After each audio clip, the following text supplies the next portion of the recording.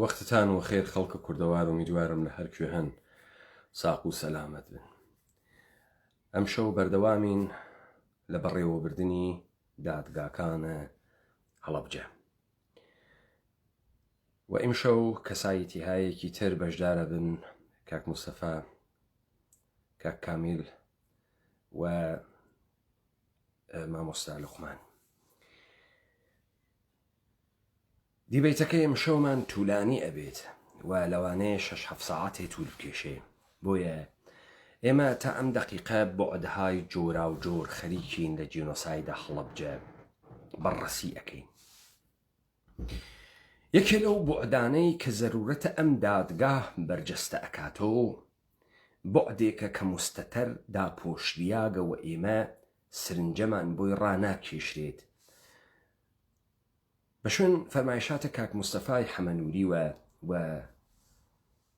یارێکی ئەم کوردەوارە لە شارە هەڵەبجە کە ئیمڕۆ دەنگێکی بۆ من هەنارد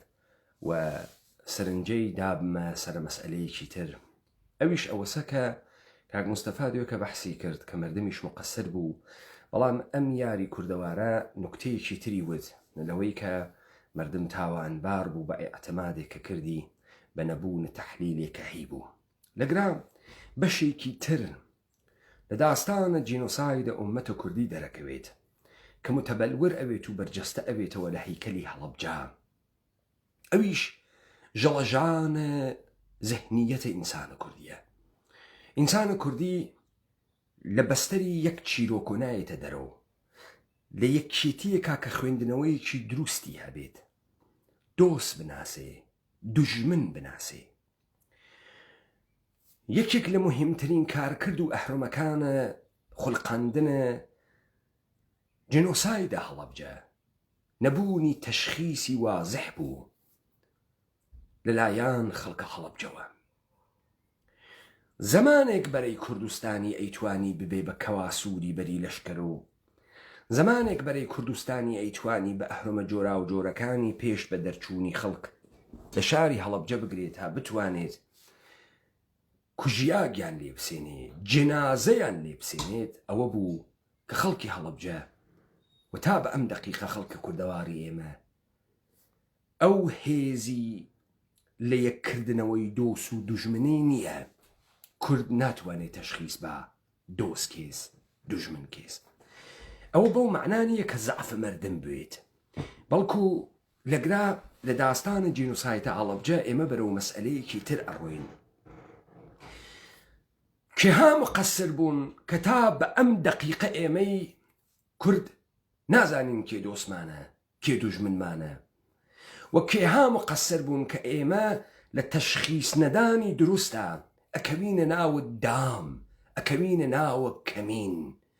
دەقیقەن وەکو پەلەوەرێک کە تۆ داوگەیەکی بۆ دائەنیت، بەڵام ئەو تەسەووری لە داوگەنیە و دانەکە ئەبینێت و ئەم تەیرە ئەکەوێت داوە تۆ.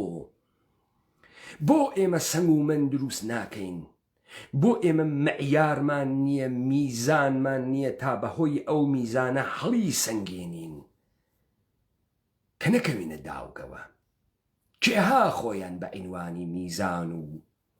بە عینوانی پێوانە و بە عینوانی سەنجە و بە عینوانی پەرەمێتری ئەم ئومەتی کوردیە و ئەم مەتنی کوردیە معرەفی کرد. مشخصەن ئەحزابی کوردی، نوخبە ڕووناکبیر کوردی، کەسێک و کەسانێک کە تا بە ئەم دەقیقە دیاریان نەکرد کە دوژمنە کورد کێس، کە دیاریان نەکرد خەڵکە هەڵەبجە بڕێکی چووە پێشوازە سپای پازداران و بەرەی کوردستانی. ئەو کاکەیە کە دەنگی هەنارد بوو بۆ من و من دەنگەکەی بڵاوە کە بۆ لە فرسەتەکانی ترا باس لەوە کاک کوڕێکی گەنجە و خۆی وەختی پازدار ئەوێنێ لە شاری هەڵەبجە فکر ئەکا منجی هاتکە و ئەڕوا بە پوڵە گیرفانە خۆی ساردی و نوشابەیان بۆ ئەسێنێت و بیسکویتیان بۆ ئەسێنێت و ئەیدا بەدەستیان. و ئەو ئێژێ من مقەسر بووم، من نەمزانی دوژمن کێس. ئێمە ئەگەر بمانزانیە دوژمن کێس لە بەرامبەر یا ئەبێسیاین، ئێمە ئەگەر بمانزانیە دوژمن کێز بەرەو ئەم ئیلتجا نەئەچووین. بزانە وەختێ تۆ مردمێک بێ سەنگومەنەکەی، مردمێک بێ معیار ئەەکەی، مردمێک بێ سەنجەکەی، بێ میزانی ئەەکەی، گەرەکتە ئەم مردمە بکێشینتە ناوی داوگە.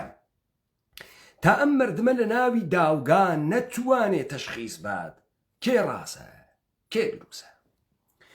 ئەم کۆمەڵگای کوردەوارەی کە ئێمە ئەمڕۆ واینتیە، ئەم کۆمەڵگای کوردەوارە کە ئیمڕۆ لە ناویە هەزاران نەفەر لە ژێری ناوی پسپۆڕ و کاربەدەست و متەخەسس و موزیعی تەلەڤیزیۆن و کەسایەتی ڕەهبەرە حیزبیە کوردی دەرەکەون لەم تەلەڤیزیۆنانە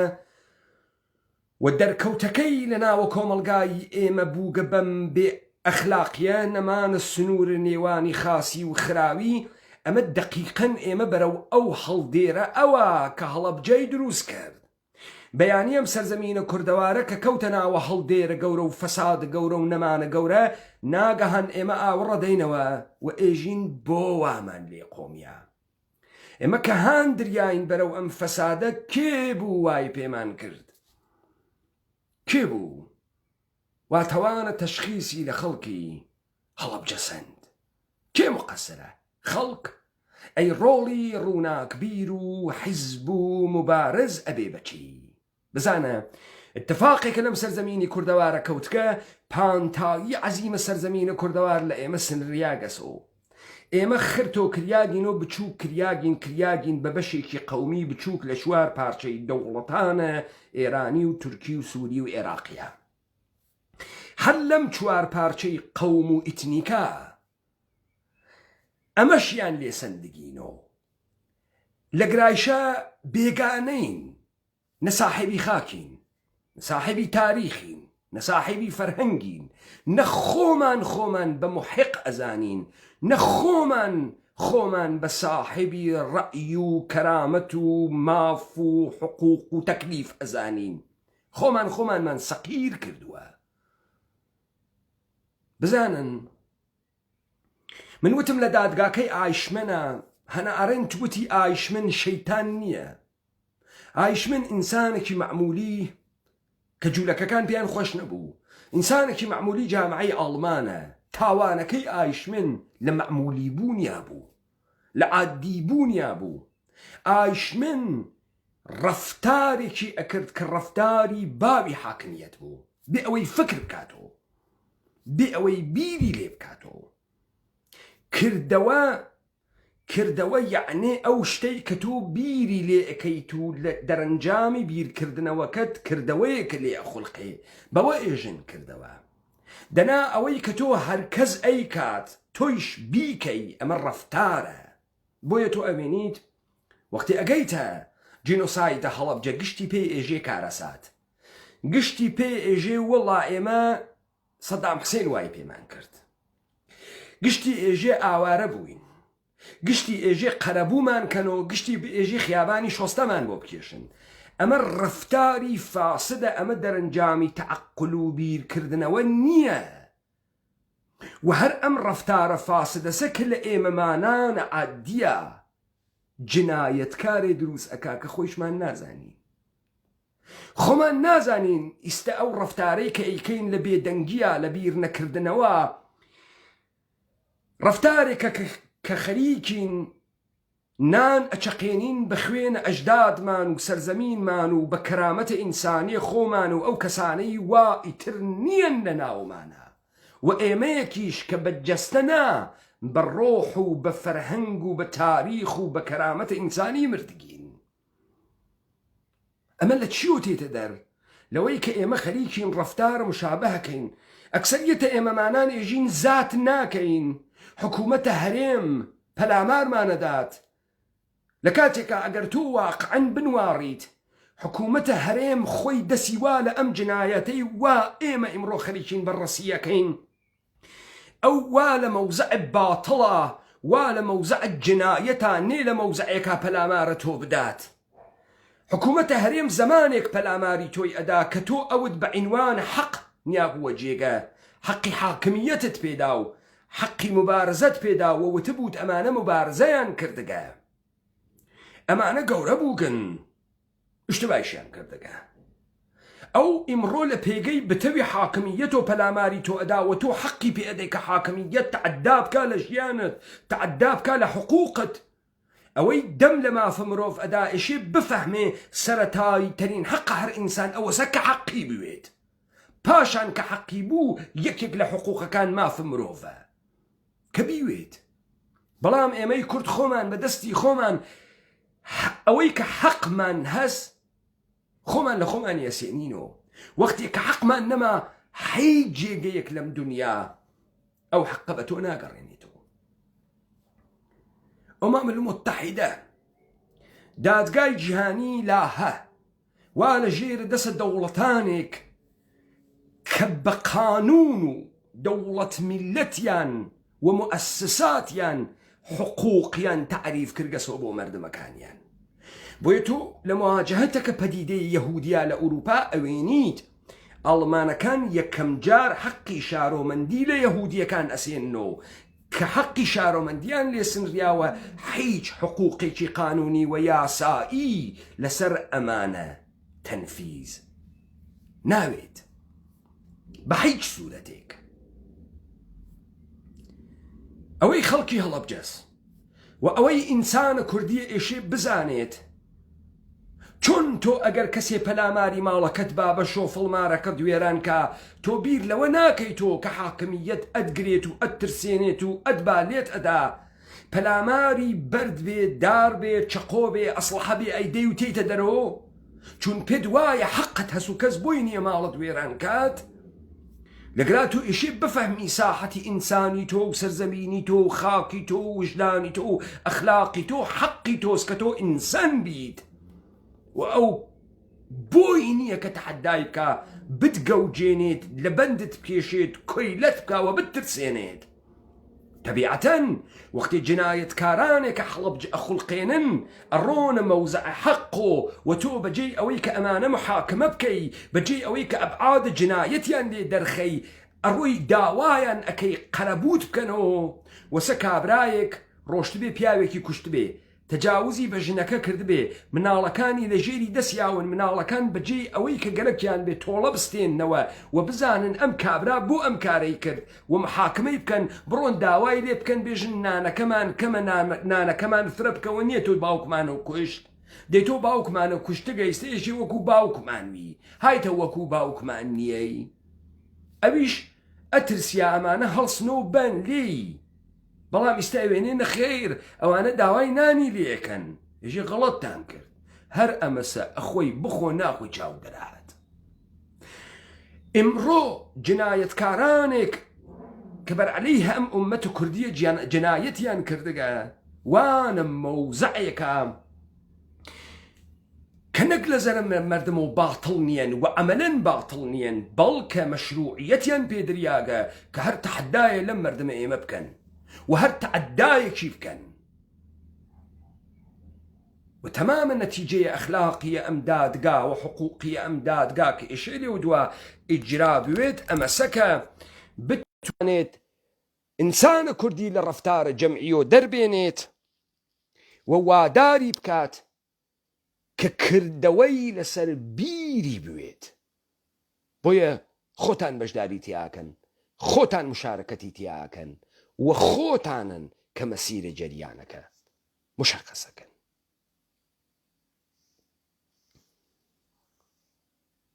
کاک بەهنام ئەحمەد ئێوە لە داڕشنەکەی ئێمە نەبوون قەرار بوو تەماس بگری لەگەڵ کاکدانای هەڵەبجەیی یا کاکە گیان تەماست نەگرت عزیزم ئێوە بۆ احترام قائل نیەن بۆ وەخت و بۆ جدی نیەن لەسەر بەرنامەیە کە وەختی بۆ دابنێن دە ئێمە وەختمان تەنزیم کردگە خەڵک لە کار کێشا گێسیوە ئەم ساعەتە دانیشتگە جەنابەت بێ ئەوەی هەماهەنگی بکەی چۆنە ڕۆیتە ماڵە مردم تەلەفۆنەکەی بزانی کاوراوا لە ماڵە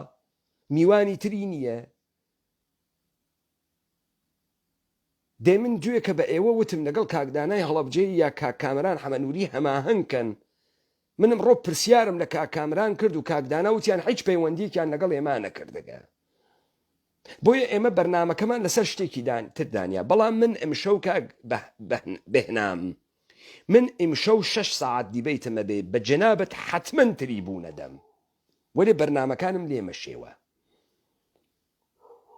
کاک مستەفای حەمەنووری تەشریفتان هەست.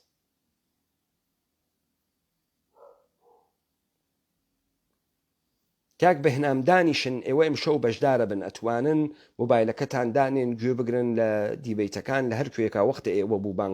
بانگتانم کرد تەشریف بێرن.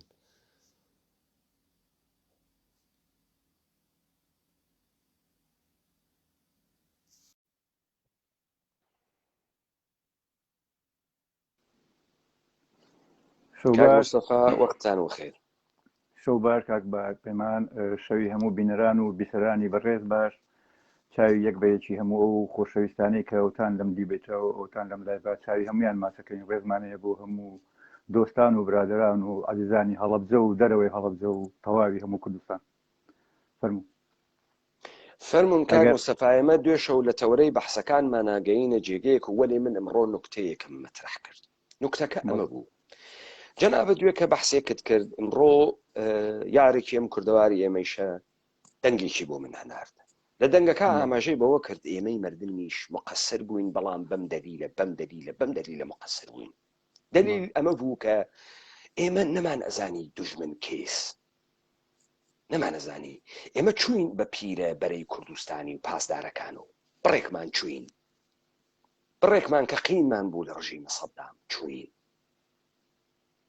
وەلێو دووە ئێمە لە تەکمەلەی بەحسەکە کە تەکە یەکتری کردمان، من متوجه ئەوەم کرد کە دلیلی ئەوە بوو کە خەڵک سنگومەنی نەبوو و تا ئەم دقیقەیشە خەڵک سنگومەنی نییە. ئێمە لە ئاخێزە کوردەوارە سەربەخوا سنگومەنمان دانیاگە. من گەرەک بە سەرنجەی جەنابەت بەوە ڕابکێشم یەکێک لەو دەلایلەی کە منجەر بەوێت بە جینۆسایدە هەڵەبجە ئەمەسە کە خەڵکە ئێمە تەشخیص نادا دۆستکێش دوژمن کێس تا ڕەفتارێکی دروست بکات. کاک مستەفا، تۆ تەحلیلە سیاسی بۆیە ئەەکەی، لە ناو قەوم و خوێش تا هەڵس و کەوت ئەەکەی لەسەر کەسایەتیەکان بۆیە قسەکەی خەڵک پێژن غەیبەت لەبەرەوەی بزانی کێ بێتە ماڵەکەت، کێ نێتە ماڵەکەت، کێ کوڕی خاسە، کێ دزە، کێ بە ناموسە، کێ بێ ناموسە. پیاو هەیە لەوانەیە ڕێگەی نەکەی بێتە ماڵەکەت، چون لە بەراوردەکەی توە ئەم ئینسانە پرینسیبی نییە، شەروال پڵیتەیە و بۆی نییە بێت ماڵە تۆ بوێنێت. پیاوی شەرز کە بێتە ماڵەکەت حازری ناموسیشت بیتە دەسی و زندگیشت بیتە دەسی کە ئیدارەی بۆت بکات و مطمئنی لە ڕەفتاری لە هەڵس و کەوتی. ئەمانە دەرەنجامی خوێندنەوەیەک لێت واتێتە دەرەوە. من پێم خۆشە لەم بەشەیش ئەگەر نەزەرێک گاز بیدەی ئەمەی کە مردمی ئێمە خوێندنەوەی نییە، نازانێت دۆست کێس، دوژمن کێس، مقەسەر کێس، بەردەمە کێس. هەرەوەی کە جەنابەت وتت لەبەرەوەی ئێمە ساڵەهای ساڵێک لەژێر چەپۆکی ئەنواعی ڕژێمی وەکو ڕژێمی عێراق و ئێران و توزانم شاو پێش شاو دوای شاو سەدام و غێری سەدام و پێش سەدام و هەمووی یعنی هەر لە هەر چوار پارچەی کوردستانە خۆتزانی ئێمەیان تەوقا و ئێمەیان لە ناو زیندانێکی سەر بەتاڵ داناوە. ینی وەکو وتمان ئەو شوێنانەی کە کوردی تایە و ئەو شوێنانەی کە وەکو کوردستانە هەمووی زیندانێکی سەر بەتاڵە، یعنی هیچ شتێکی کە نییە، چونکە زیندەجیمان بەدەستی خۆمان نەبووە. ڕاستە ئای من دوێنە شەوتم هەڵەبجە ئازاد بووین، لە ڕوانگەیەکەوە ئازاد بووین، وەگەوەی کە قوتێکمان هەبوو، یان شتێکمان هەبوو کە ئازاد بووین لە شارەکانی کە جیاواز بووین. بەڵام ئەوەی کە بڵێ چێ دۆستمان بووە چێ دوژمنمان بووە هەتا ئەو دقەیە نەمازانیوە. بەڵام ئەوەی کە تا ئێستش نازانین، تا ئێستش نازانین. جەنابەت بە من بێژە تەوەجۆ بکە هیچ دەوڵەتەکان بەسەرمانەوە بووبنەوە هیچێ دیارە ئەو دەوڵەتانە ئێمە ئەوەن بەرەو هەڵدێر و نەهات. ئێمە لە ناوی کۆمەلگای خۆمانە کەسانێکمان هەست بە ناوی ڕووناکبیر، نوخبە، پسپۆڕ، کەسانێکمان هەست بە ناوی حیزب و حیزبێک کە قەرارە بۆ مەگەر پێی ناژن شۆڕشی کوردی، مەگەر نامچکە کوردایەتی دەی سەرەتای هەر شۆڕشی ئەمەسە تۆ دۆست و دوژمن دیاریکەی، دۆست کێس بۆ دوژمن کێس. ئەمەی کە ئەمە دیاری نەکریاگە و دیار نییە لە ئەستۆی مردمە کە نەیزانی یا لە ئەستۆی ئەوانەسە کە هەڵگیری ئەم تایتڵانە بوون، ڕۆناکبیر و حیزبی و شۆڕشی کوردی و کامیان. ئەمە بەشێکە لەو بوعدی جنوسایدی هەڵەبجە بەشێکی زۆر مهمیسی چون خەڵک ناڕواتە دەرەوە خەڵکۆکو دژمن معامڵە ناکە خەڵک لە گیانە خۆی ناترسێ بەتاکیدی ئەمە بووای ئەوانەی کە ڕۆشنبیر بوون ئەوانەی کە چۆنڵی زیاتر مستەقف بوون خوێنەوار بوون تەنانەت مامۆساکان ڕووناکبیرەکان تەنانەت مەلای مزگەوتەکانە بواە هەمویان وشیاریان بە خەڵک بدایە یعنی وشیاریەکیان بە خەڵک بەو خەڵکی کە ناتوانێت هیچ بخوێنێتەوە یا هەر سەوادی نییە ئەبواە ینی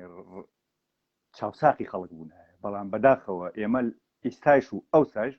هەمیشە ڕووناکبیرەکانمان لەگەڵ دەستیان لە ناو دەستی حیزبەکانایە بۆ چی بۆ ئەوەی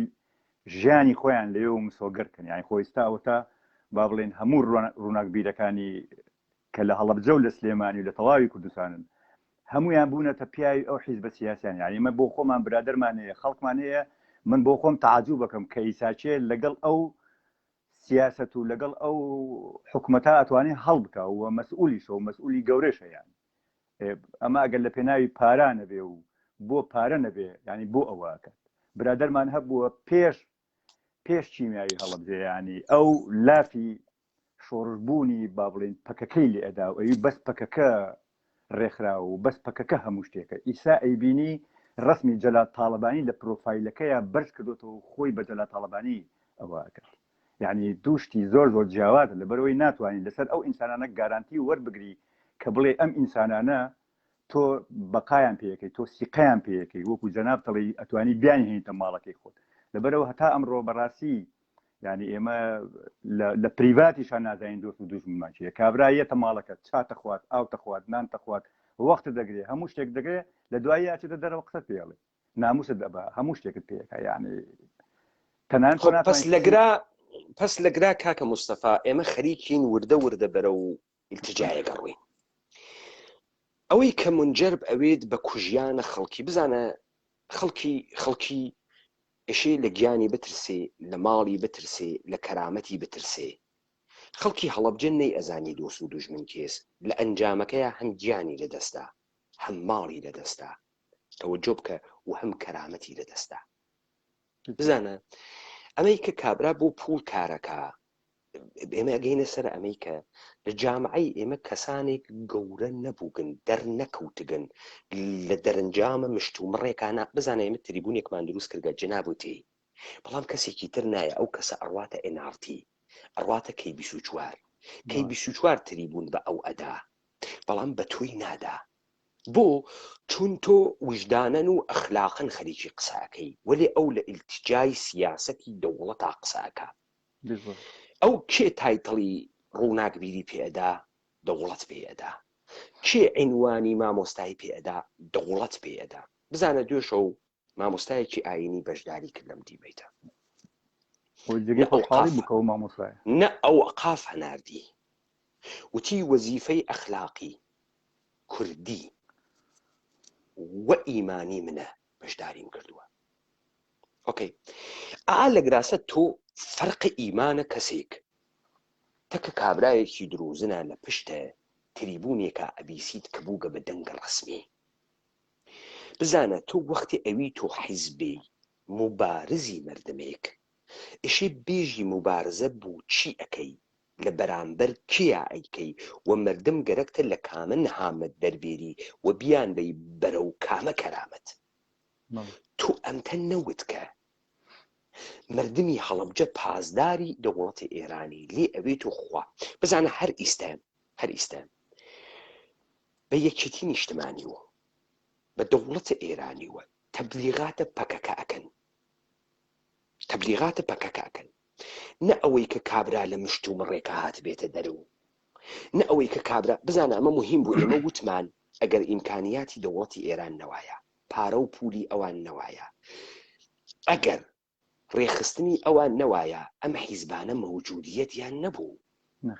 مەوجودیت ئەمەسە کە من و تۆ کارەکەی من کارەکەم ئیمکاناتمان مۆبایلێکە و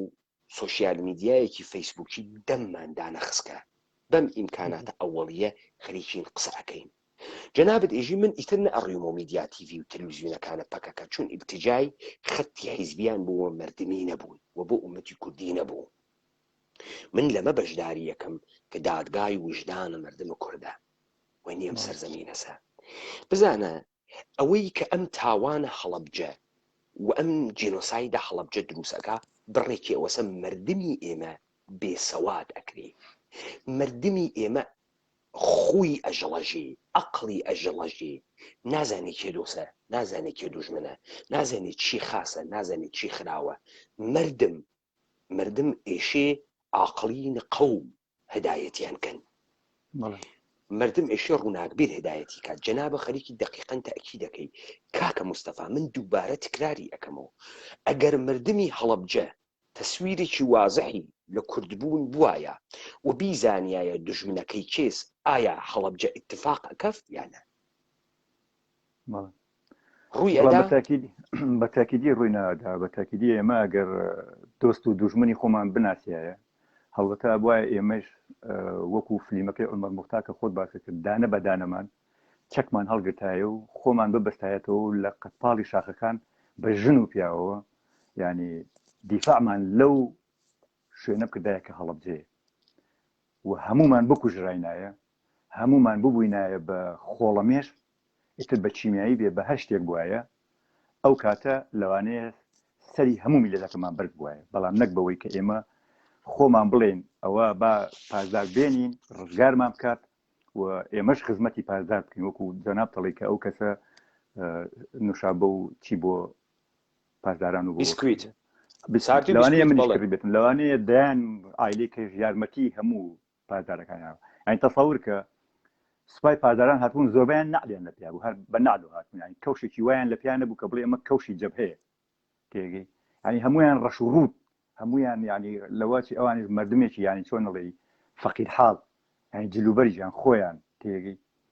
ینی برادەرێک قسەیەکی زۆر جوانی کە وتی باشە شەڕ ئاوایە کە پێشمەرگە بێتە ناو ئەم هەموو جەبهەیە بینی بێ جامەدانەکەی تێک نەچوو بوو تەپ و تۆزێکی پێوە نەبوو ینی ئەم هەموو ڕاجیمە و ساڕوغ و چوزانم فیشەکەیەتی بەتەنیا ینی تۆزێک بە گیانی پێشمەرگەیەکەوە نەبوو ینی شڵێژاویەک بە پێشمەرگەوە دیار نەبوو سیر بوو ینی شتەکان هەمووی سیر بوو کە پێیان ینی نەک من ئەمە ئەوانەی کە بینیویانە ینی بڕوان پێ بکە ینی ئەوە نە بە سادەی و بە ساکاری هاتنەوە بەو شێوەیە من شەڕێکەمان بینیەوە مەسەڵەن من لە جەبهەی زۆر شوێنە بڵێن بینیومە کە پێشمەرگە شەڕێکی کردو هاتۆ قوڕایی بۆ جامەدانەکەی ینی کەوتۆتە ناو شوێنێکەوە بەڵام ئەمانە زۆربیان زۆر بە پاک و تەمیزی هاتنە هەڵەبجەوە ینی هەست ناکرد کە ئەمە لە ناو شەڕەوە هاتووە هەست ناکرد کە ئەمەش جەبهەی بینیوە کاکە مستەفا پێت وایە شەڕێک کە تاریفێکی دروست نەکریاوێ بۆ ئەکرێت ئەگەر 100 نەفەر خەڵکیشی تێبخەیوە بکوژرێ لەبەرەوەی هەر شەڕە کردوێ وەلیو دووە مشەخص نەوێ لەسەر چی شەڕە کردگە بە نەزەری تۆ ئەمە ئەو شەڕەسە کە مردم ئیشێ بە پیرۆز و بە جیدی بزانێ مثالە بۆ لێدەم تۆ بارها دیکتە بیستکتە لە قەیمەکان دوو بەگە ئەوە شەڕیان بەڵام خۆ دەستیان نەورد بۆ بنەماڵی یەکتری تفەنگچیەکانیان نەدا بە گژ یەکتریە وەلیو دوای سەڵحیان نەکرد تۆجۆکەی من گەرەکمە بڕۆمەوە سەرەوەی کە خەریکی جنابە بەحسیەکەی ئێژی قبولی ئەەکەی کە ئەمانەی کە مردمە هەڵەبجە نەیزانی دۆست و دوژمن کێس تەمامی ئەوانە تاوانبارن تەمامی ئەوانەی کە ئیدعایان کرد بۆ کورد خەریکن کارێکەکەن تاوانبارن و لە خوڵقاندنی ئەو لەختەیە کە خەڵکی هەڵەبجە چوو بە پیری پازدارەوە چوو بە پیری هێزی پێش بە هێزی بەرەبەری کوردستانی و دیانی نەپرسی ئەرێوە جنایەتکارن تەجاوزگەرن دەستبڕن لەکوێ هاتکن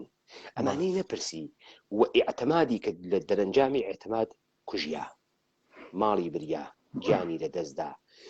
جێبەجێ کریا وەرە بەرەو ئیلتیجای جینۆساید چوو خۆی گۆڕیا فەرهەنگی گۆڕیا ئێوە لە ئوردوگا بوون و دوێ شەو قەرار بوون شەو بەحسە ئوردوگاکەن بڕۆنەوە سەر قسەکانتان ئەگەر تەکمیلەیەکتان هەست تەکمیلیەکەی لێبن و بڕۆن سەر ئوردوگا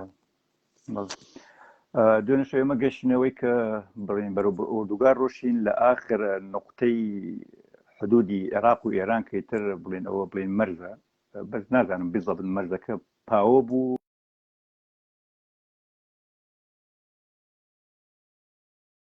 تەلەفۆنێکم بوات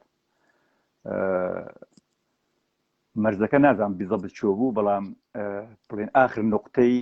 بڵێن بینی عێراق و ئێران بوو گوێتان لێمە بەڵێ دەنگەکەی خۆم لێنە بێتەوە ئێوە کامنت مەخوێنەوە کاک مستەفا لوتفەن نانا هیچ کەسێک کە بۆ شایدی دێت کامنتی کەس نەخوێنێتەوە. تەلەفۆنێکم وات قەتم کرد سەڵتەکەم بڕا لە آخر مووقعی با بڵێن عێراق و ئێران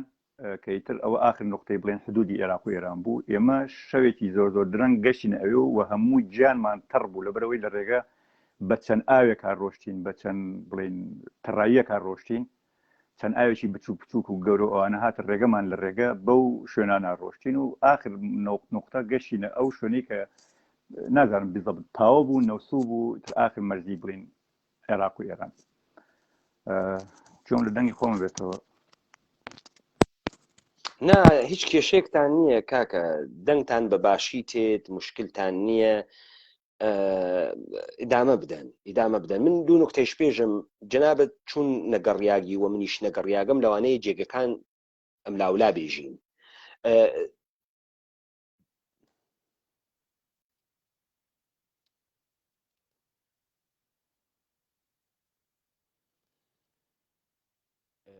مامۆستا لوقمان ئێوە حتمما بەشدارە بن ئەم شەو دوای کاک مستەفا کاک کامیل ئێوەش حتمما بەشدارە بن. ئێوە توانن کارەکانە خۆتان بکەن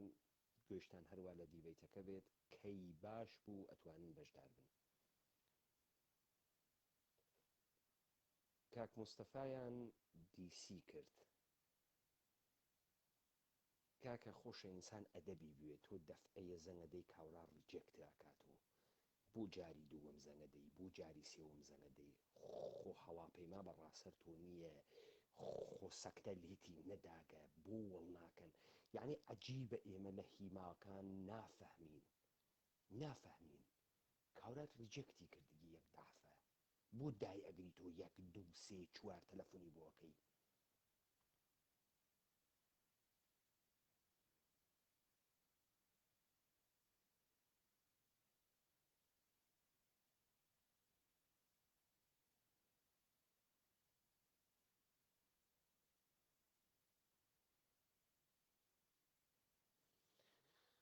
کاک مستەفا تەشریفتان لێرەیە؟ کاک مستەفا دەنگم تێت من ئەزانم دەنگم کز بووگە. کاک مستەفا لێرەن؟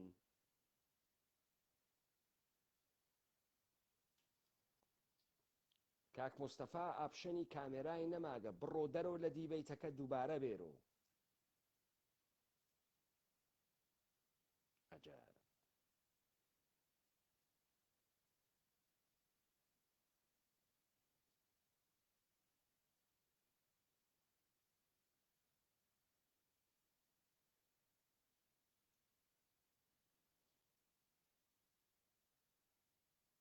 کاک مستەفا تەشریف بووەنە دەرەوە ئاپشنە کامەراتان نەماگە دیسانەوە بێنەوە ناو دیبەیتەکە.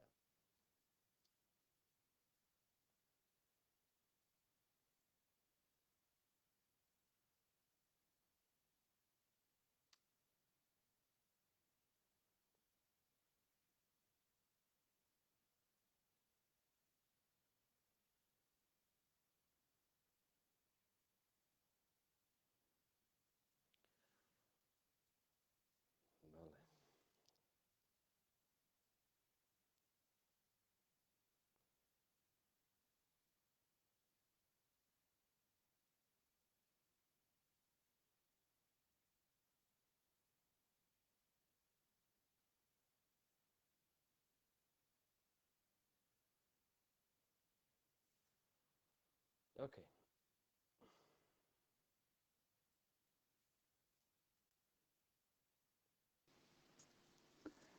کاک پەیامجان سەوتەکە نەما و دەنگ نەما دەنگی من ڕەبت نەما ینی یەک دوو هەر وەختی واتانە لێ هاتە لە دیبەیتەکە بڕۆنە دەرو بێنەوە. کاکە ئەم ئێمەمانان باوەڕەکەی تەربیەتە ئیجتیماعی خاصی نەکریاگین کابرا وەختی تەلەفۆنێکتان بۆ ئەکا ڕیجەکتی ئەکاتۆ یانێ دەسی گیرە ئیتر مەیکە بە دوان مەیکە بە سیان مەیکە بە چوار کاکە بۆ وەڵ ناکەی عەجیبە ئەم مەردمە. بڵێ گەشتینە آخر نقطە لە آخر نقطە شەو بوو زۆر درەنگ بوو هەموو گیانیشمان تەڕ بوو جلەکانمان تەڕ بوو پێڵاومان تەڕ بوو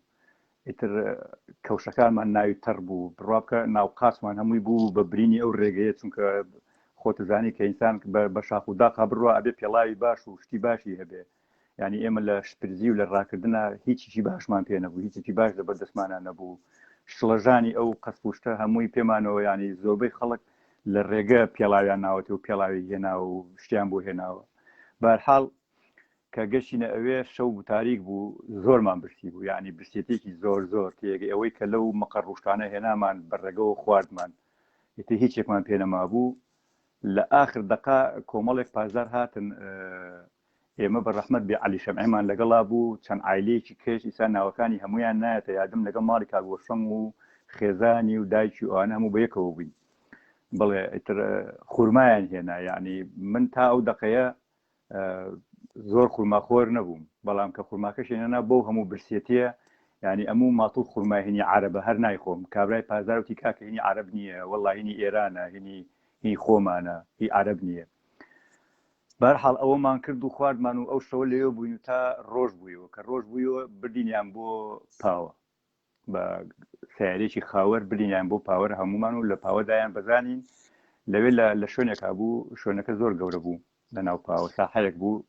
تەنانە مەجموعەیەک ئایلەی هەڵەبجە پێش ئێمە گەشتبوون ئەوێ ماڵی کاحەمفەرەی کوێخایان پێوت من لە گەڵابە سەرکەوتمە سەرەوە بۆ ناو گەڵابەکە کە بینی من ینی لە خۆشیە هاوارم کرد لە گەڵابەکە کەوتمە خوارەوە کە هاوارم کەوتم وەرن خەڵکی نامژ ماڵی حەمفەرەی کوێخایە بەڵام هەمویان وەکو مردویان لاتوو لە ناو گەڵابەکە وەکو بڵێ هەمویان تەسیری چیمیاوەکە لەسەریان بوو هەمویان ینی بێحەواز بوون ینی ئەوان وایان لات و منیان ناناسیەوە تا من خۆم پێم من فڵان کەسم تا بەجینە خوارەوە ئیتر دوای ماوەیەک چەند مینیبوسێکیان هێنا چەند ئۆتۆبوسێکیان هێنا هەمومانیان کردنا ئۆتۆبوسەکە و ئیتر بەرە و کەنگاوەریان بکەین بڵێن بەرە و شاری کەنگاوەر ئێمە تاو دقێنە ناوی کەنگاوەرمان بیست بوو ناوی ئەو شوێنانەمان بیستە بوو ئەمان و بۆ چۆمانە بن کەسەی ناکرد بەڵحاصل بدینیان لە کەنگاوەر لە مەکتەبێک بە ناوی مەکتەبی بەهەشتی زەهرا بوو شتێکی وا بوو لەوێدایان بەزانین و تقریبەن نیوەی ئۆتۆبوسەکەیان لەوێدانا نیوەیان بر بۆ مەکتەبێکی کە ئێتر ئێمە و ئایلانەی کە بەیەکەوە بووین بەری ئەو مەکتەبە کەوتین کە چوینە مەکتەبەکە لەوێش چەند عایلێکی تری لێبوو مەسەرەن بۆ نمونە ماڵی پورمی لێبوو بەڕەحمەت بێسا فۆتی کردووە لەگەڵ کوڕێکە ئیتر ئەوەی کە بڵێن خزمی من بوو بەس ئەو بوو لەوێ و چەند عایلێکی تری هەر خەڵکی هەڵەبجە و ئەترافی هەڵەبجەی لێبوو ئیتر لە چۆ هاتوون چۆن هاتوون و ئەمانە ئیتر هەر یەکەینی خۆی خوێندەوە بەرحاڵ چەند ڕۆژێک لەو مەکتەبە ماینەوە یعنی تقریبەن نەتوانم بڵێم 10 ڕۆژ بۆ 15 ڕۆژ ماینەوە لە مەکتەبەکە ئیتر داوامانەکە کە بڕۆینە دەرەوە بە شوێنەکانە بگەڕێین بزانین سۆراغی کەس و کار بکەین ئەم لە ئەو لە هیچ هینێک نەبوو ینی نایانێڵە ڕێگایان پێ نایانی ئەو ڕۆژە لەوێ بووین و بۆ بەیانیە هەموو خەڵکی مەکتەبەکەیان بر بۆ حەمام بە ژن و پیاوە ینی بە فاسیلە بدینیان بۆ حەمام و لە حەمام کە هاتی نەدەرەوە لە بڵێن لە ژووری گەرم جلەکانمان نەمابوو لە باتی جل هەمویان بیجامەیان بۆ دانابووین تەنها یەک قات بیجامە هیچی تر ئێتر منش کوڕێکی پورمم لەگەڵا بوو وتم کا حەشیم باشە ئێمە بیجامە چی لێ بکەین بەتەنیا کاکە بە بیجامەوە چۆم بچینە دەرەوە چۆم بچینەوە ناو مەکتەبەکانەوەوانە ئێتر وتی بزانین محاولەکەین جلەکانی خۆمان پیاکەینەوە وار حەچیەکمان کرد جلەکانی خۆمانمان دۆزیەوە یانی لەناو هەموو جلانە کە فڕیان نابوو جلەکانمان دۆزی و لەسەر جلەکان بەرن بیستێن لەبەرەوەی هەمووی کیمیاوی ئەو شتانی پێوە جلەکانمان هێنایە لە ماڵەوە چۆنێ بێ بە ئاو شل لە مەکتەبەکە شۆردمان و دوای ماوەیە کردمان و بەرمان ئیتر ڕۆژانە لە مەکتەبەکانی کەوە لە شارەکانی کەوە خەڵکە هات ئەو خەڵکانەی کە پێش ئێمە چووبوونە ئێران وەکو ساڵی 1970 پێش ساڵی 1970 تقریبەن چەند کوردێکی کێش کە لە هەشتاکانە وەکو چووبوونە ئێران و سەرباز بوون و لێوێ پیاریان کردبوو لێوێ بوون ئەوانە هاتن بەسەر ئۆردوگاکانە ئەگەڕان و تەنانە یارمەتی پارەی خەڵکیشانە ینی شتیان بۆ خەڵکە کڕی شتیان هێنا بۆ خەڵک ئێتر خەڵکی سلێمانی بوو خەڵکی هەڵەبجە بوو ئەترافی هەڵەبجە بوو ئەهاتن یارمەتی خەڵکیانە بەڕاستێکی کەوتینە ئەوەی کە تقریبەن 10 ڕۆژ بۆ 15 ڕۆژ لەوێ بووین جا لە ناوەڕاستی ئەو چەند ڕۆژە ڕسمێکی عومەری خاوەر هات من بۆ شایەتی کاگڕێبوار کە باسی ڕسمەکەی عومەری خاوەری کرد بیزەبت ئەو ڕسمانەی کە لە هەڵەبجە گیراون و ئەو ڕسمانەی کە لە هەڵەبجە بڵاو بوونەتەوە کە ئیسا ئێمە ئەیان بینین هەمویان دروستکراون یعنی هیچیان بەو شێوەیە نەکەوتون لەوانەیە خۆیان زۆر لەوە حەزینتر و لەوە ناڕەحەتتر و لەوە بڵێن ترازیتر کەوت بن ئەو ڕسمانە ئەو خەڵکانە مەسەلەن کاعومەر خێزانەکەی تقریبەن 50 مەتر لە خۆی و دوورە لە ناو تراکتۆریەکان هەمویان 7 کچە 8 کچە هەیەی خێزانەکەی تێگەی چەند ماڵیشکە لە ناو تراکتۆرا بوون هەر لە خواری خۆیەوە کاعمەر لەو شوێنان نەکەوتۆ بیزەبت بەس هێناوێنێتە ئەوێ کاعمەر دوو مناڵی پێ بووە لەوێ تەنها سەری مناڵێکی مەسەلەن دیارە ئەم ڕسمە دروست کراوە ئەم ڕسمە مەسەلەن بڵێن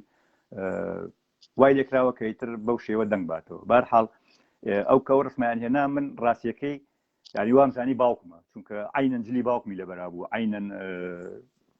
هەموو شتەکانی وەکو باوکم بوو ینی تەنانەت جلەکانی جامەدانیەکەی هەموو شتێکی وەکو باوکم بوو قەد و باڵای و ینی من زۆر بە حەزینەوە ڕسمەکەمین کرد بردم پیشانی پورێمم وتم تۆ بڵێ ئێمە باوکم نەبێ وتی ناوەڵای ڕۆڵە بەخوا باوکو ماوە ئیتر هەزارین وتم باشە تۆ لە چۆ زانی باوکم ما وتی ماوە بەڵام لە دواییە بۆم دەرکەوت کە پورم پیان و تۆ کە باوکی من شەهید بوو بینیوانەکە بڵێن ینی پوریم ئەیزانی کە باوکم شەهید بوو بەڵام وا خۆی پیشانە کە من نەزانم بەرحاڵ چەند ڕۆژێک ماینەوە تقریبەن بەخوا نازانم وەکو تاریخ وانە بەڵام نزیکی 15 ڕۆژ زیاتر لەم شێوە ماینەوە و ناو ئەو مەکتەبانە یعنی لە ژوورێکی پۆلیکی مەکتەبە بزانە خۆت بێنە بە چاوی خۆت کە دایان عایلێکیا بوو ئەم عایلانە زۆر بمان نە کەسمان یەکمان ناسیوە نە کەسمان هیچمان کردووە یعنی شەوە خەوتی نیتر تۆ کە خەوی مردووی خێزان و ژن و پیا و هەمومان لەناو ئەو جەرایما بوو هەمومان لەناو ئەو ماساتا بوو یعنی ئیتر نان خواردن و ئاو خواردن و یعنی شێوازێک وەکو حسابی تقریبەن نیوە دیلێکیان بۆ کردین یعنی ئەوەی کە لە دوایە خومێنێتی ئەمانە میوانی ئێمن و میوانی ئازیزی ئێمن بەڵام میوانێکی لەواچی ڕەزا تاڵ بوو بین بۆیان چکە ئەو خزمەت نەبوو کە ئێران بە خەڵکی هەڵەبجە کردی بە تایبەتی ئەو سەرەتایی کە بەو شێوەیە بوو هەڵبەتە ئەوانش لەوانەیە سوزانم ئەوە نەدەسەڵاتیان لە سنی خۆیان کاک مستەفا ئەمە ڕاگرە تا من پێت بێژم سیاسەتە ئەمە چییە بزانە تۆ وەختی دەوڵەت میلەتی تابعیەت ئەدەی بە عیدەیە ئینسان لە چوارچەوەی سنووری جوغرافیاییەک وەکو چی وەکو هۆڤیە وەکو شناسنامە ئێمە پێژین تۆ ئەبی بە عێراقی من ئەبم بە ئێرانی ئەوەی کە بە من ماف ئەدا لەو سەرزەمینە بێم و بڕۆم ئەو تابعیەتەیە کە دەوڵەتی ئێرانی داویە بە من هۆجۆت کرد تۆ وەختێک هەڵە ئەگرن و ئیجازەت پێی نادەن تێکڵاو و جامعەیەک بووی ئەتخەنە ناوە محیتێک ئەم محیتە چواردەوری گیریاگە و تۆ ناتوانی بە ئاسانی تێکڵاوی ئەم جامعە بووی تۆ لە وەزعیەتی بێقانونیایی تعلیق قانون کراوی یعنی چی تعلیق قانون کراوی یعنی ئەوەی کە پێی ئێژن ماف و ئێشێ لە قانونا دیاری کریا بێت شمولت تۆ ناکە تۆ ئیستا بەس گۆشتێکی وە بوونەوەرێکی وەکو بوونەوەرەکانی تر کەی تۆ ئەبی بە ئینسان وەختی کە ئەوان تۆ بە ڕەسمیەت ئەو کێس دەوڵەتە تۆ بە ڕەسمیەت ئەناسێ و کاغەزێ ئەدا بە تۆ و ئێژێ تۆ بڕۆ لە ناوی جامعە و تۆ ئیستا بەهۆی ئەم کاغەزۆ یەک سری مافت هەست کە لەم سەرزەمینە بۆ ئەوانەی پێیان ئێژن شارۆمەند تعلقیان پێ ئەگرێ وەختی دەوڵەتی ئێرانی ئێوە ئەواتە وەزعیەتە تعلیق قانون یعنی ئێوە گولی لێکریاگن لەگرا دانریاگن مەجموعەیە بوونەوەرن حقوق ئینسانیتان نییە هیچ مەیلی بوێ ئەتان کوژێت مەیلی بوێ ئەشکەنجەتان ئەکات مەیلی بوێ لە بینتان ئەوات گو ئینکە جەماعەتێک کوردی جوانڕۆ و سەرپێڵ و ئەمانە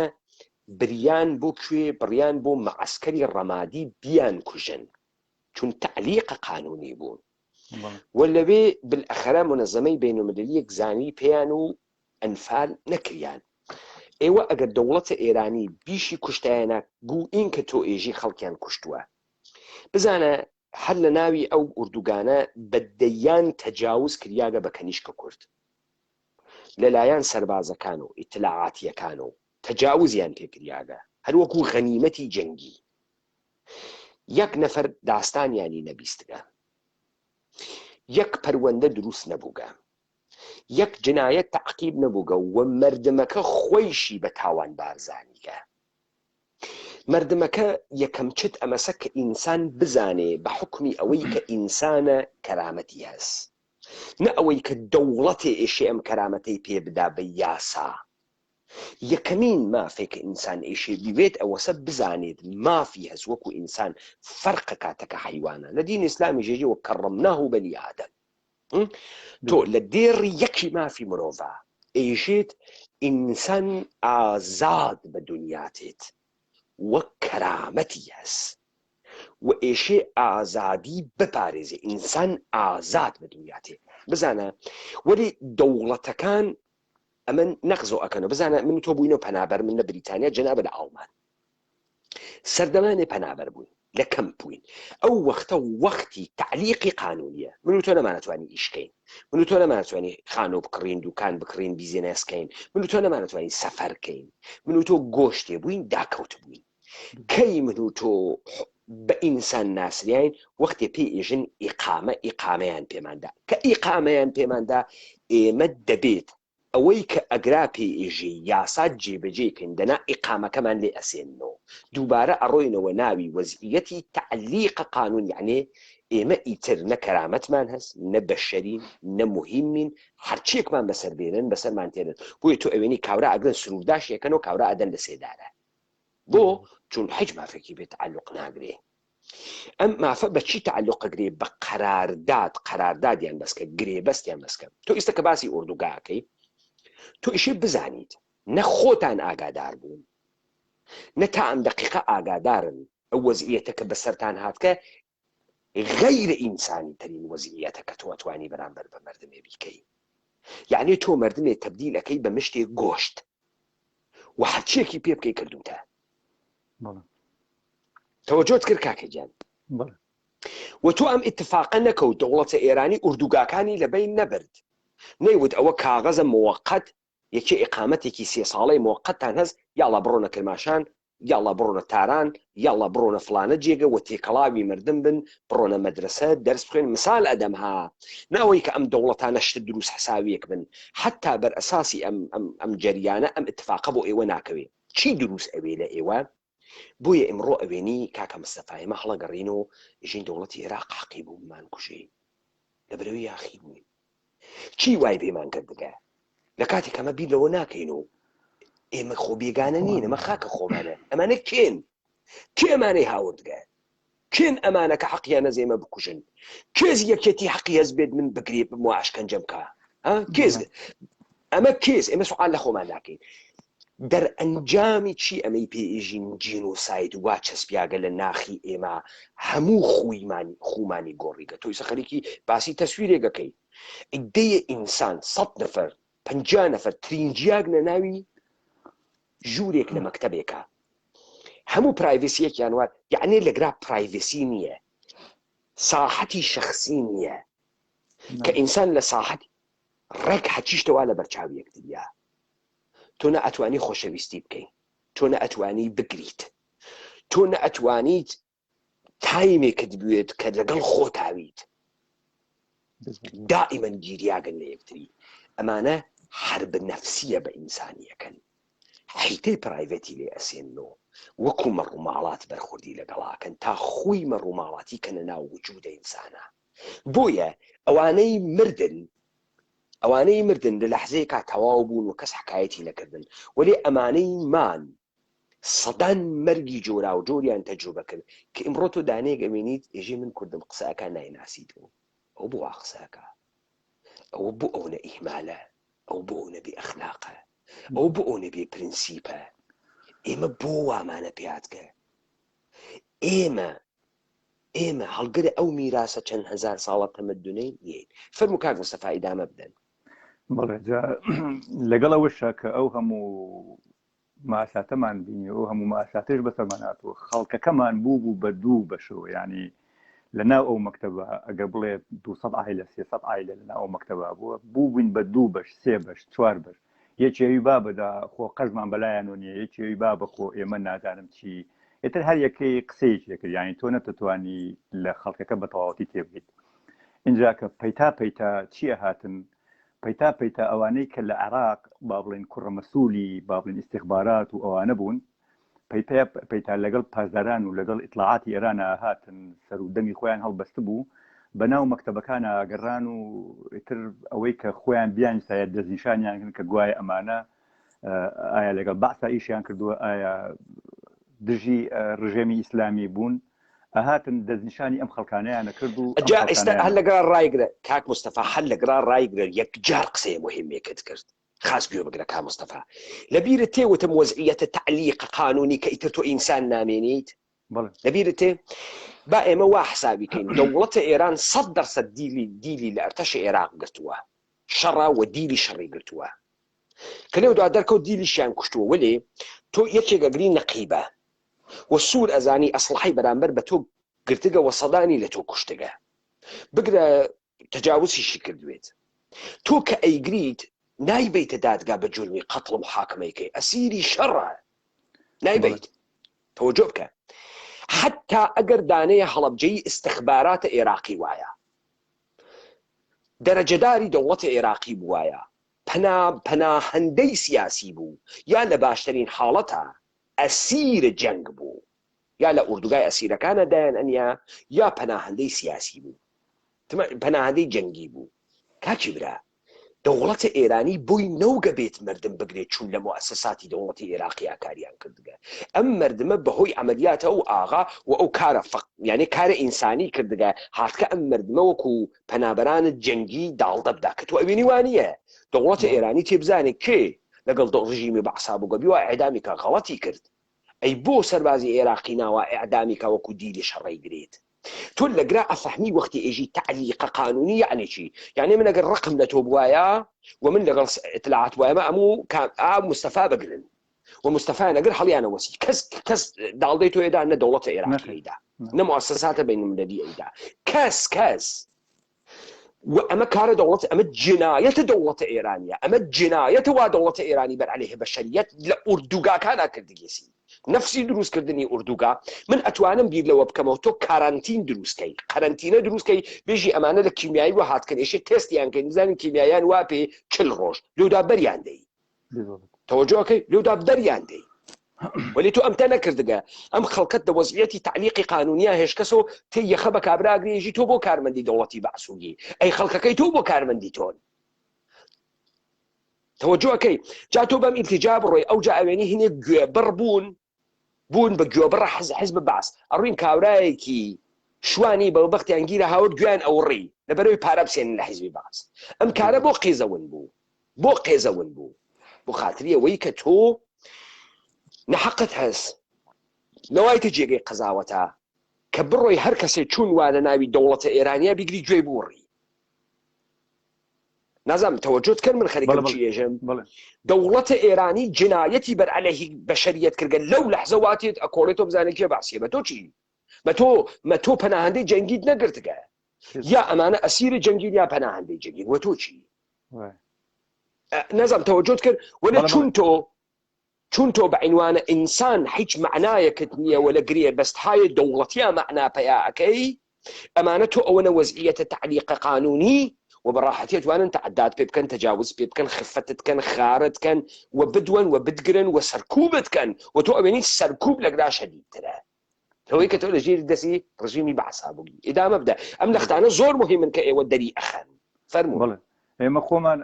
بابلين اوان نالم اوان كره بعسيبون ابوا اما يعني استشاري اوان ما كدا اما دزشاني وما مثلا ما كوري فلان كسو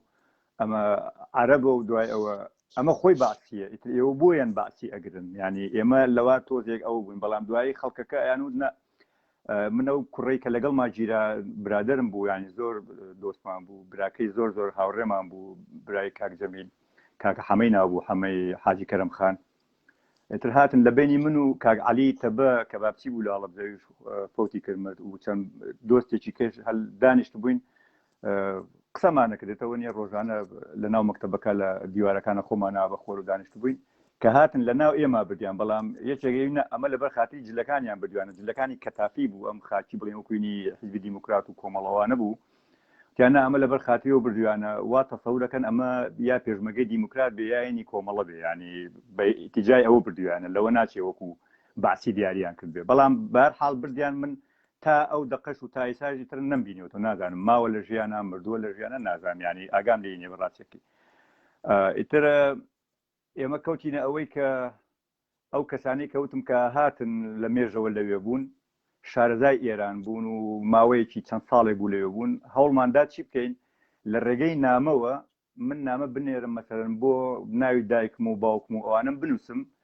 بیم بەو کەسە بیبا لە مەکتەبەکانی کە بیخوێننەوە بزانن ئەم ناوانە لەو مەکتەبانە مەوجودن ئێتر ئەم کارەمان کە ونێت دەستەیەک بڵین خەڵک هەل ناو مەکتەبەکانە هەستاین ئەم کارەمان کرد بەڵام باش بوو یان خۆشبەختانە زۆر سەریگر زۆر نەجاحەتی هێنا چکە ئێمە لە ڕێگەی ئەو نامانەوە توانیمان کە کەسوکارمان پیا بکەین من دوای ئەتوانم بڵێم ینی بیزڕۆژێکی خایان اینجا ماڵی خاڵێکم دۆزیەوە بە ڕێگەی ئەم نامانە کە نامەکە ڕۆشت بوو لێەوە کوڕێکی دراوسێمان کە نزاری ناو بوو هاو بۆ مەکتەبەکە منی بینیوە ئێتە مەرحەبایی کردموانە وتم ماڵی باوکم نزارجان وتی وەڵای کاکە هەمویان ماون ئیسا حالێن خاڵۆت و خاڵۆژنت و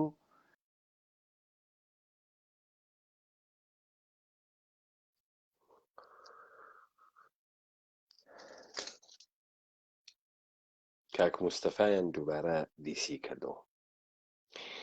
تەلەفۆنی بۆکەن و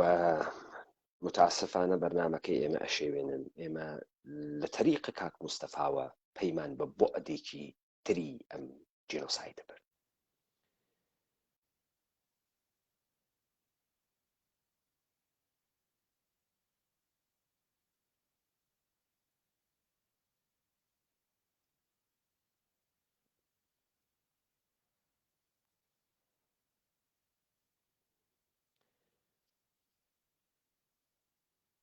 خانمێ بە ناوی تارا ئیسماعیل ئەگەر خانم بێت گەرە کێسی قسە بکات من نازانم کەیس ئومیدوارم کە ئایدیەکی حەقیقی بێت و هاتبێت شەهادەت بدات من ئەو پارتی بازیەم کرد لەبەرەوەی تا ئێستا شاهدی ژن بەشداری نەکردگە لە ناو دیبەیتەکانە دادگا تارا ئیسماعیل کاک دانای هەڵەبژەی کاک کامەران پەیوەندی بکەن بە خانمێک بە ناوی تارا ئیسماعیل بۆ خاتریەوەی لە بەرنامەی ئەمشەوا بیگونجێنین و تەشریف بێرێ و قسە بکات ئەگەر نەوە بە بڕیمان کردوێت لە کەسێکی تر مادام ژنمان تیان نەبوو گەک قسە بکات گەرەکمانە لە نگاهی ژنێکەوە داستانەکە تەعقیب بکەین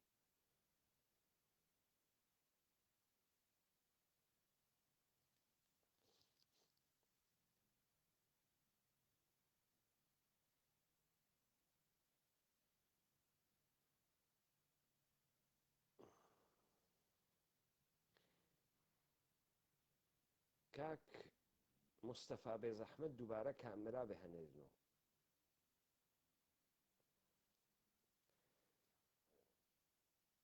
کاک مستەفا دووبارە کامێرا بهێنێنەوە دیکلاینی یەکەی ڕەتی یەکەنەوە نازانم بۆ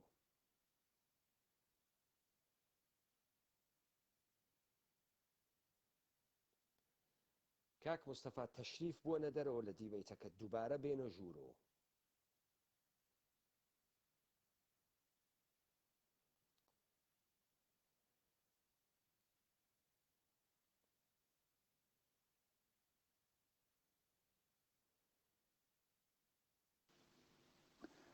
کاکە جەرز لێن لەسەر جەرز لەسەر جەرز لێن ینی زۆر سەیرە زۆر هەر بکتە بەسەریانە بکتە بەسەریانە ناو لایڤم کاکە نابێت تەلەفۆن کابرازانێت تۆ لە ناو لایڤای لە فەیسبوک لەلاتە لە فەیسبوک ئەزانێ بەرحاڵ کاک مستەفا یەک دقیقە ئەفو خانمێک بە ناوی تارا ئیسماعیل گەرەکی بوو کامێرای هەناردبوو بەشداری بکات کاک دانا کاک کامەرانە هەمەنووری دەی ئێمە مادام ژنێکمان نەوگە بەشداری بکات لە هەر کوێیەکە خانمە تارای ئیسماعیل حازر بێت بەشداری بکات ئێمە نەوە بە بڕی ئەەکەین و چون گەرەکمانە لە نگاهی ژنێکەوە زۆر باشە بفەهمین کە داستان چ بوو کاک مستەفا دەنگی من بەباشی تێ بۆ ئێوە خۆ کز نییە بەڵێ بەڵێ دەنگتەوە دەی فەرمون کاک مستەفا ئەوە ئێژن دەنگ کزە نا دەنگی تۆ دەنگی تۆ بەباشی دێت ئیتر ئێمە کەوتینەوەی کە ئەو نامە گۆڕینەوەشتە و ئەو برادەرەی خۆم هات هەر دراوسێمانە و کوتی کاکە ماڵی خاڵۆ و ئەوان هەموو بە یەکەوەین ئەچین بۆ لای ئەوان تر لەوێ مەموریان بۆ کردین ینی بە سیارە بردینیان بۆ ئەوێ ینی من و خێزانەکەم بووین بە تەنیا ئێمەیان برد بۆ ئەوێ بردینیان بۆ لای ماڵی خاڵم ئیتر زۆر خۆشحاڵ بووم کە خاڵمم بینی و کە ئەوم کرد یانی زۆر خۆشحاڵ بووم ئەوان تین و گوڕێکیان نا بە من وتیان کاکە هەمویان ماون هەمومان بەیەکۆ بووین بەس لەیەکیان جیا کردوینەتەوە ئەچینەوە بۆ لای ئەوانیش ئێوتم کێ مردووە کێمان ماوە من خۆمەوە هەستەکەم ینی باوکم نەماوە ینی چەند کەسێک نەماوتیان ناکاکە هەمووی ماوە تەنها دایکم ئەمری خوای کردویان بڵێن نەنکەمەکات کە دایکی خاڵمە وتی تەنها ئەو مردووە لێرە مردووە و ناشتومانە و ئیسا لەو قەبرستانەی کەنگاوەرە و هیچ کێشەت نەبێ ئەوان بەرحاڵ ئێتر من ئەو دوو سێ ڕۆژەی کە لەگەڵ ئەوان بووم تۆزێک خۆشتر بوو ینی ئەوان لە مەکتەبێکی چۆنەڵێ لادەیەکا بوون مەکتەبەکە زۆر گەورە نەبوو چەند عایلەیەکی هەڵەبجێی و ئەترافی هەڵەبجە بەیەکەوە بوون تقریبا 3 ڕۆژ یا 4 ڕۆژ بوو لەوێ بووین لەوێش مەموریان بۆ کردین بردینیان بۆ سەنغۆری کولیایی کە بردینیان بۆ سەنغۆری کولیایی ئیتر 2-3 ئۆتۆبوس بووین کە بردینیان لە مەکتەبەکانی کەشەوە خەڵکیان هێنابوو ئێتر بە جەولەی هەمومانیان برد بۆ سەنغۆری کولیایی کە بردینیان بۆ سەنغۆر لەوێ لە داڵی شارەکە بووین لە مەکتەبێک دایان بەزانین هەروە دابەزینە خوارەوە کە تۆزێک ئیسلاحەت بکەینەوەوانە ئافرەتێک هاو کە دراوسێمان بوو بە ناوی ئایشەی مامەعەزە ئایشەی عەزەلە کە کاتی خۆی ڕوبەڕوو بەیان بڵێن ماڵمان بەرامبەر یەک بوو بەڵام ترەوە دوای کە شووی کردبوو خێزانی دروست کردبوو ماڵی لە شوێنێکی کەبوو ئیتر هاو باوەشی پیا کردم و دەستی کرد بە گریان و ئەوانە منیش ئەتیادی گریان بەسەریا و زۆر گریان بەسەریاوانە بەڵام خاڵۆم دیار بوو ئیشارەتی لێ کردبوو بەس ئەو تێنەگەی بوو لە وەزعەکە ئیتر وتی بۆ باوکت زۆرم پێ ناخۆش بوو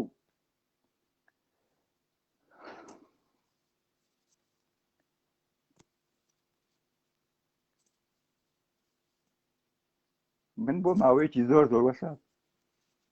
یعنی نەمتوانی هیچ بڵێم هەچی خۆڵ و بەردی ئەو داوە بوو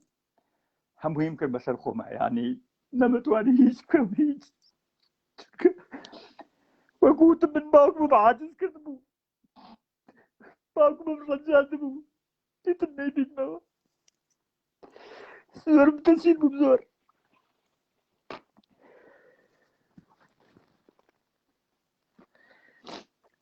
خاڵۆم هەر لەوێ لێی تووڕە بوو وتی دادەجان تۆ نە ئەکرام قسەیە نەکەی تۆ نە ئەکرا ئەم وشەیە نەڵێ ئیتر ئەویش خۆی داماوە ئەحراز بوو نەیەزانی چی بکە نەیەزانی چی بڵێ نەیەزانی چۆن ینی وەزعەکە تێبگەێنێوان بەرحاڵ لەو مەکتەبە ئێمەیان سوار کردەوە و بردینیان بۆ مەکتەبێکی کە لەوێ چەند عایلەیەکی کەیان دابەزان هەر لەناو ئۆتۆبوسێکە لەگەڵ ئێمە بوون بەڵام خاڵۆژنم لە ڕێگە هەر زوو ئەگریا و زوو هاواریەکەش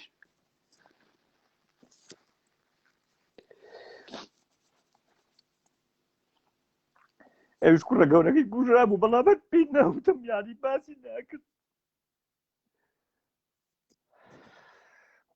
تا گەشتینە مەکتەبەکە و ئیتر دایکمان هاتن یانی لەو مەکتەبەی کە ئێمەیان برد ئوستاد دوێمێک بوو شوێنی یاریگا بوو بدینیانە ئەوێ ئیتر هاتن مناڵەکان هەمویان هاتنەوانی کە ما بووم بسکۆلەکانمان باوەشیان پیا کردم بەڵام بەچێت زۆر ببوورەکە من چەند ڕۆژ ویستم خۆم بگرم بەڵام ناتوانم بەرحاڵ هاوارم کردم دایکە کوا باوکم کوا مەریوان کوان ئەوانی کە کوان نەریمان وتیان هەموو شتێک تەواوە بڕۆڵەژێت هەمویان کوژراون ئیتر نەمەزانی چی بکەم یانی یەک دوو ڕۆژان بێ حەواز بوو یەک دوو ڕۆژان نەمەتوانی هیچ بڵێم هیچ بکەم هیچ شتێکم بۆ ناکرا سەری خۆم بە دیوارە ئایا خەڵکەیان گرتم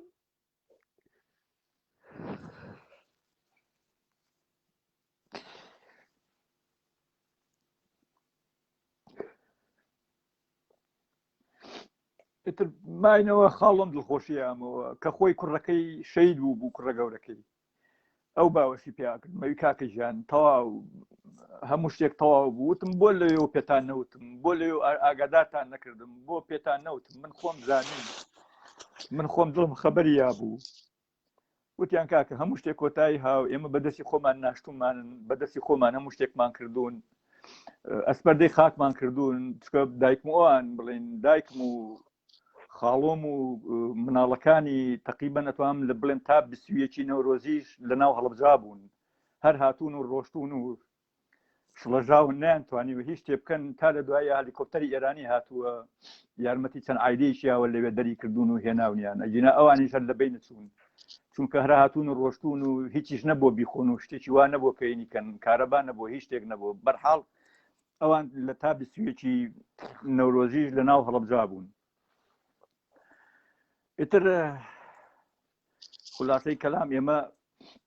ماوەیەکی زۆر زۆر لەو ئیستادیۆما بووین ماوەیەکی زۆر زۆر لەوێ بووین دوایی کوڕێکی خاڵۆزام هاو پاش چەند بڵێن ئەتوان بڵێم بۆ بیدایەتی مانگی 4 ینی لە دوای مانگی 3 ئەوان پێش لە کارەساتی هەڵەبجە لە ساڵی 1970 ڕایان کرد لەگەڵ جەماعەتی حیزبی ئیسلامیەکانە ڕایان کرد چوونە ئێران. ئیتر هاو لەگەڵ دووسێ برادەریا هاوتی کاکە چیەکی بەتەنیا لێرە و هیچ نییە و ئیش کار نییە و هیچ شتێک نییە با بڕۆینەوە وەرەقۆشتم کردووە هەندێک شتی خۆمان بێنین کە بتوانین لێرە بیفرۆشین و ژیانی پێ بەرینە سەر. لەگەڵ خۆیان منی برد بەڵام وەکو قاچاق منی برد من نەناوم هەبوو نەیچمە بوو هەتا لە مەکتەبەکە بە چۆنەڵی بە شێوەیەکی نهێنی چوومە دەر لە مەکتەبەکە کە کەس نەزانێت. ئێترە کە عالەساس بە دایکماوتم هەر کەسێک پرسی بڵێ ڕۆشتۆ بە دوای کەس و کارە ئاگەڕێ و بە دوای خزم و ئەوە ئاگرت. ئێتر وڵات ئەو هات لەگەڵما بە هەر شێوەیەک بێ ئێمە گەڕاینەوە بۆ بابڵین بۆ هەڵەبجە. سیارێکمان بردو لە دەوری مانگی 4 بوو لە ناو لە بڵێن لەو دەور و بەرا بوو سیارێکی خاوەرمان برد و چینەوە بۆ هەڵەبجە لەگەڵ دووسێ برادەری ئەوە کەوان وەکوتم شارەزا بوون لەبەرەوەی چەند جارێک خۆیان چوون هەڵەبجە و هاتبوونەوەوانم وتم کاکە مستەفا بڵێ ئێوە قسەی فرەتان وابێ قسەی ئوردوگا تەواو نەوکە ئەو عاتفەکە هەڵەسێ هەم لە تۆی شەڵەژاند هەم لە منی شەڵەژاند ئەزیەتێ بکێشە ئەم شەو من بەردەوامە بوو بڕۆ تۆزی خۆت ئارام کەرۆ من لەم گەرەکە بگەڕێتەوە بۆ هەڵەبجە جارێ گەرەک من لە ئوردوگا ڕاتگرم. کاک پەیامجان من ئەم مەوزوعە هەر کاتێک ئەوە 33 ساڵە هەر کاتێکە ئەم نوقتەیە خۆم بۆ ناژێت ناتوانم لەو دقەیەکە باوکم خەبەرم بوو کە تر ینی ناتوانم ینی جاری وایە لەسەر ئیشەگرین بڕوان پێ بکە جاری وایە لەسەر ئیشەگرین.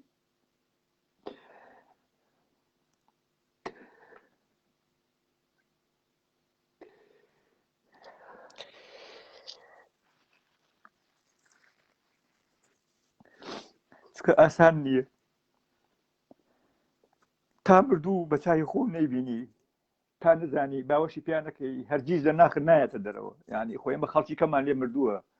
کەسی کەمان مردووە مامە مردووە ینی عەزیز بووە و بەقەد باوکم عەزیز بووە بەڵام چونکە بینیمانە کە مردووە و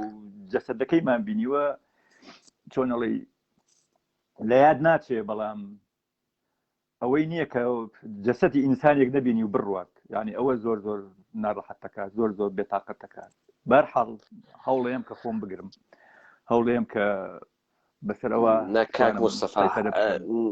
نەیگەرەکە خۆت بگری کاک مستەفا بەحسی من ئەمەسە من نەمگەرەکە بەحسەکەم لە دەست دەرچێ ئێوە تەشریف بۆن ئیسراحەتی بکەن تا من کاک کامل عەبدولقادر بگرم وەکو شتێک کاک کامل نەخۆشیشە بتوانم کاک کامل عەبدولقادر بگرم لۆ دوا جنابت بانگەکەمەوە. کاک کامل ئومیدوارم دەنگم ببیسی کاک کامل عەبدولقادر من لێرەوە سڵاو ڕێزمەیە بووی کەسێکە کە خۆی معرەفیەکە و خۆی بەسەر هاتە خۆی گەڕێنێتەوە. ئومیدوارم کاک کامل لەگرا ببێت یەک دقیقە بزانم تەشریفی هەست هەبوو پێشووتر هەبوو کاک مستەفا ببەخشن کاک کامل تەشریفی هەست من ئێوە ئەهەنێرمە دەرەوە و ئەوان بانگەکەم کاک کامل ئومیدوارم دەنگم ببیسی تەشریف وەن کاک مستەفا قسە ئەکەینەوە.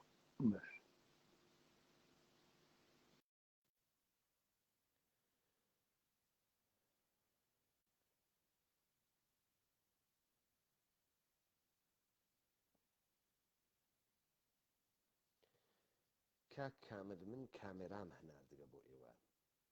ئێوە ئەو ڕیکوێستە قبولکەن جۆینی کەن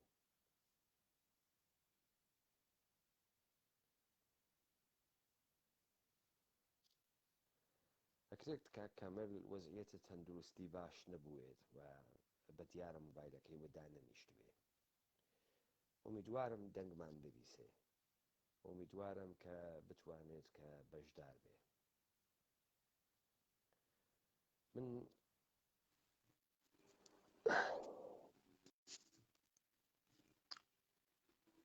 کاک کامل وەختان وەخێر تەسویرتان دیار نییە تیشکی گڵۆپەکە نایڵێ سەر چاوم کاکە گڵۆپەکە ناڵێ تەمێک ها بەسەر دووربینەکەتان و کامێراکەتان و تەمەکە بڕەوێن دووربینی کامێراکەم خراپە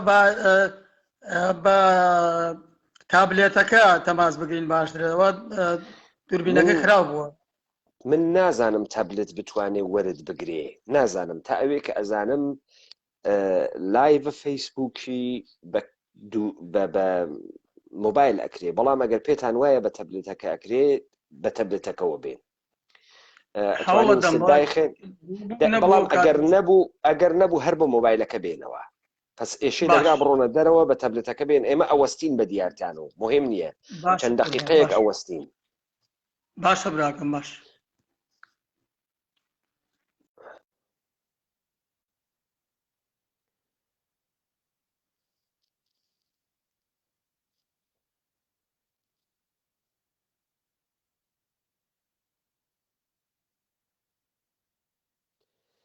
ئەمە چاوەڕوانی کاک کامل عەبدولقادرە بین کە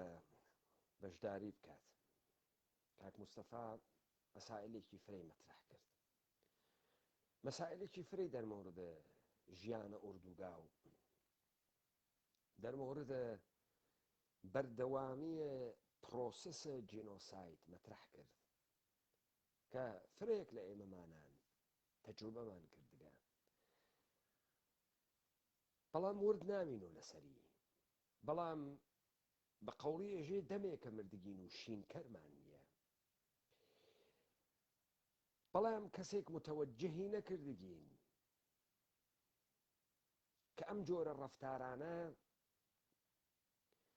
بەرنامەداڕژیاگ و پیلانداڕژیاگ بووگەن لەسەر لەختە بە لەختەی بیر کریاگەسە و چۆن مردمانێک بەرەو ئاخارێکی هاڕیاگی بێمتمانەیی بێکەرامەتی و بێعزەتی بووەن ئەم بەرنامانە بیریان لێ کریاگەسەوە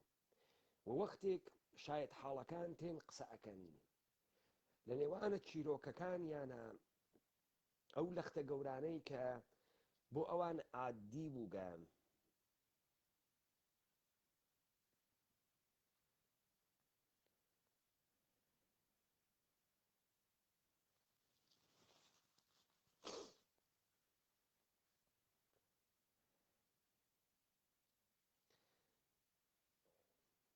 کاک کامل تەشریفیان هاوردەگەسەوە ئەم جارە باشە وەختان و خێر کاک کامل بەخێر بێن ببەخشن تۆزەی توولی کێشاوە ئومیدوارم کە تەندروستیت سەقامگیر وێ و بتوانی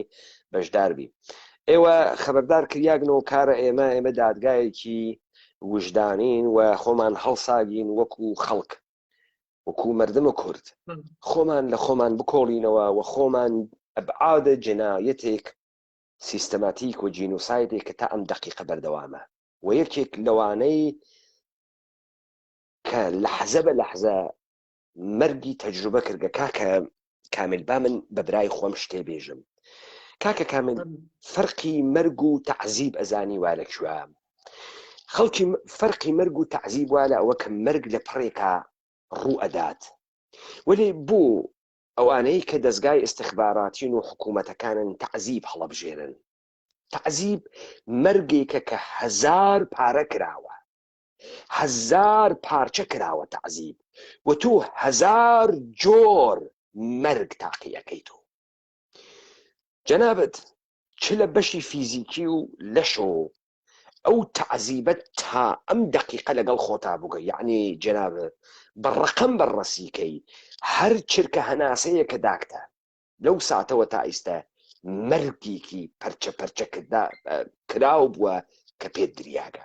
جا چ بڕسێ بە مەئاساتە ڕۆحی و ڕەوانی و بەرنامەیە سیستەماتیکێک کە اتفاق کەوتکە تریبوون وا لە بەردەستانە فەرمونون قسەکانتان لە هەرکیوە کە پێخۆشە دەست پێ بکەن. سەرەتا سڵاو و ڕێزم بڵە جەناب بۆ هەموو گەویستانیان دیبێتە دەستان خۆش بێ کارێکی گرنگ و بە پێز دەکەن باسکردنی شتە نەباسکراوەکانی تاوانێکی نەبارانی هەڵەبجاتان بوون. خۆتانیش بناسێنن کاک کامل ببەخشن من دەبیرم چوو خۆتان بە وردی بناسێنن. جارە باوەسە کامل عەبدولقادرم 9 کەسم لە کیمەبەرانی هەڵەبجا شەهید بووە دایەک باوک 5 خوشێک برایەک خوشکەزایەک و لە کۆی هەموو وەندامانی خێزانمان پێکۆ بووین تەنیا من ڕزگارم بوو ئەوانی کە هەبووی لە 16 سێ و ڕۆژانی دواتر لە بیمارستانەکانی یا لە ڕێگا شەهید بوون یا لە بیمارستانی بەقیەتوڵای عەزەم لە تاران یاخود لە بیمارستانی فەقیهی لە شیراز. خۆشم دیارە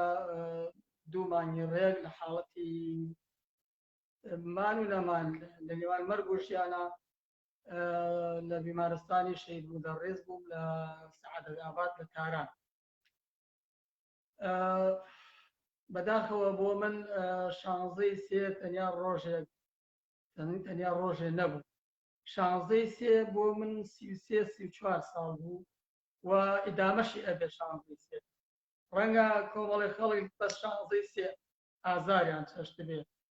شەوی 16 سێ و ڕۆژی دواتر و چەند ڕۆژێ دوایەوە بەڵام من هەموو ڕۆژێکم مردن بووە من لە 16 سێ هێشتاوەشتەوە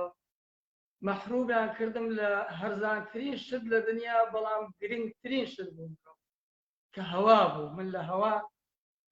منعان کردم. من ئەو کات تەمەنم 15 ساڵی تەواوی ژنەیە بوو یعنی حدوداً 14 ساڵ و نیو بوو کە ئەو تاوانە ڕوویە لە حاڵەتێکا بوو کە زۆر پێویستم بە دایک و باوک و زۆر پێویستم بە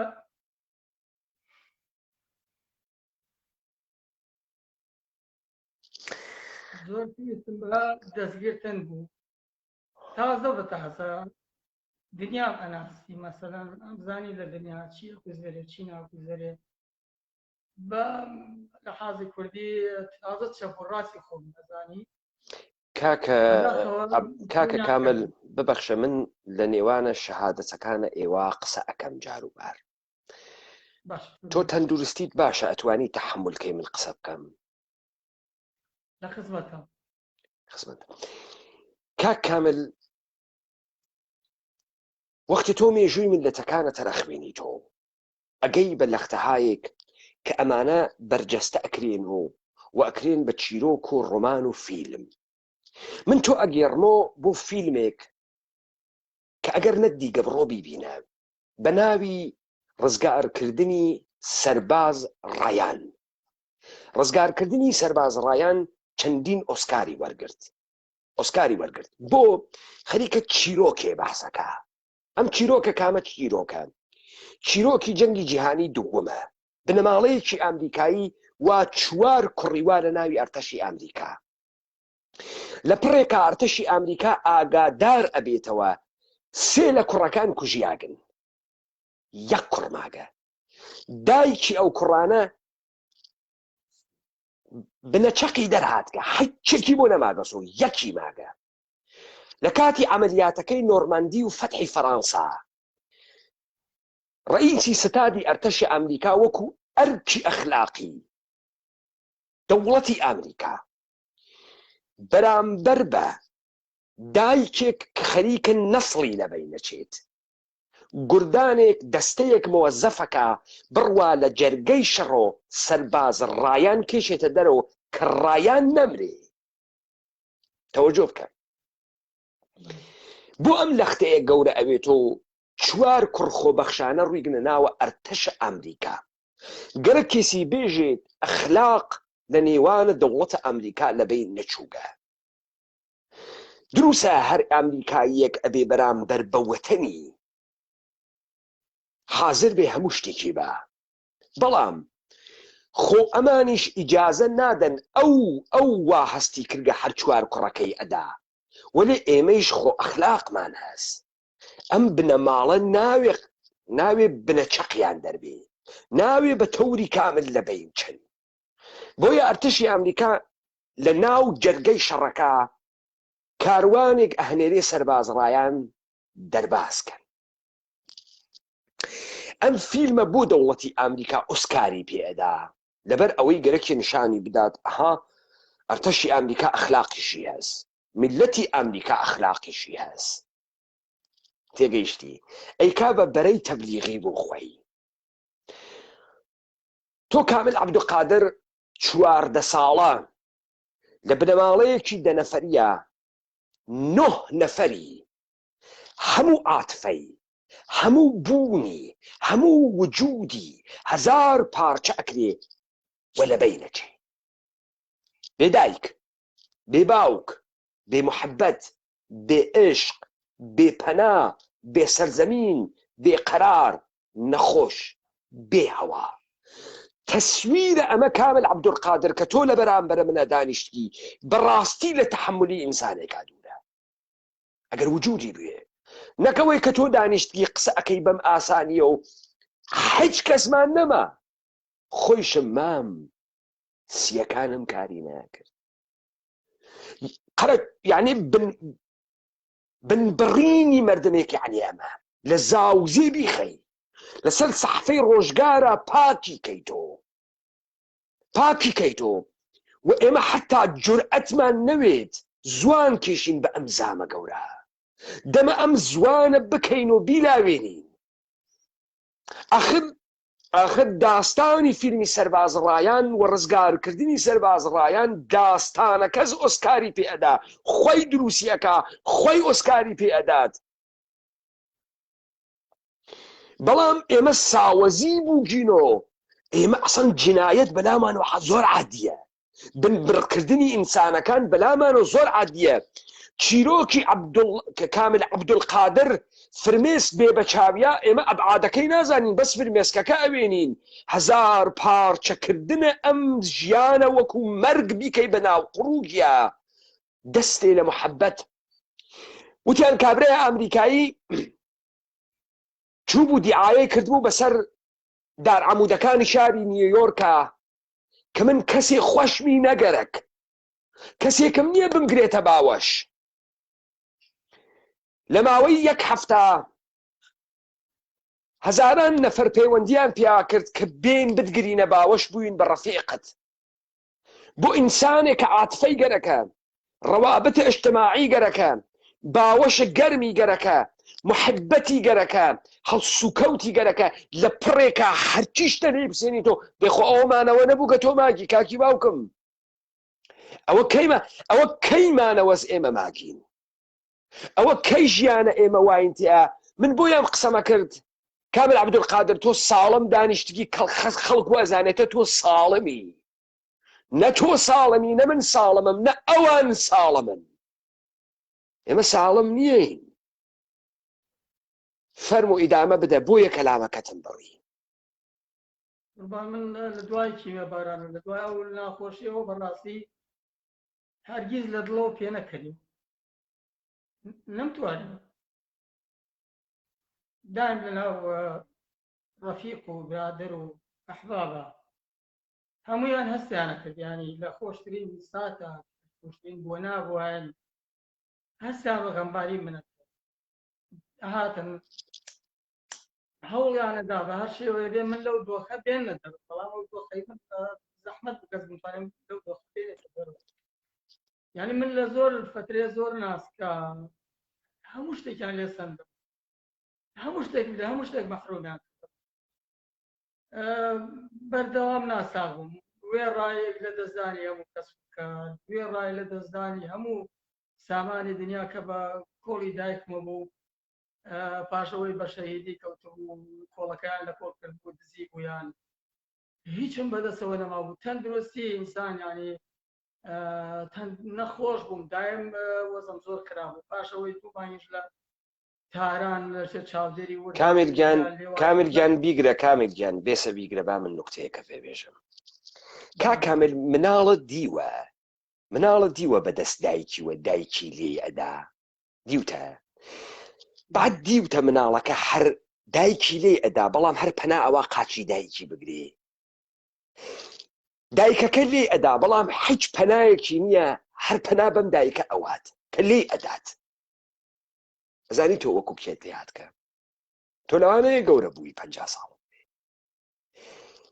بەڵام تۆ بەدەست حکوومەتی مردمی ئێمە بەدەست حکوومەتی ئێرانی و بەدەست بەرەی کوردستانی و بەدەست ئەوانەی کرد لێیاندا جنایەتیان لە حەقی کرد لەبەرەوەی سەغیر بوو باوەشی ئەکرد بە قاچیانە ئەوانەی ڕەفیقە تۆ بوون ڕەفیقە تۆ نەبوون چون خۆیشیان وایە نەپێ هاتوو بۆیە ئێوە هیچ وەخت نەتاندوانی بە زوان زامەکانی یەکتری بنووسنەوە ئێمە وەینە ئەو مناڵە سەغیرەی وانە دنیا ئەناسین نە گەورە بووگین تەنیا شتێک کە ئەیناسین بە ناوی پەنا باوەشت دایکمانە دایکمان لێمان ئەدات ئێشمان هەست لە خۆی وە پەنا ئەوەین بۆ خۆی ئێمە وایان کرد بە کوردیان سەغیر کرد بعد بوونە دایکمان هیچ کوێمان بۆ نەماوە هەر باوەشمان کردو دامەنەکەی خۆیانە وەلێ ئێمە ئشێ لەم قسانی ئێوەی یەواش یەواش بزانین کەی گەورە ئەوین و بزانین ئەمە دایک نییە ئەمە بۆی کراسەکەی دایک نادا ئەمە دوژمنێک بوو وای پێمان کرد بێ دایکمانی کرد بێ عاتفەمانی کرد بێ عشقمانی کرد بێ سۆزمانی کرد بێ معنای ژیانمانی کرد پوچەڵمانی کرد و لێودا چوین داوێنەکەیشمان گرت بۆیە ئەم قسەمە کرد لەوانەیە تۆ عەکسە لێ دەرکەوێ لە تەلەڤیزیۆن هابووجی لەوانەیە لە تۆ عەکس دەرکەوێ قارەمانێتیان بەسەر تۆ بڵاو کردگەسۆ کە کەپسولی ئۆکسیژنێکیان پێت داگە خۆیان لێتیان داگە تۆیش لە بێکەسیە لە بێدەسیە لە بێناویە لە بێدەرەتانیە داوەنە کراسەکەی ئەوانە گرتگە ئەمە زۆر زۆر قابلت دەرکە و ئیدامە بدە فەرموو قوربان دیارە منیش دوو مانگە ڕێک لە قەسەخانەی شەید مودەڕێز بووم لە سەعادەتاباد لە تاران لەوێ لە سەرەتا تقریبەن هەفتەیەک بێهۆش بوو ماگام لە خۆم نەبوو و هەموو بەیانم سوتا بوو هەموو پێستمیان لێ کرد بوو ینی پێستم هەمووی سوتا بوو و کوێر بووم هەتاوەکو نزیکەی 20 ڕۆژێک هەر چاوم لێ بینی هێواش هێواش وردە پاش معالەجە و پاش قەترێ زۆر و عیلاجە زۆر چاوم وردە کەوتەوە بینین بەڵام بەلێڵی و تامایەکیش لەژێر ینی لە بەینی مانولەمانە بووم بەتەمانە بوون بمێنم و لەبەر ئەوەش بوو نیان ناردم بۆ کشوەرە بۆ ئەوروپا لەبەرەوە پیانەمە لێ بۆ تۆ کامل بەحسی کوێریت کرد لە ختەیەکم کەوتەوە بیر باخۆشم شایەتیە بم ببەخشە کاکامی لەزانی باسی کێ ناکرێت من ئامۆزایەکم لە هەڵەبجە ون بووە گەورە بوو پیاە گەورەیەک بوو ناوی کەیومەرس حەیدەری بوو کەیومەرسە وەلیە حەیدەری کوڕە وەلیە حەیدەری بوو دایکی ئێناخی بوو کەیومەرس کوڕە خاتوون بوو تەوەجۆکەی تا ئەم دەقیقە نازانین کەیومەرس ماگە یا مردگە هەتا لای سازان خەبەردارن کەیومەرس کوێر بووگە وەکو جەنابەت کەیژی کوێر بوو بۆ ئەمە ئیزافە کرد فرەیەک لێتان گوم بووگە و لێمان گوم بووگە تا ئێستا نازانین ماگە یا نەماگە کە باسی کوێریەکەت کرد کەوتمەوە بیری من هەر نەمگەرەک بوو شتە خوام بێژم پێم خۆش و ئێوە بێژنی باسی ئەوانە بکەن کە گوم بووگن وەلێ کە گەیتە سەراوەی کە کوێر بووگی ئیستا لەحزەیە فکرم لێ کردو و داخم کاکەیومەرس ماوێت داخم کوێریەکەی ساقۆ بووێت وەکو تۆ داخم کاکەیومەرس لە جێگەیەکە ئێستا شوناسی گۆڕیا بێت بزانە فەرموو کاتێمەگیان حەزەکەم بزانن لە کۆ کوێر بووم جارێم لە کوێ کوێر بووم مثال ئەگەر لە شوێنێکی ئاوەدانیا لێ بقۆمێ بە تایبەتی کوێر بێ ئێشی کەمترە خەڵکێک پەلامارەیە ئایبای بۆ بیمارستانە بۆ خەسەخانەیە بۆ شوێنێ من لە نێوان هاوارەکۆن و تاوێرا پاشەوەی کەوتمە ناو ئاوێکەوە هەموو گیانم تەڕ بوو و زۆر ساردیش بوو سەرمان بوو ئالیا تەواو کوێر بووم هیچم لە بینی لەبەرەوە نەمەزانی کەسیش بە دەورمانە بوو ماوەیە زۆر گریام زۆر هاوارم کرد تا کەسێک بەوات تێپەڕی دیارە چاوم لێ بینی بەڵام هەستمە کرد وڵاغێکی پێ شتێکی پێ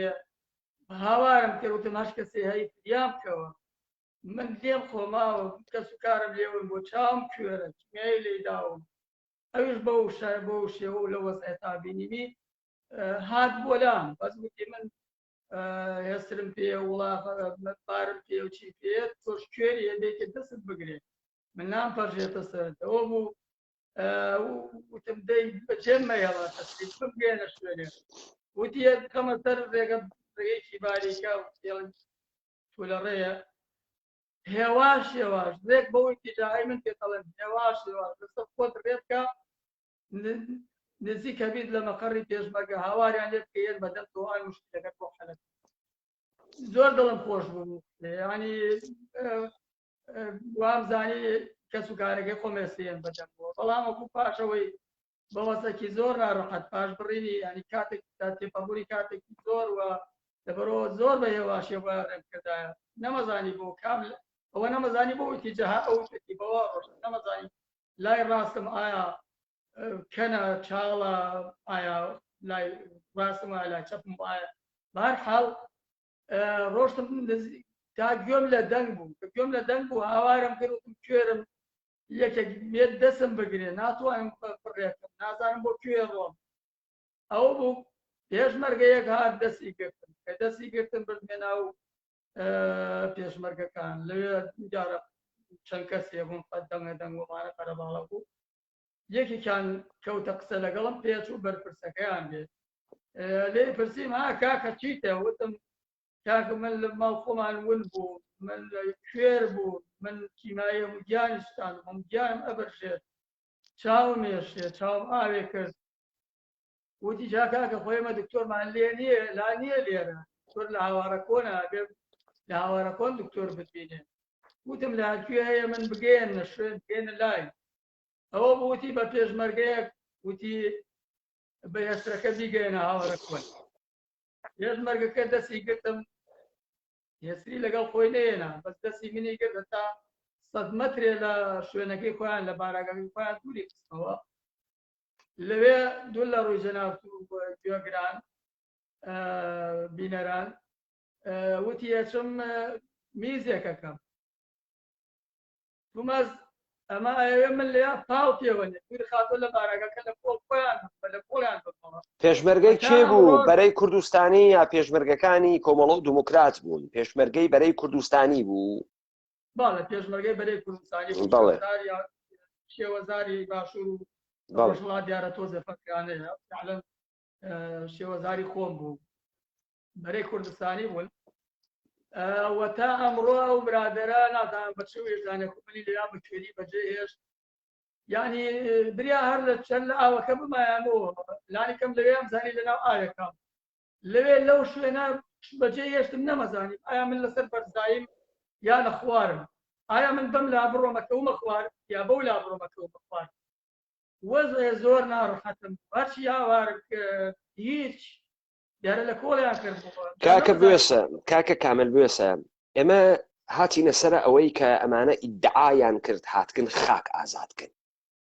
هاتکن خەڵکە هەڵەبجە بۆیان نەیان هێشکە خەڵکە هەڵەبجە شار چۆڵکە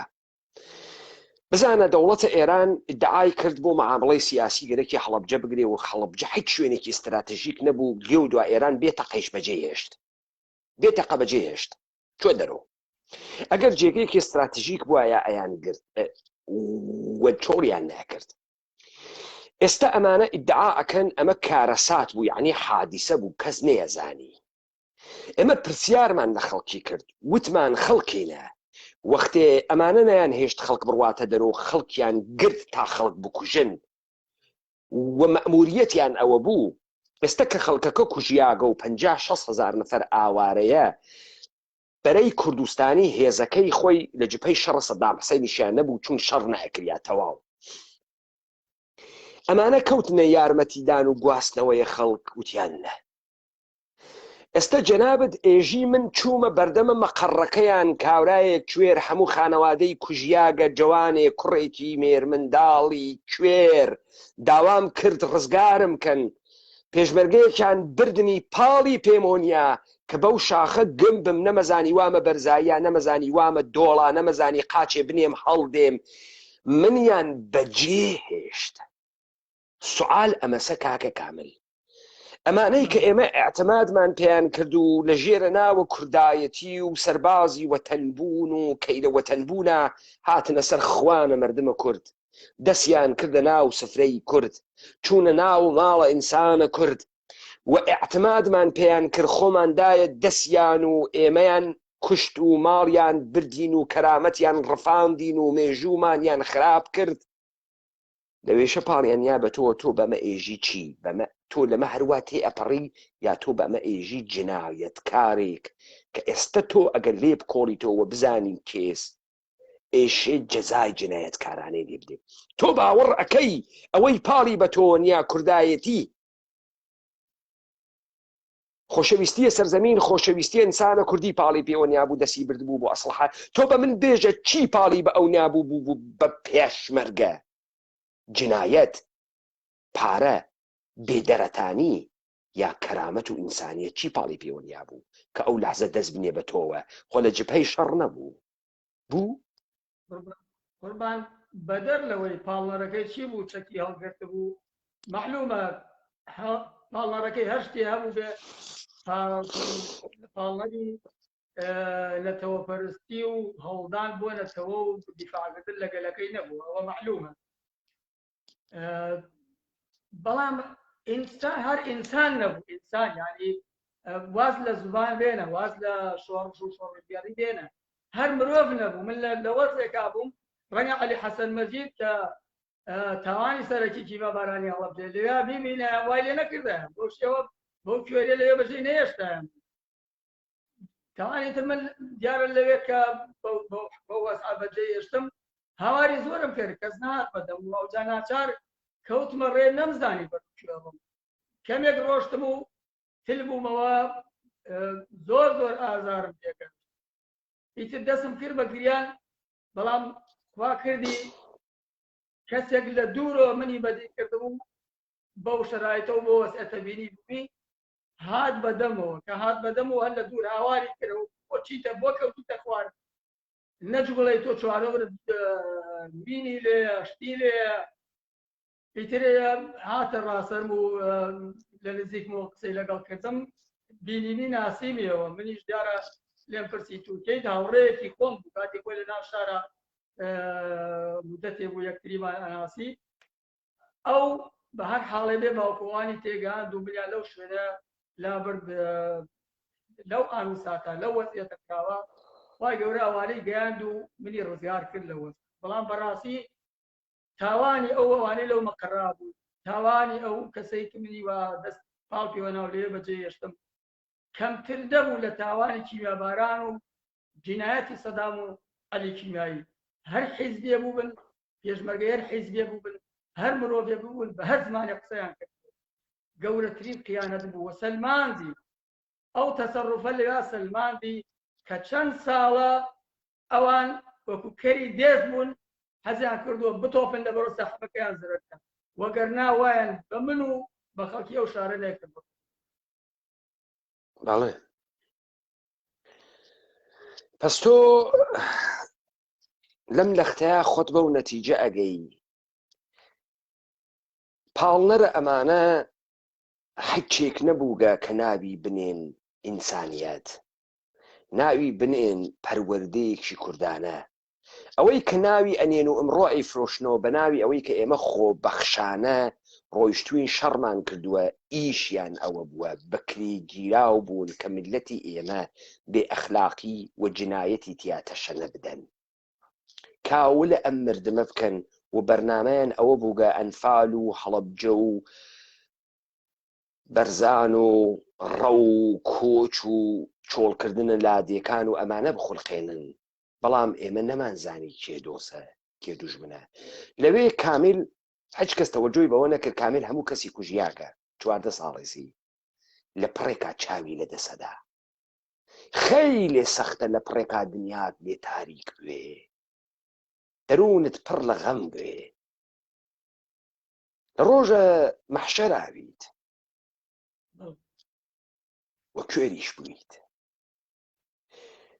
هەموو گیانم ئەبرشە هەموو گیانم ستا بۆی غازی خەردەنی بادەی کردی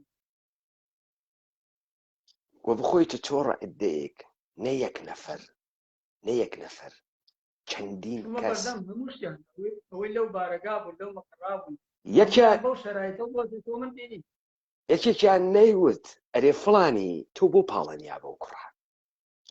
ئەرێ بۆ کەرامەتان نییە دیارە ئەوەی پەروەردەی کردن فقط جنایەتی پەروەردەکردن ئەها گۆرانیان ئەوت ئەیان و دێتەوە یادت ڕۆژێکی قەندیل پێنایە گریان دڵی مات و دیل ئەو دەستەی لەوێ بەفراوەی تەزان داخکراوە لێرە بە ئاگر و ژیڵ ئەمانە خۆیان دەستی جنایەتن دەستی قێزەونین وا هیچ کامیان نەیتوانی ئەو لەختەی کاملە بیهۆنێتەوە باسیکە تفکا لە خۆی یەک باوجدانیان بێرن آخر کابرا ئێژی ئەمانە خاسیشیان واتیا آخر ئینسانە بێکەرامەت بووگە 33 ساڵە کامل عەبدولقادر ئێستا بۆ من ئەو قسانە ئەکا ئەم قسەیە نەکرد بێت و یەک لەحزە یەکێ لە ناوە ئەو حیزبانە هەڵنەساوێ بێژێت والله بێکەرامەتین والله بێشەرەفین والله قیز لە خۆم ئەەکەم کە ئەم تاریخە ڕەفیقەکانە من هاوسەنگەرەکانم من تۆماریان کرد بێت هەر بۆ ئەم لەختەی کاملە کامل من کارم بەوانەی ترۆ نییە آخر ئێمە چۆن لە ژێر دەست جنایەتکاران و تەبەحکارانە ژیان ئەکەین چۆن بە خۆمان ئێژین پیاگی شماگین ئینسانی شماگین چۆن ئێوە چی تێگەن لەو قسانەی کاملە چی تێگەن ئێمە ئەشێ چی تێبگەین لەو قسانی کامل عەبدولقادرە بزانن کاکە من نازانم چۆن بە ئێوە ئیسبات ئەکرێت کە ئێمە خۆمان خەریکین بەدەستی خۆمان نابود ئەکەین لەوەی کە نایەڵین خاس و خراو دەرکەوێ لەوەی کە جورئەتمان نییە بەرامبەر بە خراو بوێسین حتا ئەشێ وەکو کاملمان لێ بخۆمێت کامل هیچ کەسێکی نەماگە خۆیشی نەماگە کامل کەس نازانێ ئەگەر وای لێ نەهاتایە چی بوو ئێستا وەلێ مطمئنەن ئەمە نەبوو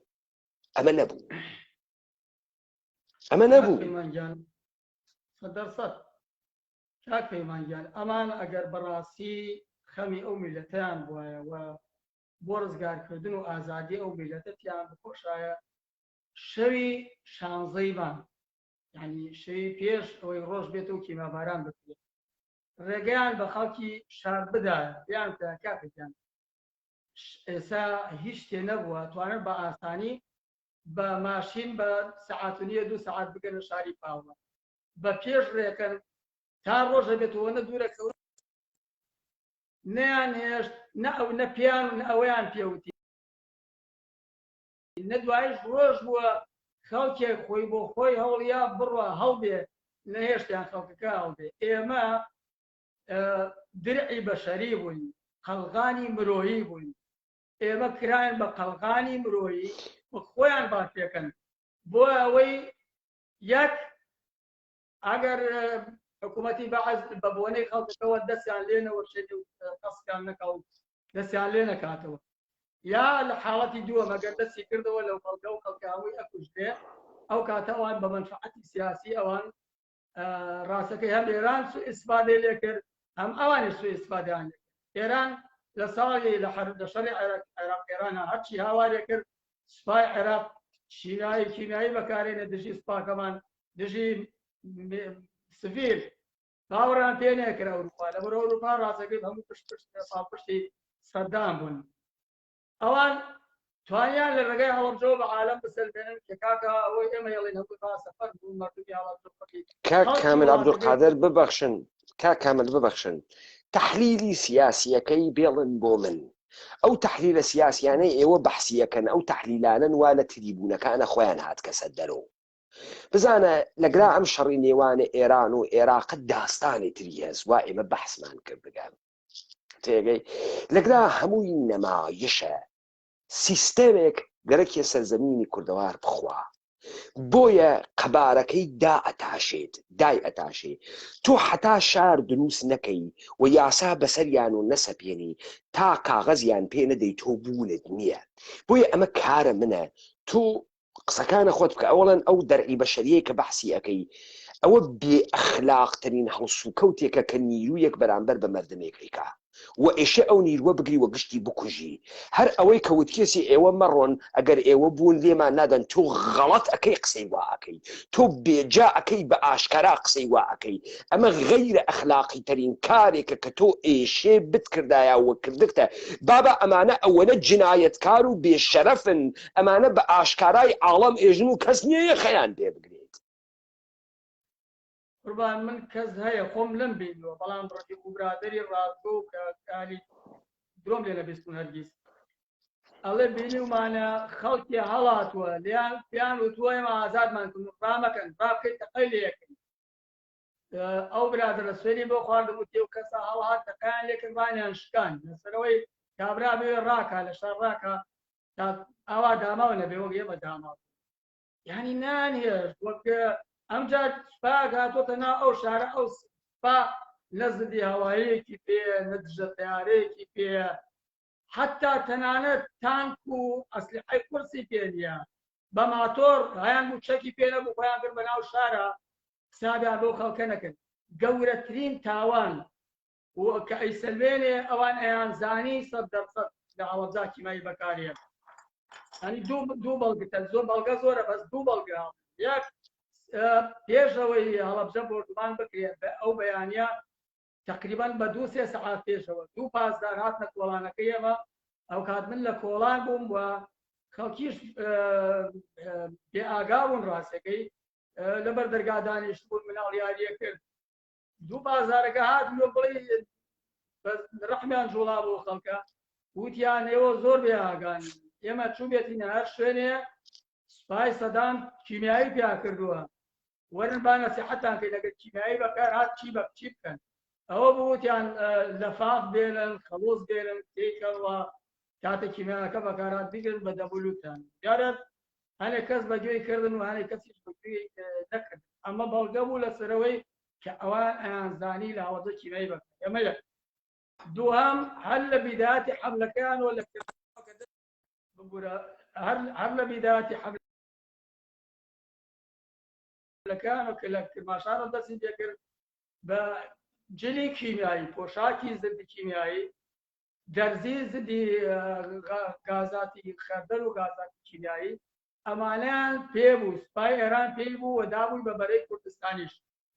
یعنی هەمویان خۆیان ئامادە کردبوو بەڵام هیچ حسابێکیان بوو خەڵکە نەکرد بوو ئایا ئەو کیمیایە بەکارات ئەی ئەوان قیناعیان پێ نییە قیناع لەکوێ بێنن جلی زدە کیمیایان پێ نیە لەکوێ جل بێنن لەبەرەوە لە 167 بەپێی ئاماری درستی وەزارەتی شەهیدان و هەموو ئەو کەسانەی ئاماریان کردووە لە 167 یاوانەی لە هەڵەبجە شەهید بوون ژن و مناڵ بوون جینایەت لەوە جینایەت گەورەتر ئەبێت چی بێ کاک کامل بزانە من فەرمایشاتە جنابەت و فەرمایشاتە کەسانێکی تر بە تایبەتی کەسی وەکو جنابەت کەسی وەکو جنابەت کە لە قوڵایی گشتی و بووگی خەریکی بە ئێمە ئێژیت ئەمانە هەرو جۆرەی کە ئێمە لە تووری ئەم دادگا بۆمان دەرئەکەوێت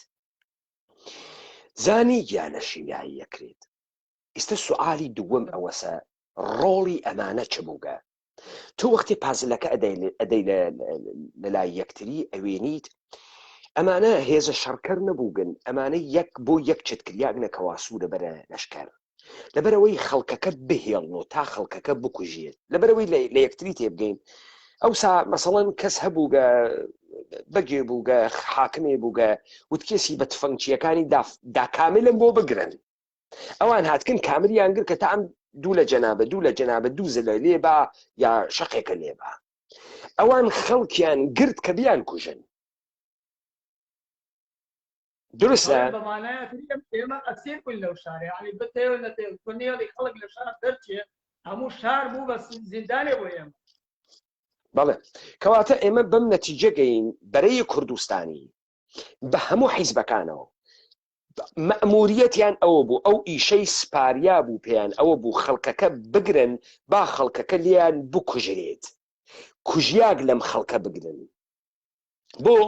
چون تۆ ئەوێنی دوای ئەوەی کە کشیمیایەکەیشیان لێ ئەدەن هێزە عێراقی نایێت، سەدام حسێن بە چەکێکی تر لە ئەرتەشە ئێران نادات، سەدام حسێن محاولە ناکە حتا ئەو ناوچە بگرێتەوە. ئەمە معاملە بووگە دەوڵەتەکانە جەهان، دەوڵەتە ئێرانی و دەوڵەتە عێراقی قرار بووگە لە خەڵکە هەڵەبجە بکوژن، ئەم جینۆسایتە بکەن کە هەم خێرەکەی ئێران ئەگرێتەوە هەم خێرەکەی دەوڵەتە عێراق ئەگرێتەوە و هەم ئەبێت بە هەبێنە ئەوەی کە ئاگربەسەکە ڕاگرن، هەم ئەمانەی بەناوی پێشمەرگە ڕۆڵە خۆیان ئەگێڕن. خۆ پەرواری خۆ کەڵەگا وە خوێک ناکە تەبیعەتەن. تۆ وەختی هێزێ نەبوویت لە دڵە خوێندنەوەیەکی ئەمیق وە قوڵە هاتبیتە دەرەوە، تۆ وەختێک پەروەردەیەکە نەبێت، تۆ وەختی سنگومەنێکە نەبێت کێ دۆسە کێ دژمنە، کورد کێیە نا کورد کێیە، ئێمە شەڕی کێ ئەەکەین وە شەڕی چی ئەەکەین، خەڵکەکە ئەکەوێتە داوەتەوە، تۆ خەڵکەکە ئەگری بۆ دوژمن کە دوژمن خەڵکەکە بخەسێنێ نابوودی بکاوە لە بینی بووە.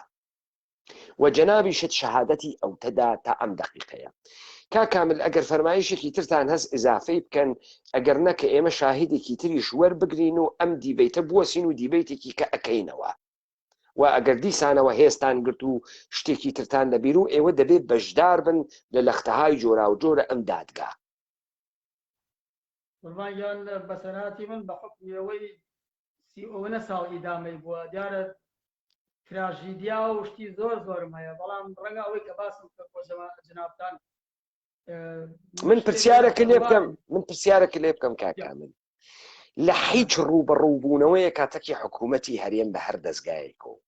تۆ ئەم پرسیارەت کردگە ئێوە بۆ واتان کرد و ئەوان چی جوانیان داگەسەوە یا ئەسڵەن مەجالیان داگە تۆ پرسیاری وا بکەی؟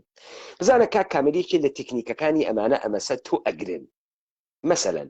گەلێکیانە ئێستا قسەنەکەی ئەم دیبەیتە تەواو بوو تەلەفۆنە بۆکەنەوە کاکامل شۆنی تاشی بە قوربان، یا مەسەڵەن فڵانە وەزیر و بیسانە وەزیریان تێ ئیستە تۆ لایکەکە قسەتەکە سەلام عەلەیکم بەخوا کاری باشەکرد لەو دادگا بەشداریت کرد، ئەوە لەبەرەوەی تۆ خەجاڵەتکەن و بەرەبەر نزیک بوون و لێ قسە نەکەی. مهمە تۆ ئەم تیکانە بێژی چون جەنابەت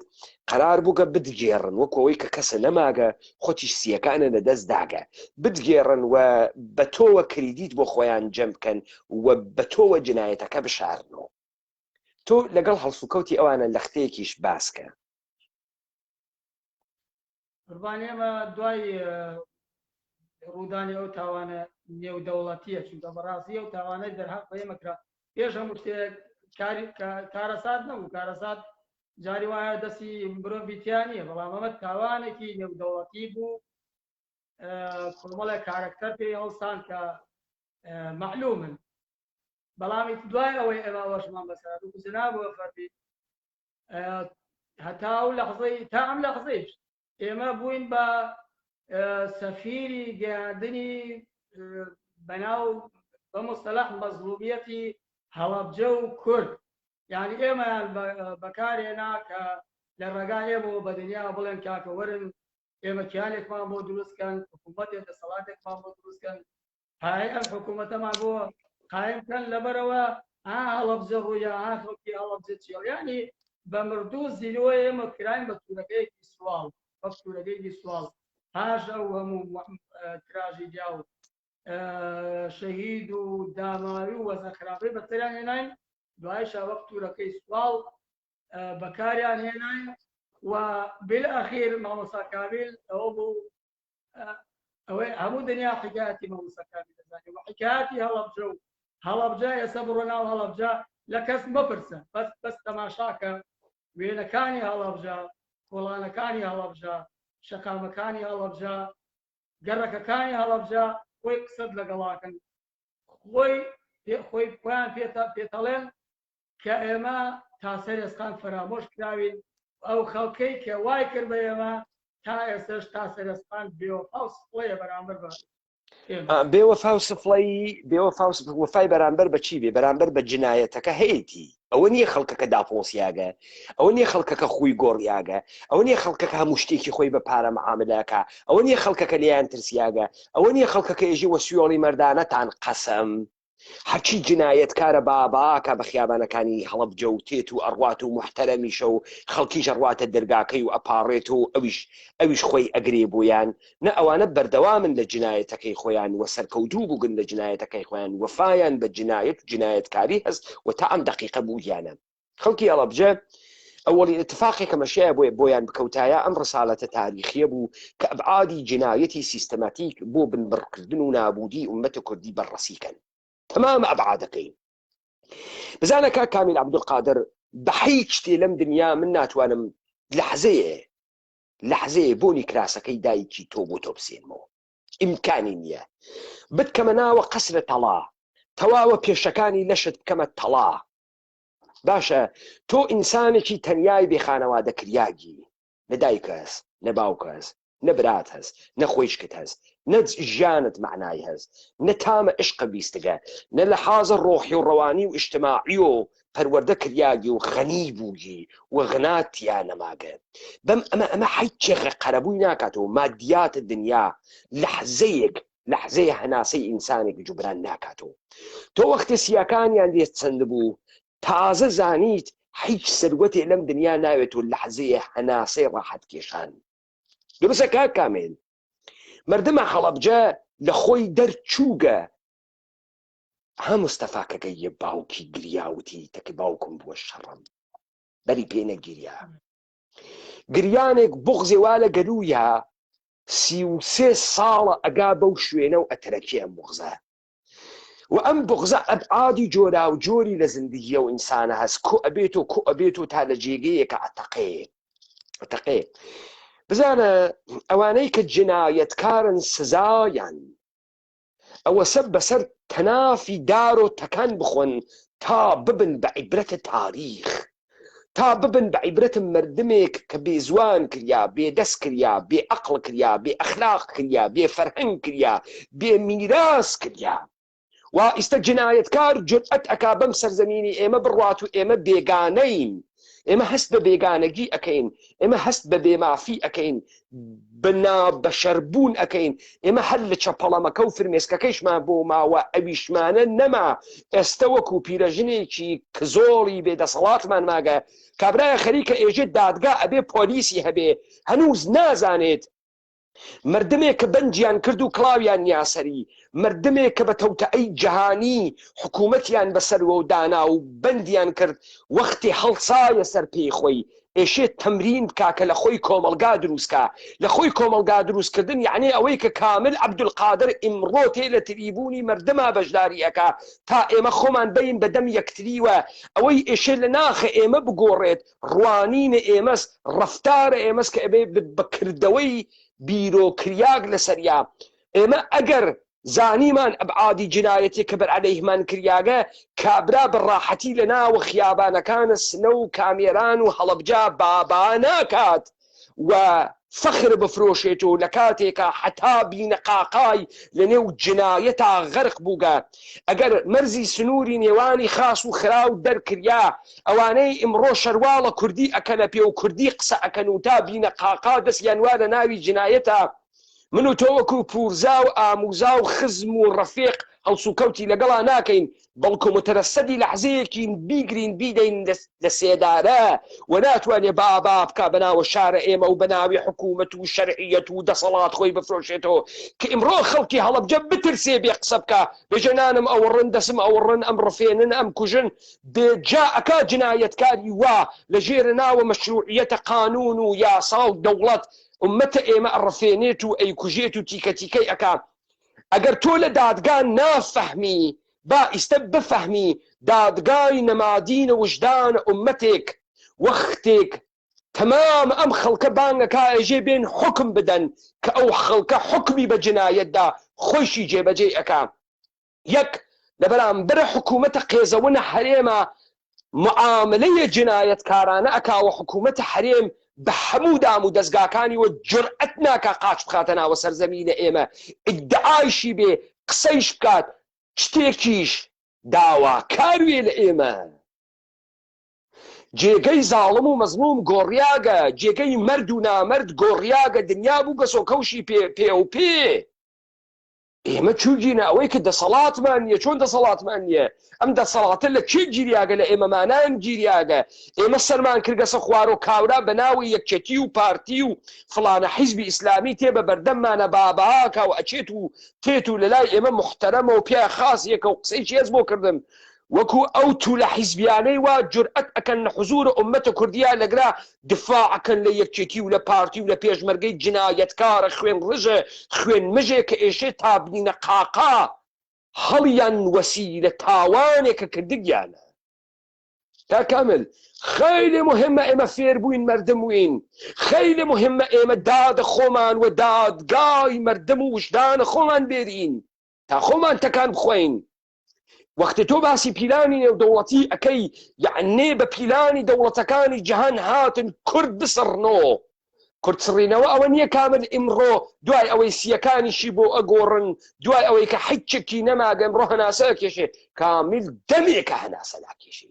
خوی گۆڕیاگە تەبعی گۆڕیاگە ئەخلاقی گۆڕیاگە عاتفەی نەماگە میراتی چووگە سەرزەمینی چووگەوە خۆی بە بێگانە ئەزانێت ئەمە سە بنبڕکردنی مردمێک وا شەهامەتی تیا بنبڕکریا وا حەقیقەتی تیا بنبڕکریا وا ئەخلاقی تیا بنبڕکریا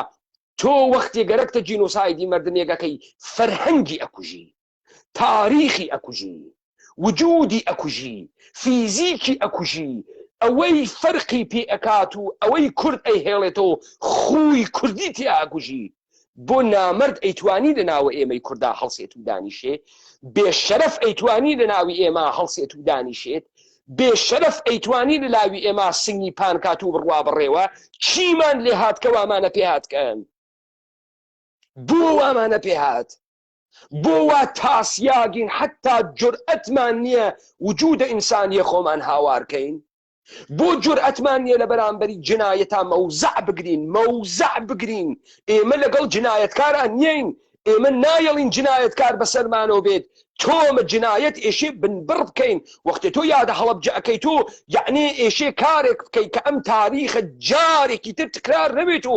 جارێکی تر سەگبابێ جورئەت نەکا دەست بووە بۆ ڕەشەکوژیکردن و بنبڕکردنی مردمێک تا لە ناویان بوات ئەواسە تۆ ئەفەحمید ئەمانەی لە ئوروپا خەریکن حکوومەتەکەن چمک دروستەکەن لەبەرەوەی خۆیان لە تاوانی قێزەون بشارنەوە مڵتی کاڵچرالیزم دروست ئەکەن پرۆرالیزم دروست ئەکەن وەرێ تا بینە قاقا دەستیان وانە ناوی جنایەتی قێزەونە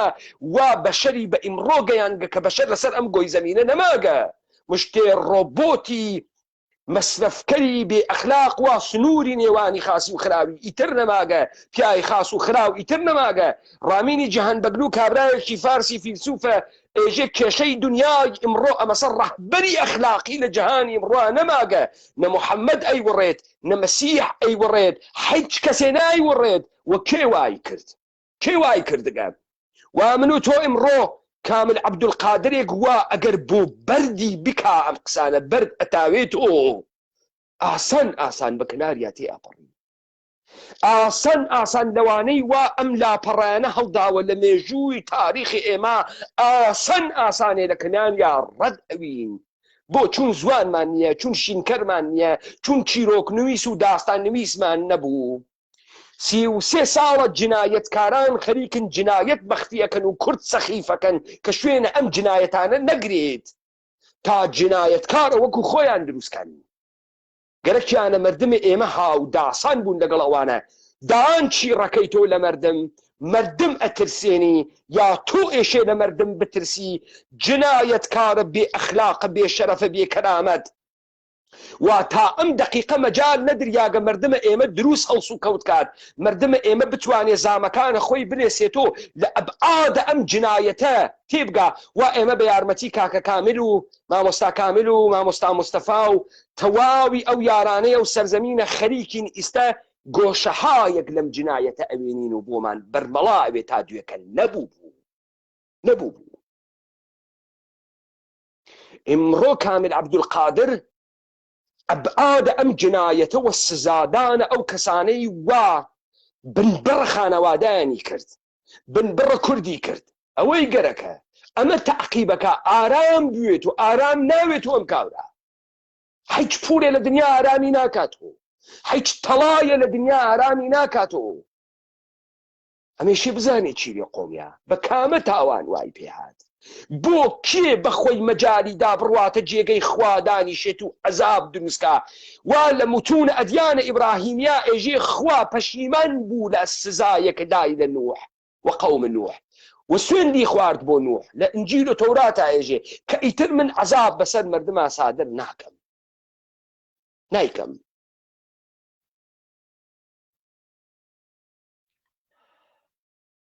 فەرموو کاکە. ماگەل عەرزم کردی ینی من ئەو بەسەرهاتی من و ئەو واقعی بەسەر منە هات ناچار بووم بیکەم بە کتێبێک لە چوارچێوەی کتێبێکە لەبەرەوە بتوانم هەموو ئەبعادی و قەزی و هەموو بەسەرهاتەکەی خۆم بگێڕمەوە. هەسام ئەو کتێبەم نووسی باوەڕ بکە وەزارەتی شەهیدانی حکوومەتی هەرێمی کوردستان ئامادە نەبوو ئەو کتێبم بۆ لە چاپ کە ئەو کتێبە لە لاپەڕەی یەکەم تا لاپەڕەی کۆتایی باسی بەسەرهاتی واقعی ئەو تاوانە نێودوڵەتیە ئامادە نەبوون لەبەرەوە من حەقیقەتم تیابات کرد بوو و وەک خۆی مێژوەکە بگێڕا بۆ بێ خاتر و کووری ئەبوو ئێژێ دار هەڵگرە سەی خائین دەرەچی ئەو بۆیە دار هەڵگرە سەی خائین خۆی دەرەچیت بۆ خاتری ئەوەیە ئەو قسانی تۆ وادار ئەکا پرسیار لە مێشکە ئینسان دروست بووێ کە پرسیار دروست بوو کاوران ناتوانێت گەڵی دڵپن بە شەقامەکانە هەڵەبجا بێت و بڕوابێژێ من یەکەتی نیشتمانی جنایەتکارم و تۆ بێژی بەڵێ قوربان تۆ پیاخاسەی تۆ پێشمەرگە بووی زوو خیشە دیگەن تەوەجۆکەی ئەوە لەبەر ئەوەی بڵاویان نەکردگەسۆ بۆ داغیان ئەوە لەسەر ئەوەسە کاکە کامل من ئەزانم تۆ داستانەکانت بە سەدان ساعت تەواو ناوێ و ئێمەش گەرەکمانە بەردەوام بیت تا ئەم لەختەیە بە بڕوای من کافیە چون من ئێشێ کەسانێکی تریش وەربگرم وەلێو دووە ئەگەر تااقەتت هەبووە مشە و ئەگەر احساست کرد گەرەکتە لە زاویەکی تریش و وروتکەی یەواش وە بیرە تۆ هەنێتەوە بزانە کاکامل تۆ گۆرانی بۆیە گوێ ئەدەی گۆرانی ئیلهامێک بە تۆدا لە پڕێکاوێنی شعرێ لە تۆ ئەزیێت تۆ مۆسیقیە کە گوێ ئەدەی شعرێک بۆ تۆ ئەخورقێنێ ئیلهامی لە تۆ دروستەکە ئەوێ تۆ پیوە ئەوێ تۆ هەوێن تۆ لەم دادگا کە بەشداری ئەەکەی ئەوێنی لەختەهایەوە بیرێتێتەوە کە یەک زمانێ پێت وابوو مهم نییە چیرۆکێک ئەمێنی ئینسان لە نەهانخانەی وجود خۆیان فرشتێکی فەرامۆش کردگە تا نەڕوان نەیکاتەوە سەر هەڵ نادات بۆیە ئەمە خەریکە بە تۆ یارمەتی فرە کەسانێکی تریش ئەدات کە لەختەهایەکی تر وە بیریان بێتەوە کە تا ئیستا بیریان لێ نەکردگەسەوە بۆیە من ئاخرین قسە ئەسپێرمە دەسە ئێوە ئەگەر مامۆستا دکتۆر لوقمانە مەوجودن تکایە خەبەردارمان کەنەوە کە دوای کاکامل تەشریف بێرن مامۆستا لوقمان ئەگەر گوێتان لێمانە نۆگەی ئێوەس و نەوبەتە ئێوەس کە تەشریف بێرنەوە دووبارە چون بەشە ئوردوگای ئێوەی شما ئێوە بتوانن شەو تا دێروەخت نەبووگە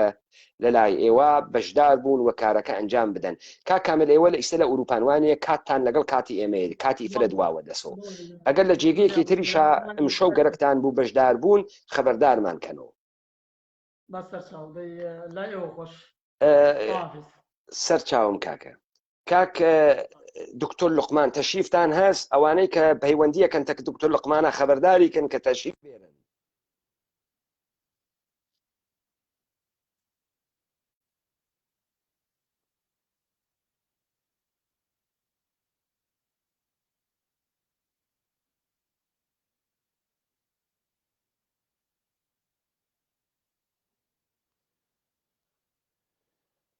کاک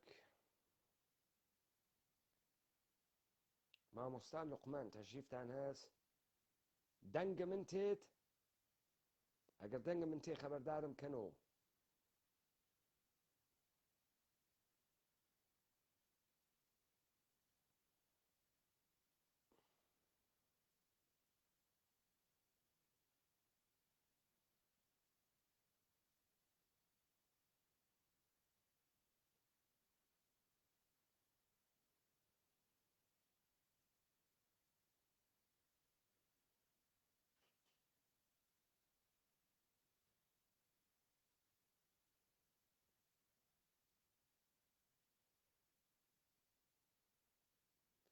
زاهرن تەشریفیان نییە، مامۆستا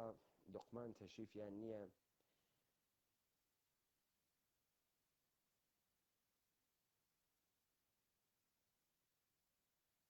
بەڵێم شەو ناتوانێت. بەڵێم شەو ناتوانێت. ئۆکێ.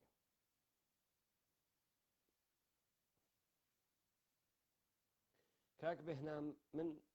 ڕیکوەستەکەی ئێوەم قبوڵ کرد. کاک بێنام وەختتان وەخێر. دەنگە مەشنەوەن باش باشی بەڕزگار سەرچاوم ئەگەر ئێوە هەنسفریتان بێ باشترە چون دەنگ ئەدەنەوە ئێکۆی هەست دەنگەکەتان. باس ئێستا نا ئەگەر هەنسفری نەکەنە گوێتان دەنگ ئەداتەوە. ئێشێ هەنسفری بکەنە گوێتان نامێ داوای لێ بدەکەم. ئێمە سایەکەین کە ئومیدوارم کە مشکل دروست نەکا، بەڵام خەریکە مشکل دروستەکە. بەسوورەت فەرمونون کاکە بەهنامەوە خۆتان معرەفیکەن و لەو جێگانەی کە لە دوێشەوە گەرەکتان بوو بەشدار بوون و مەسائلێ مەترەحکەن دەست پێ بکەن. من ناوم بەهنام ئەحمەد عەبدوڕەحمانە، خەڵکی قەزای هەڵەبجە پێشکی مای بەرانی هەڵەبجە. دەسایی خوێنی شەیدان بۆ بە پارێزگای هەڵەبجەی شەید. خەڵکی هەڵەبجە، من خەڵکی هەڵەبجەی کوانم. بەڵێ فەرمونون کاکە ئاخۆم بەرکەوتوی کیمیایم. ئەو کاتە عومرم 16 ساڵ بوو. خوێنکارم ئەو کاتە. بەس کۆڵانی ئێمە لەو من نازم بە مناڵی بقسە بۆکە یا بە عەقڵی ئێستا ئەو دۆخی مناڵی بە عەقڵێکی دیدانێ هەنێ حاڵەتە دروست بگریم وەکو مناڵ بگریم. ئەگەر وەکو ئەم تەمەنی خۆم بقسە بۆکەم ناوەکو تەمەنی خۆ سەربازیەوە نا کاکە ئەجازە بدە کاک بێهنام. جنابەت ئێشێ وەکو شاهدێک چی چاو پێکەوتگە لە ختەخایەکی هەڵبژێری وە بەحسیکەی. من لە هەر کوێ کاکە واجب بێ پرسیارە لێ یەکەم یا تەکمیلیەک ئەدەم لەسەر فەرمایشاتە جنابەت. من تا ئێستا لە جنابەت تێگەیم یەک جنابە هەورامیت، دوو جنابەت خەڵکی من هەڵەبجەی من هەڵەبجەیم بە خەڵکی هەڵەبجەم. من ماڵمان نزیکی ماڵی شێد عومەری خاوەرە، سەری ماڵی کاک مستەفا و کۆڵانی ئێمە. بەڵێ تا ئێستا من ئەویش تێگەیم کە ئێوە شیمیاییشتان بەرکەوتگە، بەڵێ کیمیایم بەرکەوت لە ساسی پێنج یەکان سوتاوەتەوە. بەڵێ لەو لەختە دەست پێ بکەن کە ئێوە ئایا ڕۆژی 16 لە قەسفەکانی ساعاتی 11 دەرچوون یا دەرنەچوون لە شارمانەوە؟ ئەگەر مانەوە بۆمانەوە، ئەگەر دەرچوون تاکوێ دەرچوون وە تۆ شیمیایەکە لەکوێ دایلێت؟ بەڵێ ئێمە ئەو کاتە بەڕاستی بڵێن 16 ساڵ بوو لەو کاتە کە بڵێن هەڵەبجە ئازاد کرا پێشمەرگەی بەرەی کوردستان ئەو کاتە دەورێکی باشی بینی ئێمە بڵێن هەستمان بە ئازادی من ناوی ئازادم بیستم ینی ئازا و ئازایەتی و قارەمانی بەرحاصل من نازمە تەفاصیل مەوزوع بەس هەستم کرد کە ئازادی ینی هەنیشتی سیاسی هەبوو بە نمونە پێشمەرگە ئاهاو خەڵک دڵی خۆش بوو خەڵک بەکەیف بوو لە من تەمەنی 16 ساڵە بۆ باسەکەم بەڵام هەنیشتی سیاسی ڕووی بە نمونە تیارە یەکەم جار تیارەیەکە هاو وەرەقی ئەخسە خوارد کە من کولی عەسکەری قەرەسوەرانم تەواو کرد زۆر شت لەو بابەتەوە فێر بووم مەبەستی ئەو تیارانەی حکومەتی گۆڕبەگۆڕ مەبەستی ئەو بوو بزانە ئیتیجاری ڕێح بزانە ئاراستەی هەوا بەرەوچی ئاراستەیەک ئاڕوا لە من حاڵێت بەڵێ حاڵێ بەڵێ ئیتیجاری هەوا یانێ جەهەتی با بەرەو کوێ ڕوا بابی وا بۆ ئەوێ چوون بەڵێ ئەمە عەقڵی ئیستیخباراتی و عەقڵی حکومەتی گۆڕبەگۆڕ پیلانێکی جەهەنمی بۆ هەڵەبجەی خەڵکی هەڵەبجە و دانیشتوانی هەڵەبجە و دایر مادایت چونکە هەڵەبجە لە سەردەمی حکومەتی گۆڕبەگۆڕە یارمەتی من بە کاک بەهنام ئەگەر گوا گەرەکتە بڕۆی ئێمە دیبەیتەکە ناکەین ئیجازە بدە جنابە خەریکی تحلیلی سیاسی ئەخەیتە ناوی تحلیلی سیاسیەکانی شەهنی یەکێتی نیشتمانی و پارتی دموکراتی کوردستانی عێراقە کاکیان حکوومەتە سەدام حوسێن دیکتاتۆر بوو پیاوکوش بوو جنایەتکار بوو ئۆکەی حەچی خوا پێی بڵێ تیا مەوجود بوو ئیجازە بدە ستەمکاری بڵێ کاکە ئیجازە بدە با نەوێت شلوخ نەوێ لەگرا یەک چت مەوجودە ئەگەر ڕژیمە سەدام حوسێن فقط نیەتی ئەوە بواە کە کورد بکوژێ و هەڵەبجە بکوژێ پێویستی بە هیچ بەهانەیەک نەبوو کەواتە بۆ ئەنفالیش نەیبوو و هیچ کەسێکیش نەبوو بیگرێت نەیەگرت لێ ئەداشتیمیای لێداوەی کوشت ئەگەر سەدام حوسێن مەیلی بواە 3000 نەفەر لە خەڵکی هەڵەبجە بووە بیکوژێ ئەیورد ئەیکوشت تۆ ئێشێ بزانی ئەم کوشتنەی خەڵکی بۆ دەست پێەکە لەسەر سوودی چیە ئەم خەڵکە بکوژێت بزانە ئەم قسەوە ئەم خەڵکە پاسداری هاورگە و ئەم خەڵکە زیدی حکوومەتی سەدام بووگە ئەمانە ناخوات ئەسڵەن ناخوات چون سەدام حوسێن زووتریش ئەیزانی ئەم خەڵکە زیدی بووگە لە ساڵی پێشووتر یا کانی عاشقانی تەخت کردو ئەیتوانی تەمامی هەڵەبجە تەختکە و بێژێ ئەمە شارێکی منافق و خەتەرناکەوە بەڵێ کەواتە ئەم نوع تحلیلکردنە ببەخش ئاغاگیان چون ئێمە گەرەکمانە ئەبعادێکی تر تۆ جنابە کە خەریکی قسەکەی خەتابە سیاسی تیامەدە چون خەتابە سیاسیەکە لێو دوا ئێمە ئێشێ بە دروستی بەرخوردی تەکا بکەین جنابە فەرمی کاغەزیان خستە خوارەوە کاغەزیان خستە خوارەوە لەبەرەوەی بزانن مەسیری با بەرەو کوێ ئەڕوات لەوێ بمبەکە فڕە بدەن کە بمبەکە بەرەو ناوە شار بێت من تێگەیم خەڵکیش تێگا ئۆکەی پس جنابە کاغەزەکانی چاو پێکەوت کە فڕیاندا ئێستا بڕۆ سەر ئەوەڵم پرسیاری منەوە ئێوە بۆ هەڵەبجەتان چۆن نەکرد ئەو کاتە من برای کاکشەریفی برام لەگەڵ کا عوسمانی پورێمە هاتن وتیان بابتان بەری دەری شار باوکم وتی ڕۆڵەگیان من ئەوە کەی کاک بهنام هێشتا و 16 ینی 16 هەمان ڕۆژی شیمیاییەکە بێسە 15 نەبوو 16 بوو هاتن پێتانیان وت چۆڵیکەن بڵێ وتیان چۆڵیکەن با بتان بەرێ دەری شار دووتان خێنن لە ناو شارە باوکم وتی ڕۆڵەگیان من چەند ساڵە ئەم خانوون پێکێناوە چەند ساڵە ئەم ژیانم دروست کردووە من تەوانە کاتم بڵێ من 16 ساڵ بوو خوشکی تێمە 3 ساڵە من گەورەتر بوو دایکم خوا ئەفریقا بۆی بەرکردوو کیمیای شەهید بوو 53 ساڵ بوو دایکم ئەمریکای کرد ئەس جەناب کەم خوشێکشم برینار بوو باوکیشم بە هەماشە باوکم وتی من ڕۆڵەگیان ئەم خانووت چۆڵ ناکەم من ئەم مناڵانە پەرەوازە ناکەم دووریان ناخەم و بە هەمان پێکەوە بین یعنی نەک ماڵی ئێمە بڕواکە زۆربەی خەڵکی هەڵەبجە کە برینارن کە شەهید کاک بەهنام ببەخشە ئێوە سیارەتان هەبوو ئێمە سیارەمان نەبوو کات نەما بەس من سەرێن بۆ هێنان یەک دقیقە ببەخشە باوکە تەوجیهێکی خاصی ئاورگەس و ئێژێ من مناڵەکانم پەرتەوازە ناکەم ماڵە خۆم بەجێ نایەڵە بۆ کوێ بڕۆم بۆ کوێ ئاوارە بوو ئایا باوکتیان متەوەجێ ئەو تهدیدە کردو کە تهدیدەکە زۆر گەورەست شیمیاییتان لێدەن و گشتان ئەمرن ئەمیانە وت بە باوکە ئەوانیش براگەورەکەم زانیاریان نەبوو لەو بوارە بەس شتێکی لە ڕووی گەورەی ئێستا بڵێن هەموو عایلەی بەرپرسێکی هەیە باوکە یا براگەورەیە مثال جەنابیشە تەمەن خێزانداری پێشتیشە بڵێن بکە سوکارە هەبووە بڕیان لە گەورە وەرەگری چی باوک بێت چی مام بێت تۆ ئاراستەی بەگوی بڵێن گوێڕایاڵی ئەوان بیت یعنی ناکرێت تۆ بڵێم حەزەکەم دوای براکەم بوو من بودم باوکە چێڵی بەسەرچە یعنی ئێمە لەگەڵ ماڵی دەگەڵ بڵێن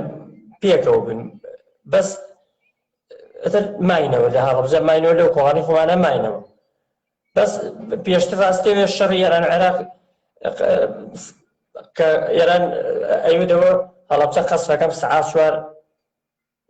اینێکی کەناڵێکی ئێرانی هەبوو ترێ مەسوونە ژێرخانی ماڵی کەعەلی حەمبۆر بازی لوتفی یادیان بەخێر ئێمە چوونە ماڵی ئەوان ئەچوێنی ماڵی ئەوان ئەمبان ئاوە چیچکان دانیشتن ئەتر تقریبا 10 تۆپ بە هاو 6 تۆپ بە هاو پەیدا بە هەڵم دوایەوە تۆپ نەما یاڵا وەرنەدەن ئەچوونە ماڵی خۆمە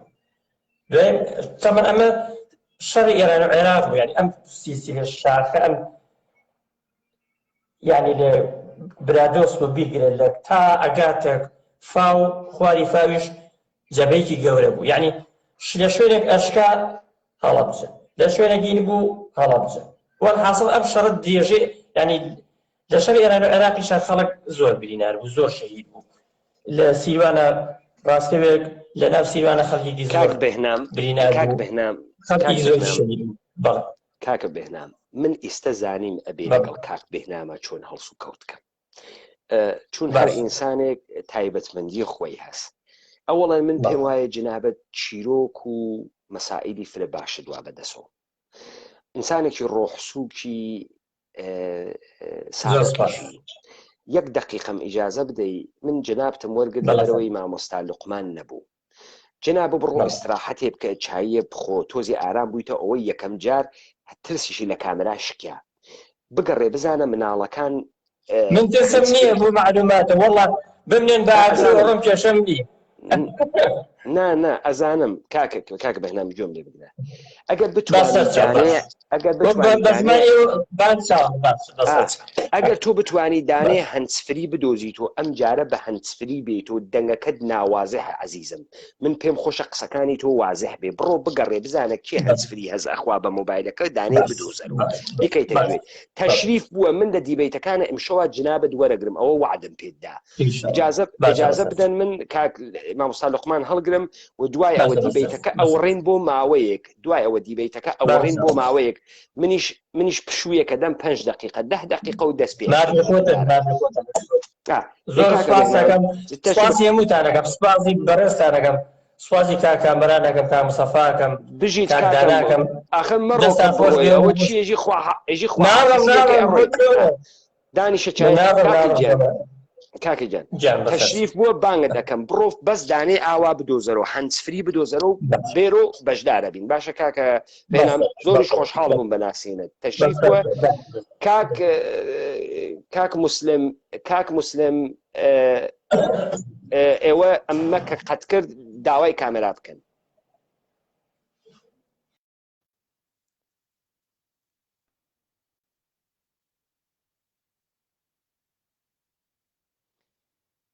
کاک موسلم هەورامی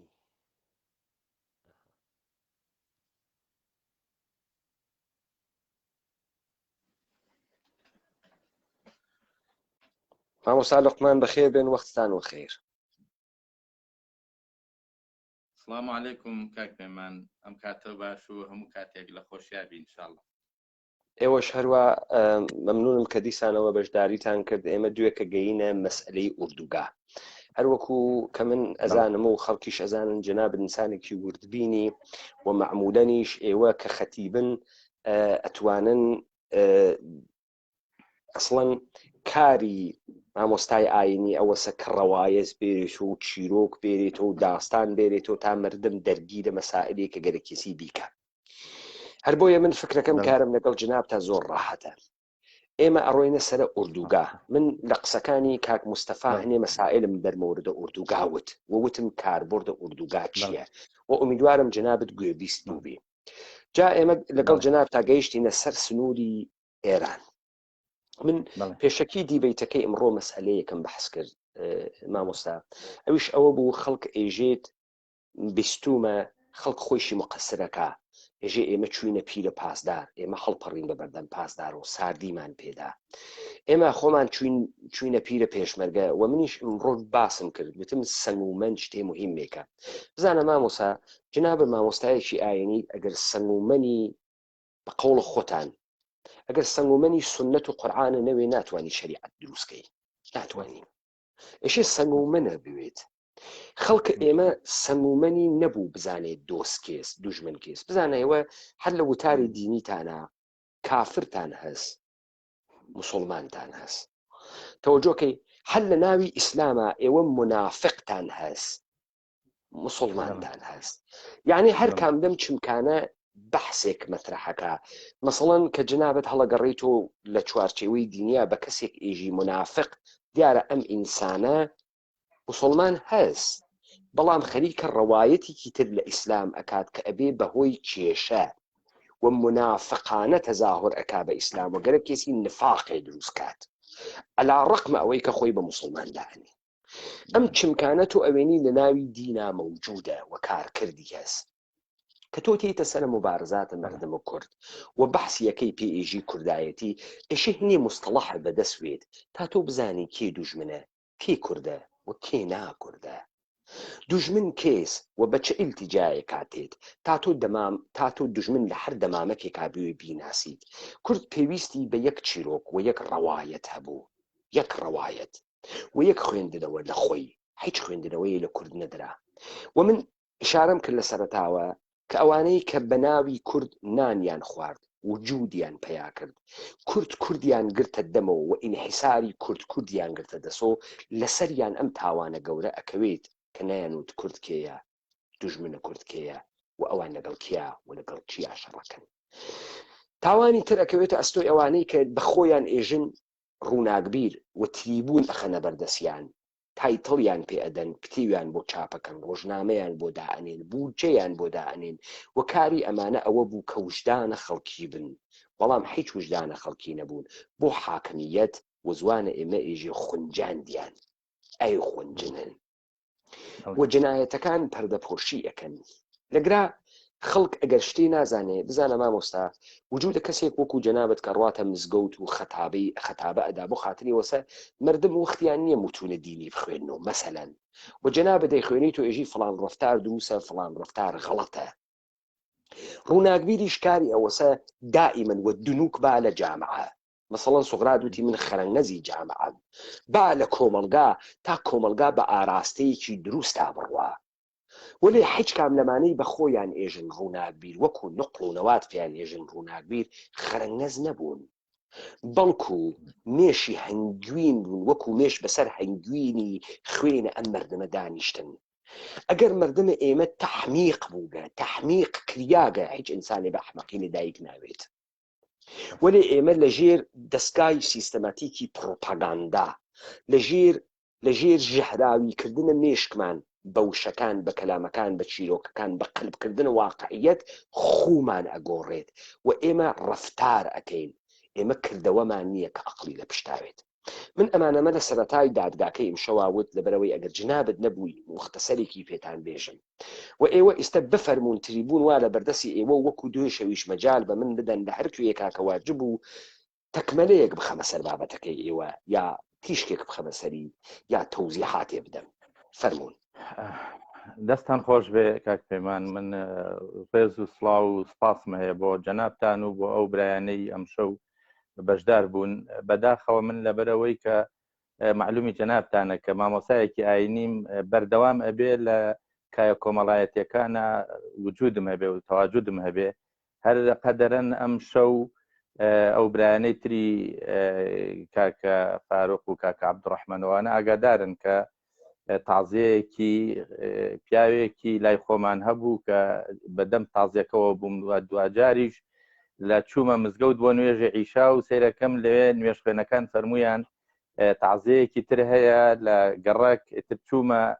تازیەکە ئەوە تۆزێکە پێشتر هاتمەوە گەڕامەوە خزمەت جەنابتان ئیتر ئەگەر تۆزێک گوێ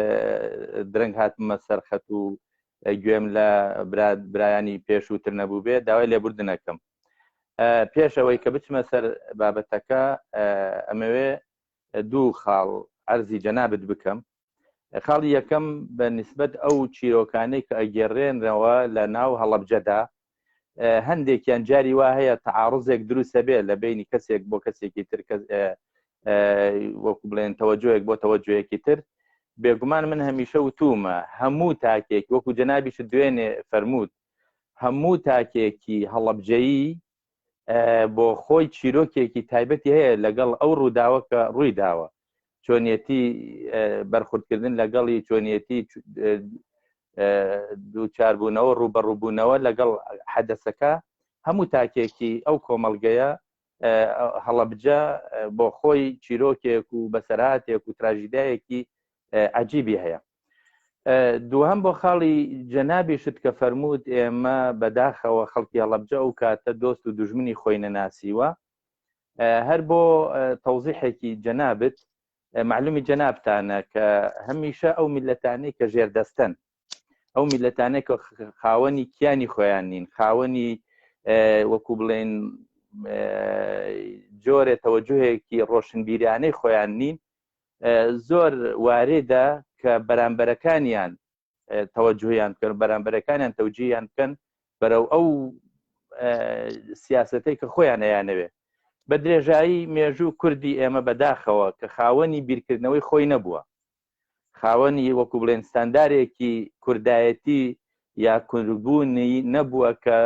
بە عەقڵیەتێکی کوردانە بیر بکاتەوە بە عەقڵیەتێکی ئینسانیانە بیر بکاتەوە بە عەقڵیەتێکی ئازادانە بیر بکاتەوە زۆر جار کەوتووەتە ژێر کاریگەری ڕاگەیاندنەکانی دەوروبەری هەر ئەو کوردە بووە مەسەلەن بۆ نمونە مەرحەلەیە لە مەرحەلەکانی ژیانی کەوتووەتە ژێر کاریگەری حکوومەتی بەعسی بووەتە کەسێکی بەعسی و ئیشی کردووە بۆ بەعز هەر ئەو کە کوردە بووە کە خۆی خاوەنی خۆی نەبووە تەبیعیە کە کەوتبێتە ژێرە کاریگەری ئیطلاعات و ئیشی بۆ ئیطلاعات کردوێ کەوتبێتە ژێر میدی تورکی و ئیشی بۆ تورکی کردبێ کەوتبێتە ژێر کاریگەری دەوڵەتێکی تر و ئادایەکی تر و کاری کردبێ لەبەر ئەوەی کە وەک عەرزم کردی کورد بەداخەوە هەتا ئێسەیشی پێوە بێ لەگەڵ بێ چۆن بڵێم مەدرسەیەکی بیرکردنەوەی واقعی کوردستانی نییە یعنی تاکی کورد ئێستش بەداخەوە هێشتا نە ڕۆشنبیرەکانمان و نە خوێندەوارەکانمان و نە ئەحزابەکانمان و نە دەسەڵاتەکانی ئەم مەرحەلەی کوردە توانیوێتی جۆرێک لە جۆرەکان بیرکردنەوەیەکی ستانداری گونجاو لەگەڵ کورد نەخشە بکێشێ خەریتەیەکی بۆ بکێشێ بۆ ئەوەی کە تاکی کورد لەسەر ئەو بنەمایە بیر بکاتەوە لەو چوارچێوەیە بیر بکاتەوە لەو چوارچێوەیە هەڵوێست و مۆقیع بێ بۆیە تەبیعیە لەو کاتەی کە پاسدار هاتووەتە هەڵەبجە و جۆرێک لە جۆرەکان خەڵکانێک هەبوون فیرار بوون خەڵکانێک هەبوون دەرکراو بوون لە وەسەتی عێراق و لە کوردستان و لەوانەوە کە هەڵەبجە بووبوویە لانکەیەکی جۆرێک لە ئازادی جۆرێک لە ئەوەی کە حکوومەتی بەعسی زۆر دەسەڵاتێکی وەکو بڵێن استیخباراتی نەبوو بەسەر هەڵەبجە ئەگونجێ خەڵکانێک کە فیرار بووبن کە خەڵکانێک کە وەکو عەرزم کردی دەربەدەر بوون و هاتوونەتە هەڵەبجە ئێستا وا بزانن کە ئەم پاسدارە ئەم جەیشە محتەلە داگیرکەرەکە هاتووە بە مۆسیزی خۆی بزان بڵێن مامۆستا ببەخشە من لەگرا تەکمیلیەک بخەم لەسەر فەرمایشاتە جەنابتان و ئێوەیش سەرنجی لەسەر بدەن بزانن ئایا وا هەسیاوان دەڵێ جا من ئەگەر یەک لەحظەم بفەرمووی با کەلیمەکەم تەواوکەم دێمە خزمەتت. ئێمە وەکو ئەوەی کە ئەوەکو عەرزم کردی ئەو کەسانەی کە بیرکردنەوەیان هەبوو، بیرکردنەوەیان بۆ داگیرکردن و تەبیعەتی داگیرکردن هەبوو، ئەمانزانی کە ئێمە تووشی کارەساتێکە بین، کارەساتێکی زۆر خەتەر و زۆر ناڕەحەت و ئەوانە. هەر بالموناسەبە حەزەکەم ئیشارەتێ بکەم بۆ مامۆستایەکی بەڕێزی، مامۆستایەکی ئاینی، مامۆستا عەبدوڕەحمانی دووریسانە، دەیەکی بچووکە لەم دیوی پاوەوە، ساتیاری، مامۆستا عەبدوڕەحمانی ساتیاری یان یەکێک لەو دیایەنەیە، لە ئەسڵا خەڵکی ئێرانە، بەس هاتوبووە عێراقەوە، هاتوبووە عێراق لە بەرەوەی کە لە هەڵەبجە دانیشت لە گەڕەکەکەی ئێمە بوو، مامۆستای ئاینیمان بوو. ئەو بەیانیە کە پاسدار هاتنە خوارەوە، من چووم و بینیم وتم مامۆستا وەزعت چۆنە، چۆن بیرەکەیتەوە، چۆن ئەڕوانیتە ئەو سیرەکەم زۆر بێتاقەتە. وتی کاکە لوقمان، ئێوە لەوە ئەچێ خەڵکی ئەم کورد، ئەم هەڵەبجە و ئەم دەوروبەرە نەزانن کە بۆچی ئەم ئێرانیانە هاتوون. ئەم ئێرانیانە نەهاتوون کە هەڵەبجە ئازاد بکەن، ئەم ئێرانیانە هاتوون وەکو بڵێ ئەم ئەرزە بسووتێنن لەگەڵ لەو موامرەوان. مەبەستم ئەوە بوو بۆ چوونەکان جیابوون، یعنی ئەوەی کە وتراوە کە خەڵک هاتووە و پێشوازی پاسداری کردووە، بێگومان وەکو عەرزم کردی لە دوو ڕەهەندەوە بوو. ڕەهەندێکیان ئەوەیە کە ئەو کاتە و تا ئێستێشی لەگەڵ بێ ئێمە نازانین چۆن بیر بکەینەوە، دۆست و دژمنی خۆمان تا ئێستش ناناسین. و دووهەمیش حاڵەتێک بووە ئەو خەڵکە وای زانیوە کە ئەوە ئینقاز بووە و کە ڕزگار بووە و کە ئازاد بووە. جا دێمە خزمەت جەنابەت فەرموو. خاشەکە من گەرەکم و لەگرا نوکتەیەک بێژم و ئێوەیش بە عەقڵە خۆتان هەڵی سەنگێنن. بڵێ بزانە ئێژێ معلمێک کە ویستی بێژێت بە مناڵەکانە شاگردی ئەلکۆل خراپە نەیخۆن، ڕووی ئەلکۆلی هاوردە سەری کڵاسی دەرس و کرمێکی خستە ناوی ئەلکۆلەکە، کرمەکە وشک بوو، کرمەکە وشک بوو. گەرەکی بوو بێژێ ئەلکۆل ئەتان کوژێ. لە مناڵەکانی پرسی وتی مناڵەکان نەتیجە ئەگرین چی؟ مناڵی هەڵسا ئەوتی ئەلکۆل بۆ کرمەکانی ناوی بەدەن خاسە، یانێ کرمە کوژێ. یعنی هەر کەسێک ئەوێنی لە پڕێکە ئەگەر تۆ پشڕاستی نەکەیت و شتێکی تر تێبگا. بزانە مامۆستا من دوێ شەویش لە جەنابەت بیستم، لە کەسانێکی تریش بیستم کە هەڵەبجە لانکەیەک بوو، هەرچی فیرارە تێهات. خۆ ئەمە کرا بەو دەستەواژەی کە ڕژیمە سەدام ڕقی بوێ لە هەڵەبجە. وەلی با من نوکتەیەکی تر بێژم، پرسیارێکەکەم بە بەڵێ جواوم بێنەوە یا بە نەخێر. مامۆستا من بیستێکمە ئەوەی ئەسکەری فیرار بواە لە ئەرتشی عێراقی ڕەمی ئەکریا ئەگەر بگیریایە، بەڵام سەدام حسێن ئەمەی بۆ کوردوا لێ نەکردبوو، بۆیە کورد ئەیتوانی ئەسکەری فیرار بێت و نێشی کوژێت. ترسەکەشی ئەوە بوو کە نەڕواتە ناوی مخالفینیەوە. دروسە ئەم قسە دروسە یا غەڵەتە؟ بڵێ هەر فعلەن حتا من دوێنێ ویستم کەلیمەیەک بڵێم کە لەوە ئەچوو زۆر ئێستا مناسب بێ بیڵێم. هەر فعلەن حکوومەتی عێراقی، حکوومەتی بەعس، نەوع لە نەوعەکان لەم مەرحەلەی حربی عێراق ئێرانە تەساهولی لەگەڵ کوردە کرد و محاولەی ئەوەی ئەکرد کە کورد لە ناو کوردستانە بمێنێتەوە، نەچێتە دەرەوە. حتا دوێنێ هەر پێرێ ئەوە دوێنێ کە عەرزم کردی برادەرێک چاوپێکەوتنێکی هەبوو لە ڕووداو، وتی من ئەو کاتەی کە لەگەڵ مام جەلال بە ڕەحمەت بێ لە عێراق لە مفاوەزات لەگەڵ سەدام حوسەینە بووم، وەختێک کە مفاوەزات تێک چوو ئەخیر قسە سەدام حوسەین وتی بە مام جەلال، وتی مام جەلال ئێوە ئەوچنەوە دەرەوە، ئەوە جارێکی تر ئیعلانی شەڕەکەن لەگەڵ ئێمە، بەڵام با من یەک شتان پێ بڵێم، ئەگەر خۆتان شەڕمان لەگەڵەکەن، خۆتان شەڕمان لەگەڵەکەن، ئەوە ئێمە بە چەکی سادە و خەفیف شەڕتان لەگەڵەکەین، بەڵام ئەگەر بێت و لەگەڵ دوژمندا شەڕمان بکەن، ئەوە بە چەکی قورس شەڕتان لەگەڵەکەین هەموو چەکێکتان بۆ بەکارهێنی مەبەستم ئەوە بوو عێراق لەو حاڵەتەدا تەساولاتی کرد حتا ئەیود ئەو کەسانەی کە ناتوانن عسکەری بکەن با بچن لە دائیرەیەکە پیانەوت ئینتیدار لە دایرەیەکە داتان ئەنین لە بری عسکەری و لە بری ئەوەی کە مەچنە جەبە و با نەکوژرێ پێیان ئەوتن ئەگەر ئەوانەی کە ناچنە عسکەری ئێمە فەوجە خەفیفیان بۆ ئەەکەینەوە دوو لە ڕووی جەنابتان و بیسەران بە ناوی جاشەوە فەوجە خەفیفەتان بۆ ئەەکەینەوە لە دێکانی خۆتان لە شارەکانی خۆتان ئێوە چەکدار ببن دیفاع لە خۆتان و ئەوانە بکەن و قەیناکە مەچنە عسکەری و مەچنە جەبهەکانی شەڕ لەبەرسە قسەکەی جەنابێت حکوومەتی باسی لەو کاتەدا ئەم تەساهولاتانەیە کرد بۆ کورد بۆ ئەوەی کە نەچێتە دەرەوە خۆی ئەیزانی هەڵەبجە پڕە لە فیرار ئەیزانی ئەو خەڵکانە هەمویان فیرارن بەڵام نەوعێ لە نەوعەکان چاوپۆشی لێکردن بۆ ئەوەی نەچنە دەرەوە بەڵێ من لەگرا گەرەک بوو بەو نەتیجە بگەم کە دەوڵەتە عێراقی ئەگەر مەیلی بوایە خەڵکە فرار لە هەڵەبجە بگری وەکو ئاوی خواردن ئەیگرتن ئێمە بەم نەتیجە ئەگرین حاکمیەت یەکسری تکنیک و تاکتیکی هەست نەیگەرەکە ستەمەکە بگاتە ئەوجێکە ببچڕێ بۆیە تۆ دائیمەن ئێشێ ڕێگە دەرچوویەک بۆ خەڵکی بێڵی تۆ بە شێوەی ڕسمی ئیعلامی ناکەی بەڵام یەواش یەواش هەڵەبجە و جێگەیەک تایبەت ئەەکەی بە لانکەیەک کە کەسانی زۆر مخالفن و دەرچووبن بتوانن لەوێ خۆیان کۆکەنەوە من ئەم قسە بۆ ئەەکەم ئەمە ئەقلی سیاسی وایژێ هەر کەسێک بێ ئەو دەسەڵاتدارێتی بکە ئەو کارە ئەکا چوون لە پڕێکا بە ئەتەقێتەوە یعنی تۆ هەر کەسێک کە مخالفێت و تۆ حتمما بیگری بیکوژی ئەم جامعە ئیدارە ناکرێەوە ئەبینین لە پڕێکا گشتی پەنەخواتەوە بەرعەلەی هەت تۆ ئێشەی عدە بتوانین ناوی منتەقەی بە ناوی هەڵەبجێشا ڕابگری کە خەڵک ئومیدێکیشی هەبێ ژیانە نۆرماڵیش بکە و نەڕواتە ئێران بێتۆ سپای بەدر نەڕوا بێتۆ بەرەی کوردستانی بگەڕێتۆ شەڕی جبهەیان لەگەڵا بکە چون تۆ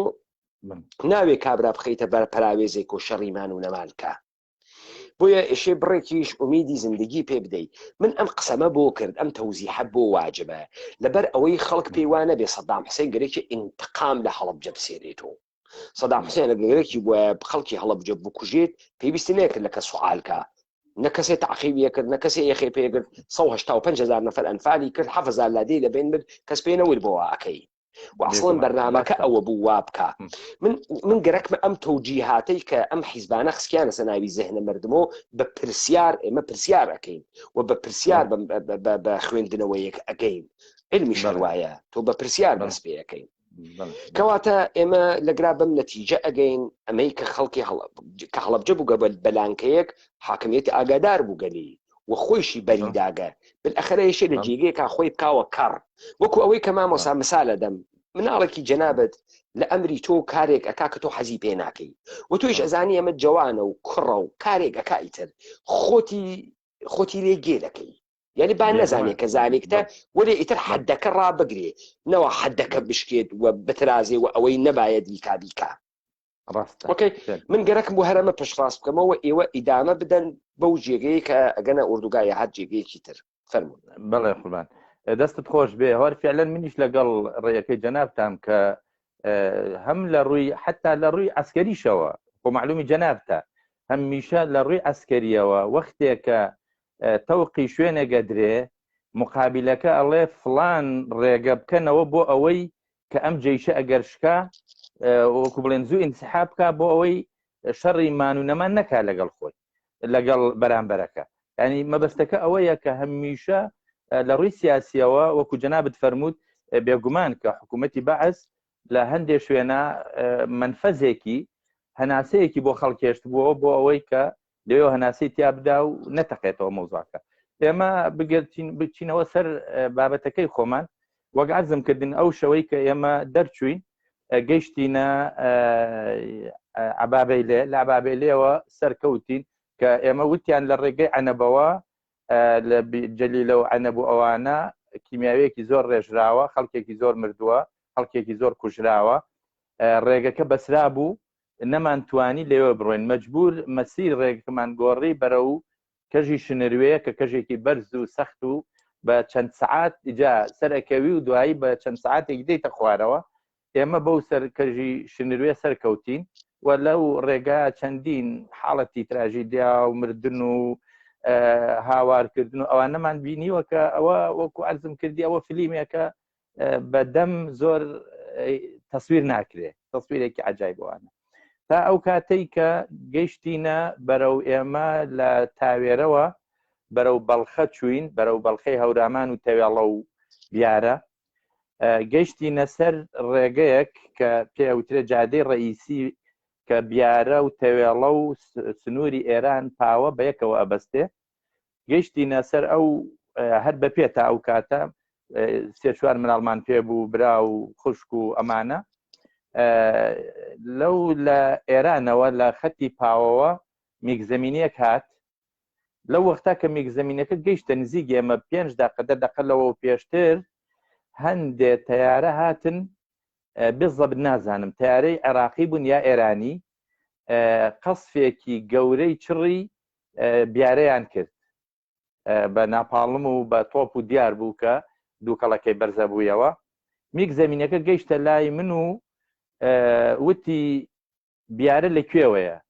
بیارە کوجاست منیش شارم بۆ کردوتم ئەوەیە کەوە هەواپێماکان کوتایان و ئەوە دووکەڵە بەرز بوویەوە مناڵێکمان لەگەڵ بوو ئەگریا وتی ئەو بەچێ بۆچی ئەگری وتم وەڵای ئەوە لە دوێنێەوە بەڕێوەین و شیری نەخواردووە برسیەتی و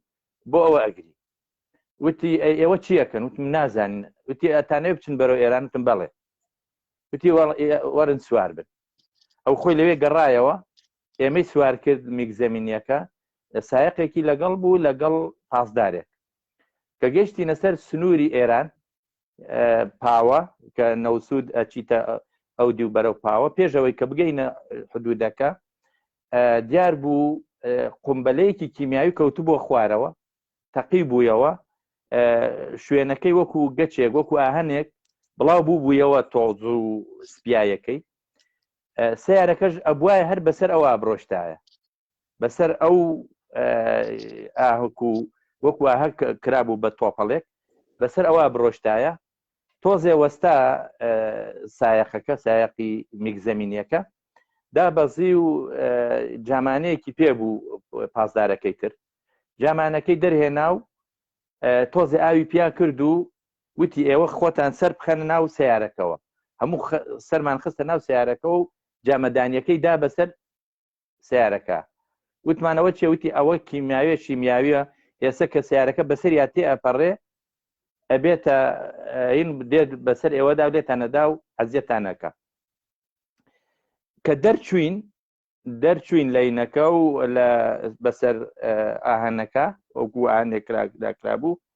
تۆزێ ڕۆشتین ئەولاوە من سەیرەکەم ناوچەوانم ئەکزێتەوە کە دەسم لێیە بەم شێوەیە دەسم لێیە سەیرم کرد سێرەکەم توێکڵی ناوچەوانم هەمووی هاتە خوارەوە خوێن و شت هاتە خوارەوە بە دەم و چاوما و ئەمەم تا ئێستش کە ئاسەواری ئەوەی پێوە ماوە کە هەر ڕەش بووەتەوە پشتی جامەدانێکە ئێرەم هەر ڕەشە ئاوام لێ کرد تێستەکەی لەگەڵ دەسما هات کە چوینە ئەو دی و دوئاو لەوە چە جەنابەت کە شارەزابی کە خەڵکی و منتیقەی گەیشتینە سەر پردەکەی دوئاو پاسدارەکە دابەزی سەیری منی کرد کە دەموچام خوێنی پێهاتووە و ناوچەوانم توێکڵی پێوە نەماوە وتیەوە چی بوو وتمەڵاوە تۆزی ئەو ئینەبوو کە لێیدا وتی باشە چوینە پایگایەکی لێ بوو مەعسکەرێک خۆمانەوە مەعسکەر لەوێ دەرزێکی بۆ هێنام دەرزێکی لێدام و مەڵحەمێکی هێنا کردێ چاوی مناڵەکان و خۆمان و وتی یەڵا سوار بن بردینە بەردەم مزگەوتی جامیعەی پاوە ئەمە ئێمەوە ئەزانم یەکەم سیارە یا دووەم سیارە بوون کە گەشت بووینە پاوە لەوێ یەک دۆست و برادەرمان هەبوون وەختی خۆی کە ئەو هەڵەبجیانەی کە ڕایان کردبوو بۆ لە سەریاز بوون یەک دوو خزممان و دۆست و ناسراومان لە نزیک مزگەوتی پاوە لەوێ خانوویان گرت بوو لەوێ ئیشیانە کرد خەیاتی و ئەو شتانیانە کرد یەکێکیانم بینی لەو برادرانە ناوی کاک حاجی حەکیمە وتی کاکە لوقمانەوە چییە ئەوە بۆ هات لێ هاتووە نجوتم وەڵا ئەوە لە هەڵەبجەوە هاتوین و کیمیاوی دراوە لە هەڵەبجە و خەڵکێکی زۆر مردووە و وتی وەڵی ئێمە بیستمان لە ناو هەواڵ و شتەکانە بەڵام زۆر باوەڕمان نەکرد وتم بەرەوەڵا ئیتر لەوێ لە خەڵکی پاوە لە دەورمان کۆبوونەوە و کۆمەڵێ ئەوانە سیرەکەم ئەو میگزەمینەیە کە لەگەڵ ئێمە بوو چووە خوارەوە خوار مزگەوتی گەورەی پاوە لەوێ هینێکی لێبوو کۆمەڵێ خەڵکی عسکەری لێبوو وەکو بڵێن نازانم بە مستەلەحیەوە چی پێڵێن مرکزێکی لێبوو بەسیجی لێبوو بەسیجی لێبوو وتی بانگی کردنە سەرەوە وتی ئەمانە خەڵکی هەڵەبجەن کیمیاویان لێدراوە بەڵام وتی خەڵکیەکی زۆری تر لە دواوەیە ئێوە ئێستا چیەکەن بە مینانە لەو کاتا وتی وەڵا ئێمە پێیان وتوین هەر کەسە هاتە ئێرە بینێرین بۆ 3-4 شوێن یا بۆ هەرسین یا بۆ سنغۆر یا بۆ کامیاران و ئەوانە لەو کاتا پاسێک مینوبوسێک لەوێ بوو هەر قەدەری خوا مینوبوسێکیان هێنا لە پاوەوە وتی خەڵکی کوێ وتی خەڵکی هەرسینم تی دێ ئەمانە بەرە بۆ هەرسی ئێمە تقریبەن من و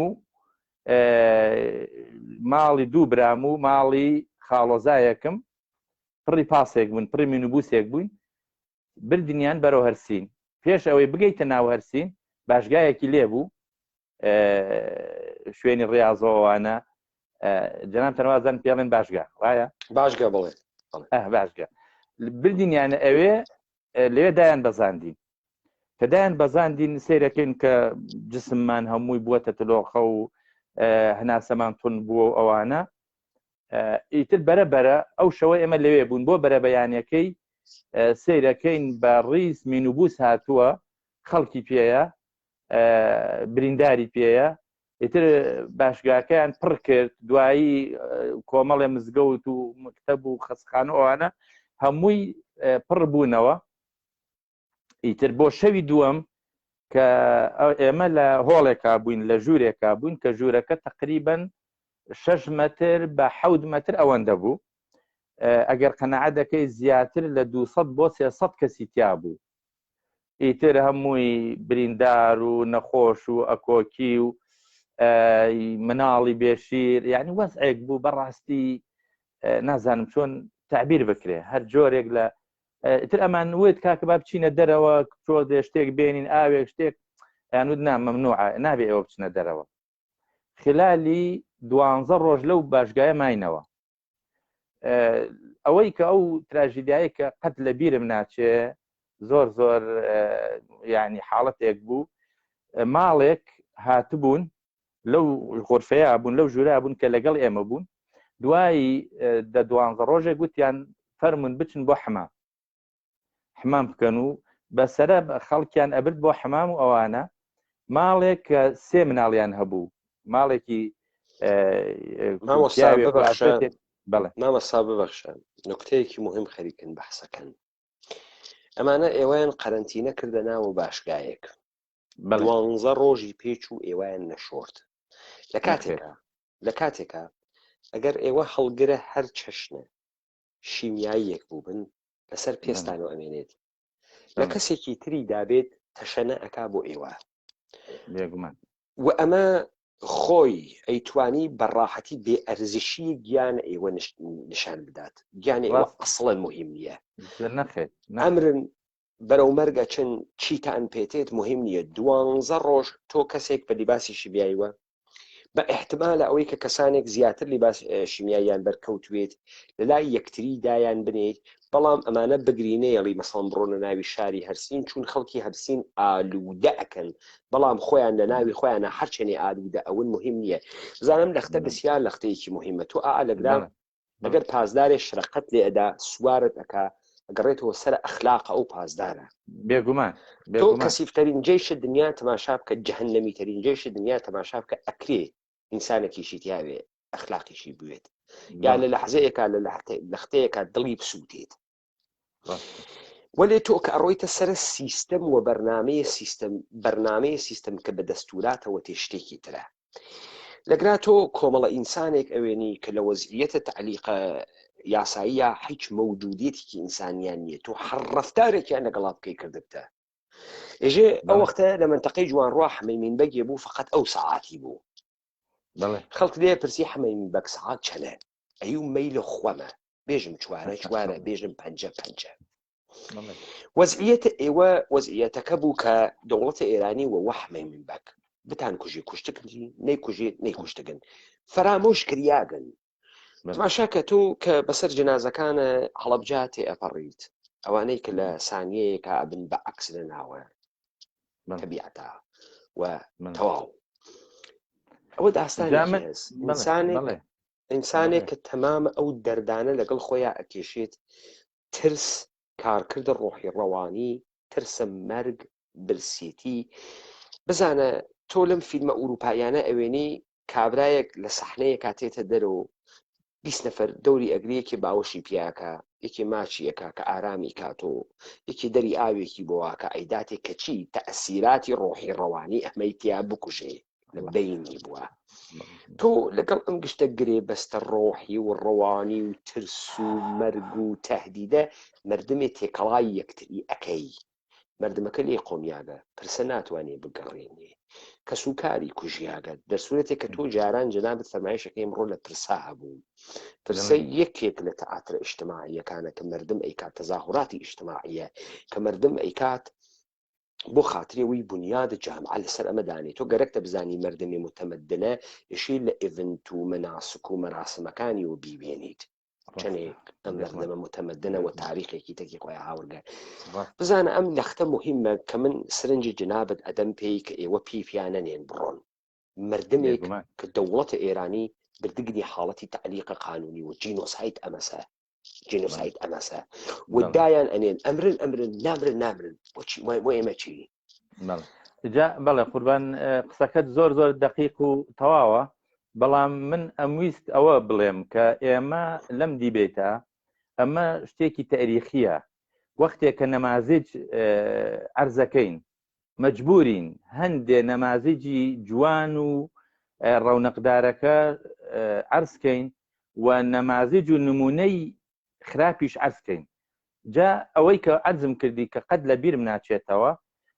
ئەوە بوو کە دوای 12 ڕۆژەکە وتیان بەسەرە وەرن بچن بۆ حمام ژن و پیاوێکە لەو ژوورەی ئێمە بوون 3 مناڵیان پێبوو مناڵێکیان شیرەخۆرە بوو بە باوەشی ئافرەتەکەەوە بوو ئافرەتەکان و پیاوەکانیان بەجیا ئەنارد بۆ حمام ئەممە خانەوادەیان نارد خۆی و 2 مناڵی بچکۆلەی لەگەڵ بوو لەگەڵ مناڵێک کە بە باوەشیەوە بوو کە ڕۆشتن و لەو سەرەوە هاتنەوە سەیرەکەم دایکەکە ئەدا بەسەری خۆیان و ئەگری و هاوارەکە پازدارێکیش پاڵی پێوە ئەنێ و ئەیکاتە ژوورەوە وتم چی بوو دادە ئەوەی بۆچی ئاواکەی بە پازدارەکەم وتم بۆ ئاکەی وتی نازانم بزانە ئەم ژنە چی ئەوێ چی ئەڵێ جا من تۆزەیەک فارسی مەزانی کەمێک بە عینوانی ئەوەی کە جارجار شتی سعدی و ئەوانم خوێندبووەوە کەمێک فارسی مەزانی وتم چییە دادا وتی کاکە ئێمە چووینە حمام خۆمان بشۆین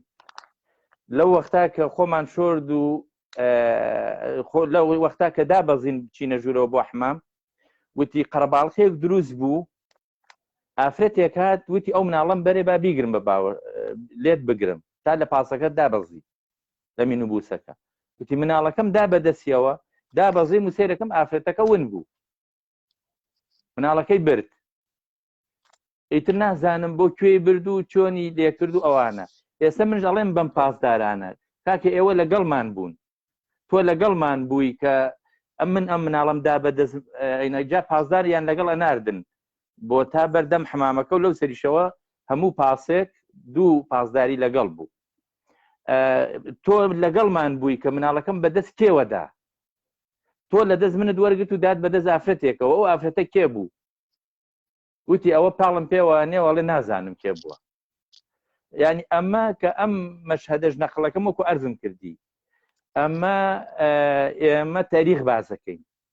ئێمە حاڵەت بازەکەین کە ئەبێ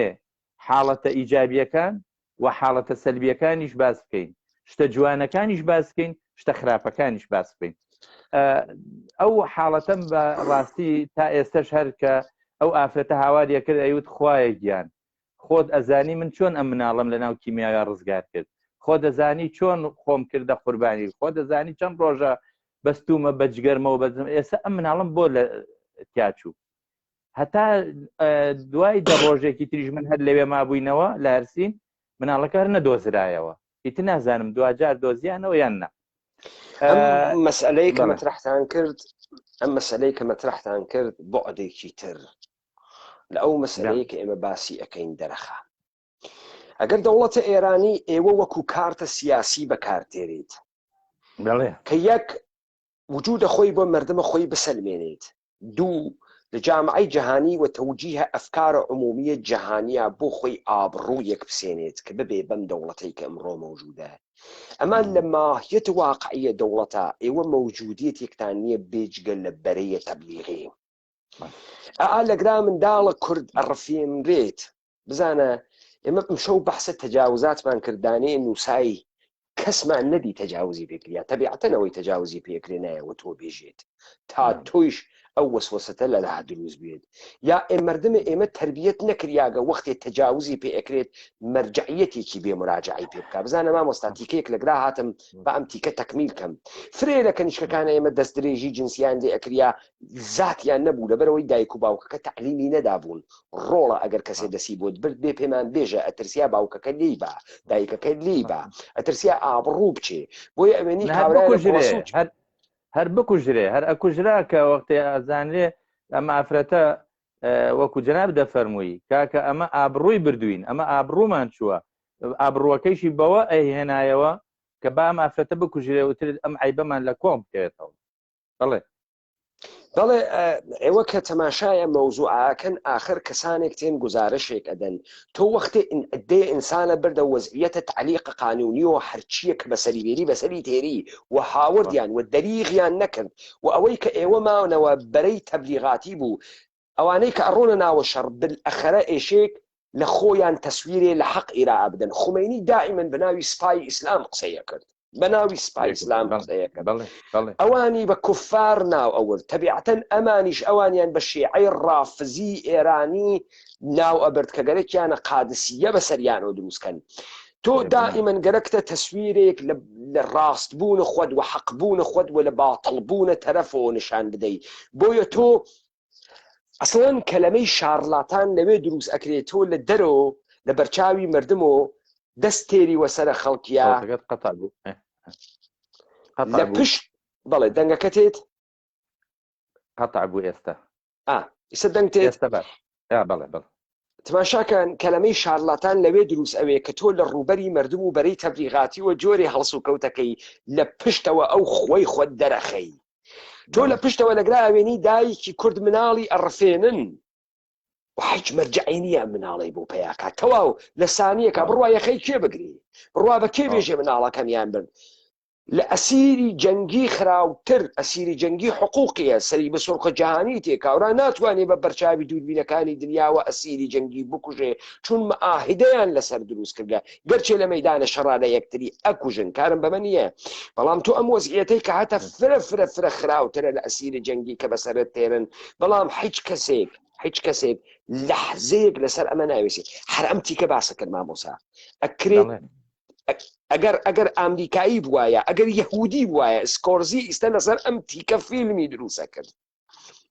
دروسە کرد لەسەر دایکێک وا لە لەحزەیەکا مناڵی ئەوەن و ئێمە فکرەکەین قەرزارە دەوڵەتە ئێرانین دەوڵەتە ئێران دەوڵەتە عێراق نەوکەرانە ئەم دەوڵەتانە ئێمەیان کرد بە هەوێنە ئارایشکردنە دەموچاوە کەسیفە خۆیان و ئەوەی بەسەریان هاوردین بە منەت پێیان فرۆشتینەوە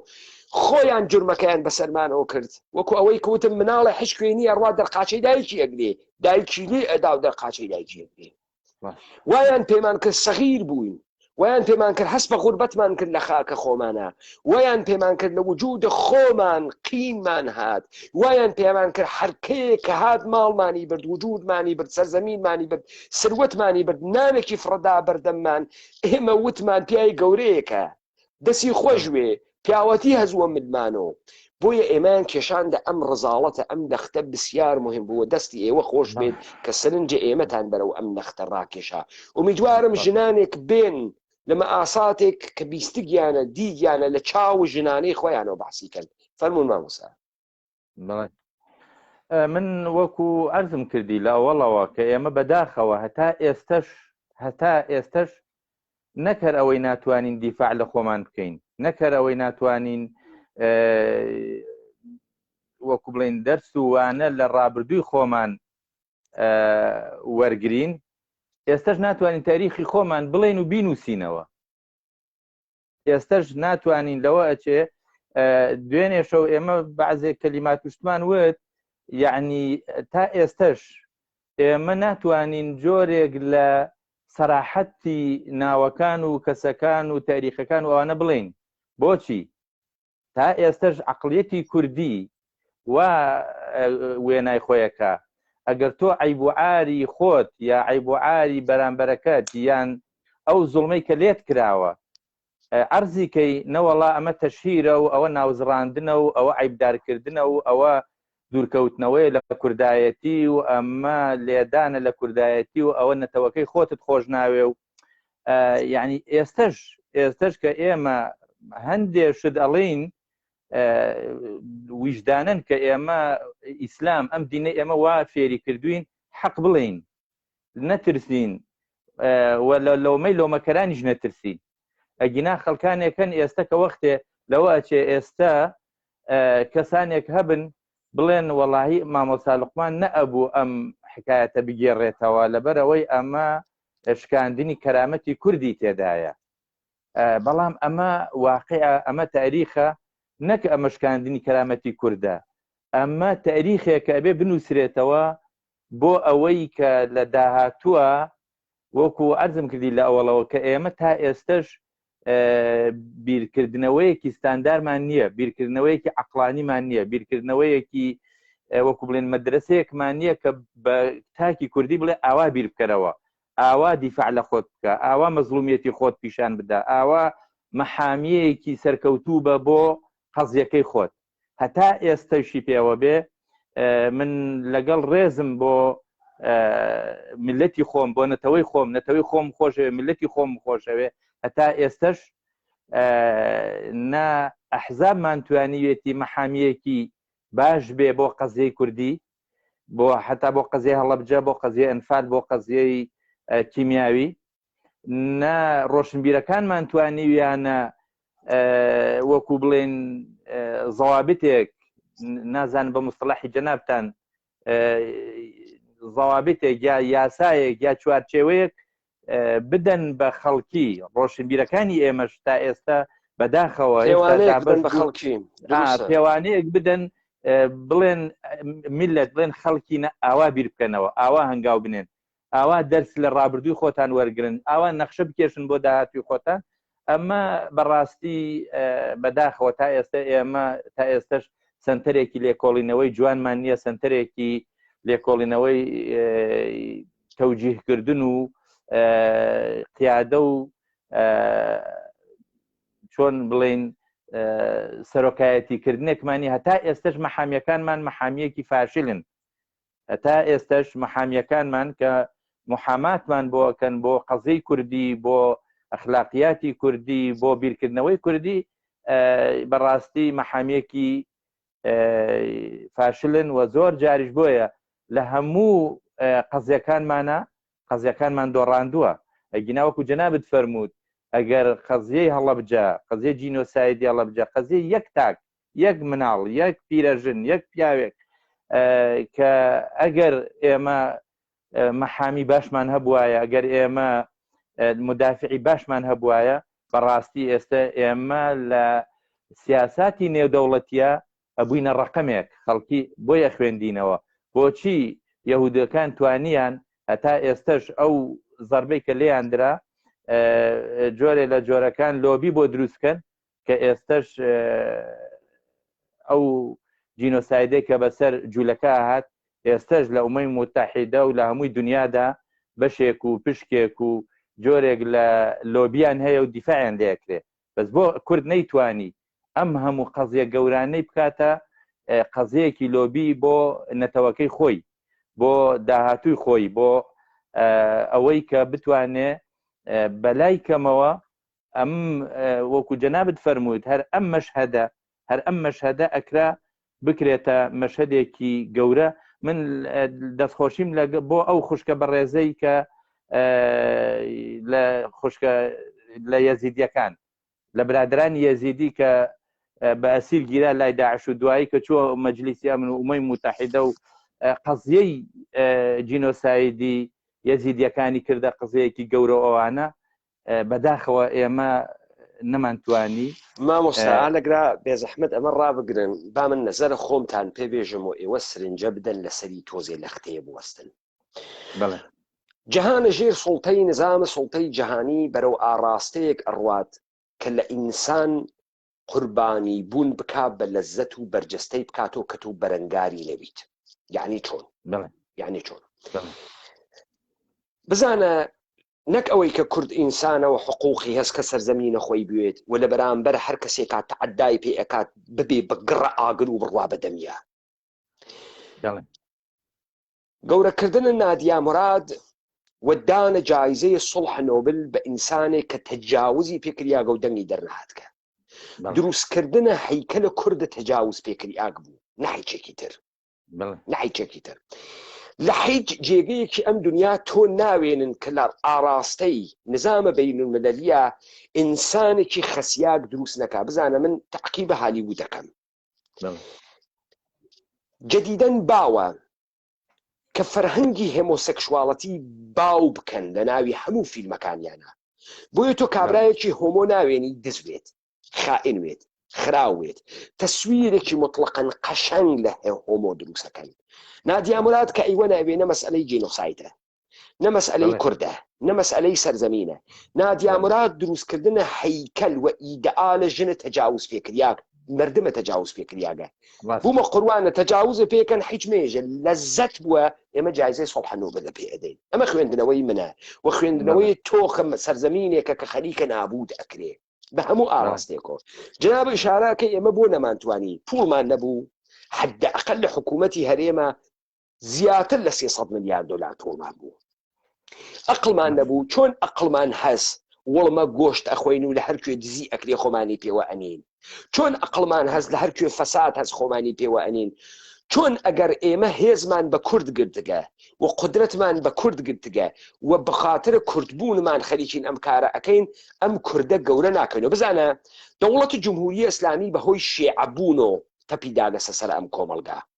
لذا ڕەوایەتە شیعە دروست ئەکا، ئەڕوات تاسوعا و ئاشورا ئەگێڕێت، جەدیدەن کە مۆسیقی ئەگۆڕێت ئەو تەکنۆ تێرێتە ناوە نەوحە. ئەسڵەن تاسوعا و ئاشورای کردگەسە ئێڤنت قرتیوی جڵفوی بێت بۆ کچبازی کوڕبازی، مادام ئەڕۆیتە ناوە ئاشورا کافیە. بۆیە کابرای تارانی ئەوێنیت نینۆکەکانی سوور کردگە تا ئەگرا، ڕووسەریشی بەسەرۆ نییە، ئەمرێ بۆ ئاغا ئیمام حوسەین. بوونە دەوڵەتە ئێرانی گرێ دریاگە بە دووشت، بە پادشاهی و سوڵتانی، بە دیانەت و شیعەگەری، زەرتشتیگەری و شیعەگەری. بۆیە لەگرا هەر پەرەی پێئەدا گەورەی ئەکا گەورەی ئەکا گەورەی ئەکا. سوال ئەمەسە ئەگەر دەسەڵاتە حکوومەتە هەرێم لەسەر کوردە ئەو ئیستەمەشایە ئێمە ئەگەر قارەمانی شنەوەیەنە قارەمانی بکردایەنە. ئەگەر تێ هەڵدریاگی شواهێنا تەسویری ڕۆسەنی زاڵی لە ئێمە دروست کردایە کە نەیکرد. ئەو مەشیایە لە نەتاشیاک بی تاشیایە وەلێ نەیتاشی. ئیمکانیاتی نەبوو قەڵەمۆ دەسیتی هەڵدریاگی فریتیانە. ببەخشن من ئەم مستەڵەحاتە بەکار ئەبەم لە حوزورە ئێوە، من خاوەنە قسەی خۆمم و مەتنە من دیارە. بۆ من قبول ناکەم لەوەی کە ئەمانە نەیان توانی. ئەی بۆ من ئەتوانم بە مۆبایلێکم ئۆتۆماشاکە مامۆسا من دانەیەک غوربەتی لە تەبعیدە کوردم، خۆ یەک دانە مۆبایلم حەبە دەسۆ ئاگام لە ئاخرین ئەخباری نێو کوردەوارە هەست، ئاگام لە ئاخرین ڕۆژانە سەدان ئەخباری جۆرا و جۆرم بۆ ئەهنێرن، ئەزانم کامی ساختەیە کامی دروستە. چۆن من ئەتوانم 1800 ساعت دیبەیت سەبارەت بە ئومەتە کوردی بکەم و من مەتنە کوردی دابنێم، بەڵام تینگ تانک، زانکۆ، حیزبێک کە وجودی بە کوردبوونەوە ئەگرێت و بە مەلایین دۆلار قدرەتی پولی ماڵی نەفەری هەس نەیتوانی گەبیکە ئیلا ئەوەی کە تۆ بۆ ئەم نەتیجە ئەگەیەنێ ئەمانە لە ئاراستەی نابودیە مردمە کورد فەرهەنگە کورد تاریخ کورد سەرزەمینە کوردەوار مبارزە و ئینسانە گەردەنکەشە کوردی خەریکن حرەکەت ئەکەن و سەرکەوتوو بووگن اتفاقەن ئەوان سەرکەوتوو بووگن لە جنایەت سەرکەوتوو بووگن لە فەساد سەرکەوتوو بووگن لەوەی کە مامۆستا تۆ لە خۆت ناپرسی وایتە ناوی هەڵەبجە مامۆستایەکی ئاینیت مامۆستایەکی ئاینیت من بە شەهامەتە تۆ تەبریک ئێژم وا تریبوون ئەو مزگەوتانە کە من تەماشایان ئەکەم ئەوەی تۆ بوونی پێوە ئەەکەی ئەوە لە شەهامەتی تیانە ئەوە لە سەداقەتی تیانە ئەوە لە ئیمانی تیانە من وتم وەختی خۆی وتم ئیسلامی بوون یعنی محەممەدی بوون محەممەد ئینسانە ئینقلابی بوو تەواوی دنیا ڕووی تێکرد وتی من ڕازەکەم وتی ئێوە گشتان کافرن وتی ئێوە فی قلوبهم مەرەزون یەک نەفەر ولی ئەوانە خەریکن ئمڕۆ تەبلیغەکەن لە تریبونە ئەوقاف و چوارژنە و حەجچوون و هەرچی فەسادە ئەی خونجنن تحتە ناوە شەریعەت بەڵام بۆی محەممەدی لە ئیمانە هیچ کەسێکەوە دەرنایێت ئەمە سەمەرەکەی چییە؟ سەمەرەکەی ئەمەسە ئاغا گیان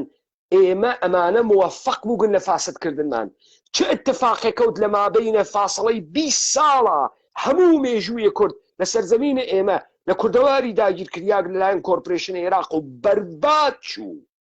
20 ساڵ ئەم گشتە فەسادە پورجێگەی هەرچی شتی گرتو هەرچی خراوە بووە پیاک هەرچی پیاگە بووە ناپیاک بوو وایە پێهاتە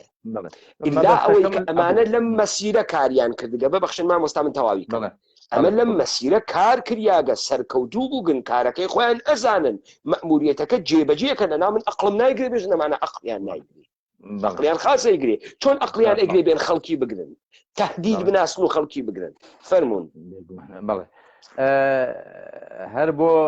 لەتیفەیەکی مەجلیسەکەمان دیبێتەکەمان هەر بۆ ئەوەی جەنابەت کە فەرموود دروستکردنی عاشورا و تاسوعا و ئەوانە لەو پار لە هەندێک لە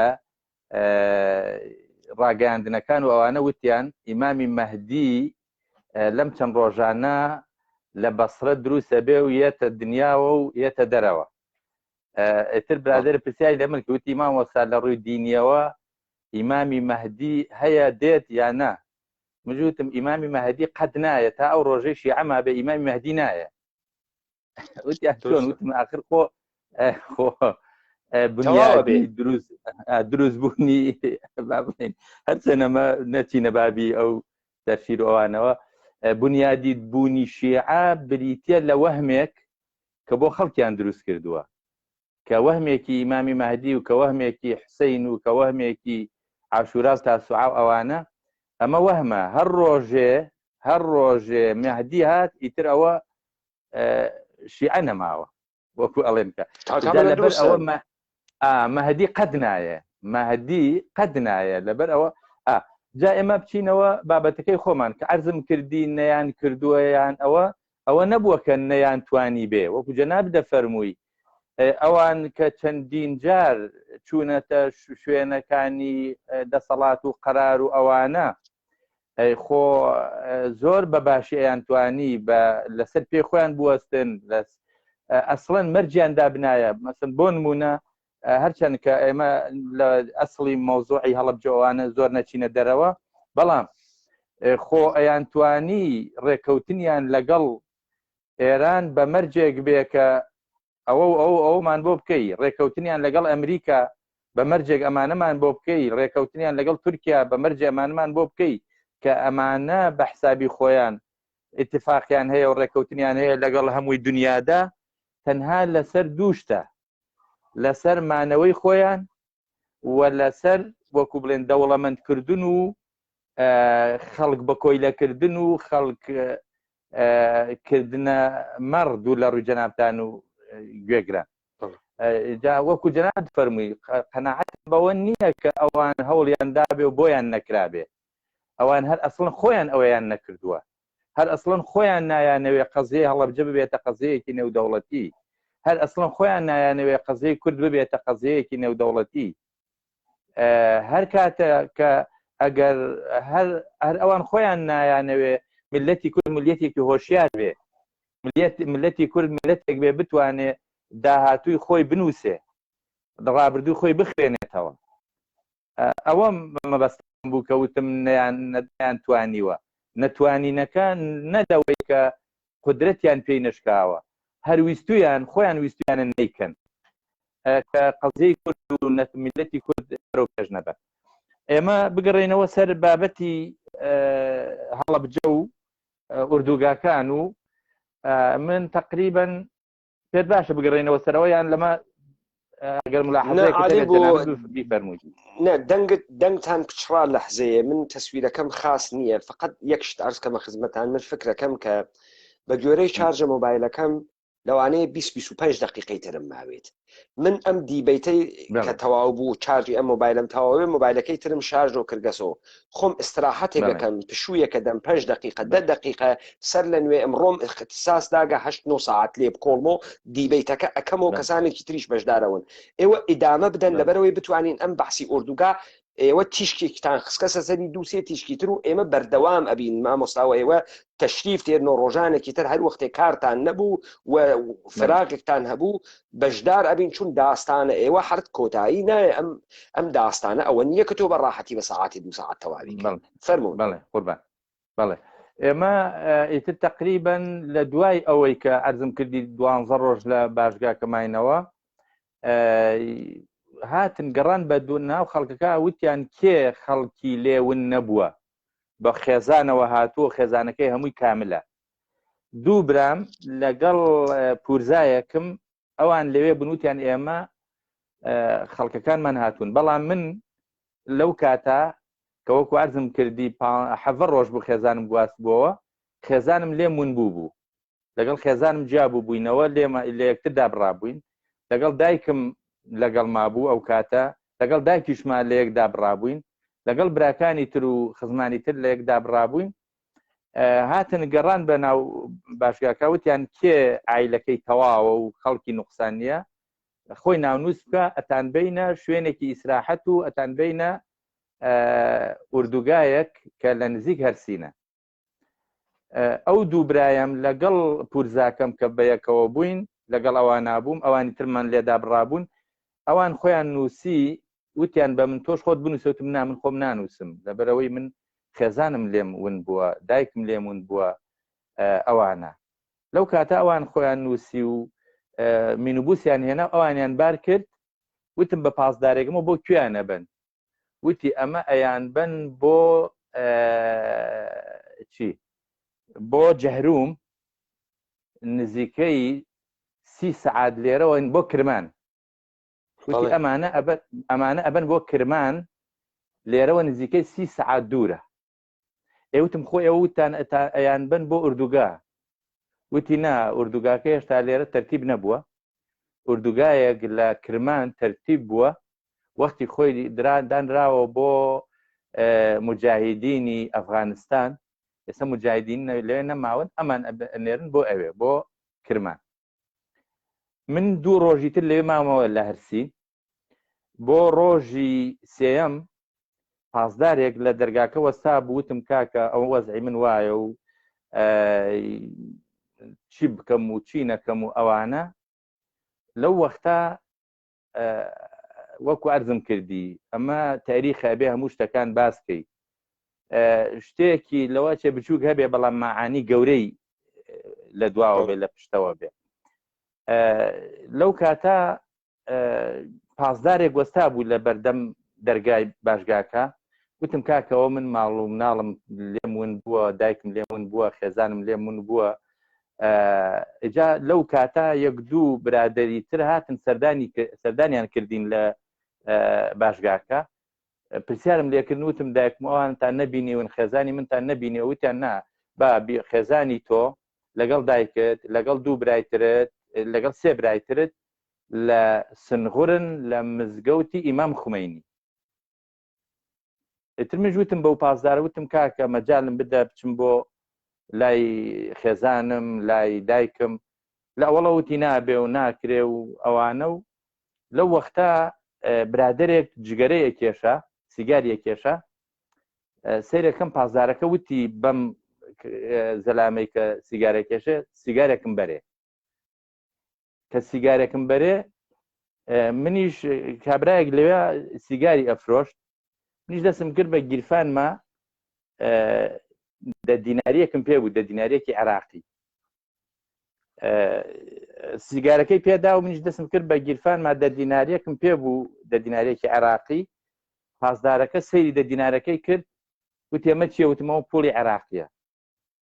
وتی نایدەی بە من وتم با بۆچی نادەمێ بۆ تۆ ئەویش دای بەهین و وتم بۆچی تەوتی وڵات سیگاری پێکڕم وتم باش خۆ پارەی عێراقیە وتی ئێسای گۆڕمەوە بەتمەن وتم باشە قەیچێکە وەریگرە بۆ خۆت ئەمزانی بەمە مەجالێکم بۆ ئەکاتەوە کە بچم بۆ بەدەم ماڵ و مناڵ و ئەوانەوە لەو وەختا ئەتر دیسان دووبارە لێ پرسیمە وتی باشە تۆ کە سوکارت لەکوێن وتم لە سنغورن ئەڵێن لە سنغورن لە مزگەوتی ئیمام خومەینی لەوێوە سیارەیە کات ماشینێک هات هاواریە کرد دەنگیە کرد سنغور سنغور سنغور یەکسەر ڕایگرت وتی وەرە وەرە منی برد وتی ئەم عێراقیە وتی بەچەکانی و خێزانی و هاوسەری و دایکی ئەوانە ون بوون لە مزگەوتی ئیمام خومێنین لە سنغور بیبە بۆ ئەوێ ئەویش وتی باشە بەسەر چاو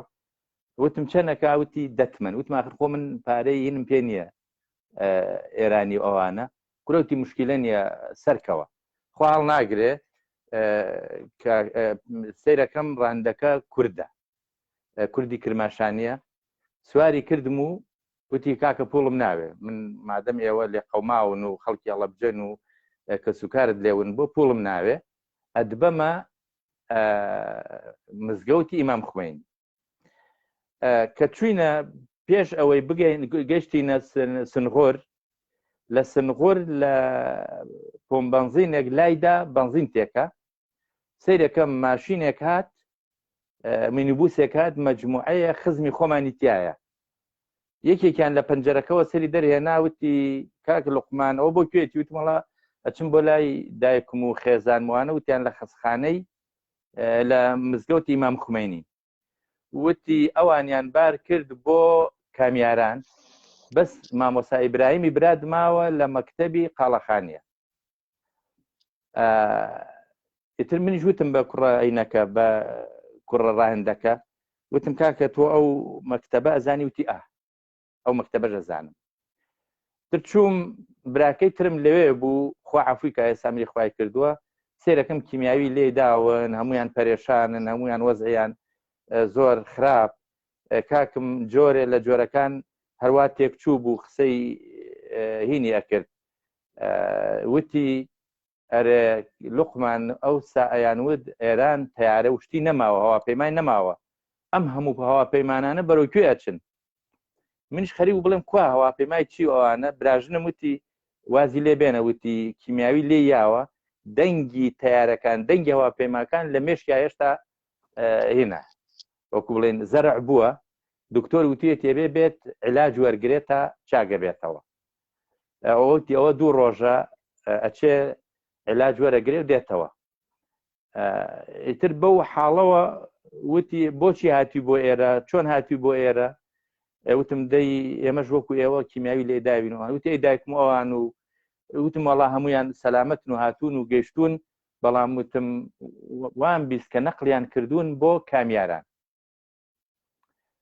خواڵ ناگرێ ئەو ڕاندەیە وتی کاکە وەرە ئێستا بم بۆ ترمیناڵی کامیارانیش بردمیە ترمیناڵی کامیاران وتی کاکە ئەم کوڕە عێراقیە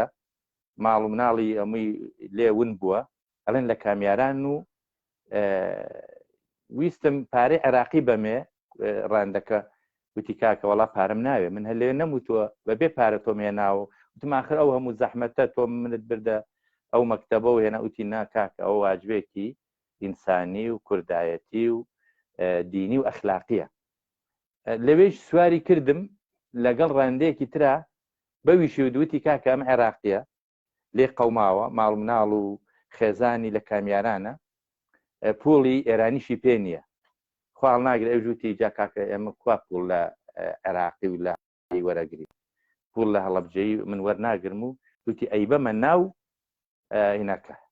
ناو کەمپەکەی کامیاران سواری کردم هێنامی دوای نوێژی عیشا گەشتمە کەمپەکەی کامیاران لەوێ تۆزێ گەڕام بە ناو خێمە و شتەکانە خێزانم و دایکم و دوو برایترم و خوشکێکم و ئەوانە لەوێ بوون ئەوانم دۆزیەوە و سێ چوار ڕۆژێک لەوێ ماینەوە لە کامیاران دوایی هاتن ناونووسیان کردین نەقلیان کردین بۆ سەقز لە ئوردوگای سەرچاوە لە بینی بۆکان و سەقزایە ئوردوگایەک بوو لەوێ کە بەیانیەکی سارد چوینە ئەوێ کە خێمەیان هەڵدا بوو لەسەر بەفر هێشتا بەفرەکەی لێما بوو منطقەیەکی زۆر کوێستانە معلومی جەنابتە سەقز و ئەوانە خێمەیان هەڵدا بوو ئیتر ئێمەش بەبێ هیچ شتێکمان پێ نەبوو کە ڕۆژ بوویەوە سێرەکەن خێمەیە و لەسەر بەفرە و لێ دانیشتین خوا هەڵناگرێت بۆ دووری نزیکەی سەعات 11:30 و 12 پیاوێک هات زۆر پیاوێکی بە شەهم و بەڕێز ئاغای سەداقەت خەڵکی بۆکان بوو مدیری ئوردوگاکە بوو گەڕا بە ناوینەکانە بەنا ئوردوگاکە وتی کێ شارەزایی هەیە کێ وەکو بڵێن ئەتوانێ ئیش بکە لەگەڵمان بۆ خزمەتی ئەم خەڵکە کێ بەقەدەری خوا لەو کاتا من لە نزیکەوە بووم وتم ئاغای سەداقەت چی دێ وتی وەڵڵاهی ئەمەوێ کۆمەڵێک گروپ دروستکەین لە خۆتان و لەم خەڵکە با هینێ بکەین ئەم خێمانە چاکەین بۆ خەڵکی تر منیش وتم بەسەر چاو هەر ئێستا مجموعەیە دۆست و برادەر و خزم و ئەوانم کۆ کردەوە کوڕە گەنجەکانیان وتم وەرن یەڵا کاکە کردمانن بە سێ چوار گروهەیەکیان خێمە چاکە گروهێکیان خێمەکان پاک کاتەوە بەفرەکە لابە گروهێکیان ئەوانەی کە لە ناو سیارەکان یواش یواش دایان گرن ماڵ و مناڵ و ئەوانە گروهێکیشیان ئەو شتانەی کە هاتبوون لەوێ وەکو سۆپا وەکو پێویستیات و ئەوانە تەوزیعیکەن بەسەر خەڵکەکانە بەڵام لەو وەختەی شایتر فەرماندار هات ئاغای سەداقەت وتی لەگەڵ ئاغای سەداقەتوانە کەوتنە قسە ئاغای سەداقەت وتی من شتێکم وتووە بە خەڵکی بۆکان کۆمەڵێک دەوڵەمەند هەن ئێستا شتان بۆ ئێهێن مامۆستا کاکە لوقمان ئەو کاتە مامۆستا نەبووم هەر گەنجێکی واکو بڵین سەرڕوود بوو وتی ئێستا خەڵکێکی زۆر هەیە داوایان لە من کردووە کە کۆمەک بنێرن بۆ ئەم خەڵکە لێ قەوماوە لە سەقزیش و لە بۆکانیش بگەڕێ بەناو خەڵکی دابزانە چی پێویستە ئێتر میش گەڕام بەناو خەڵکیە تەبعاً ئەوە ئەو کاتە چی پێویستە یەکەم شیری منداڵ پێویستە دووەم خواردن پێویستە سێهەم بەتانی و پەتوو ئەو شتانە پێویستە ئیتر من حسابم کرد کە چەند بێشکە بۆ مناڵان لەگەڵ شیر ئەو مناڵانەی کە مناڵن و مناڵی بێشکەن نزیکەی ئەو کاتە 270 کەس بوون وابزان 270 مناڵ بوون کە شیری دایکیان نە ئەخوار شیرینیان ئەخوار لەگەڵ مجموعەیەک لە خواردن و ئەو شتانێک کە خواردنی پەلەن و لەگەڵ پەتوو ئەوانە نووسیم کە چەند عەدەد پێویستە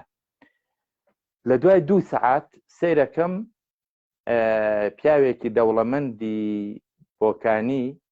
بەداخەوە ناوەکەم لەبیر چوویەوە حاجی کێ ناو بوو سەیرەکەم 270 لانکەی هێناوە لانکی بێشکەی مناڵ لەگەڵ 270 کارتۆن شیر لەگەڵ 270 مەمکی مناڵان ئەوە مناڵان ئەوانە وتی مامۆستا ئەمە ئەو ئیحسایە ئەو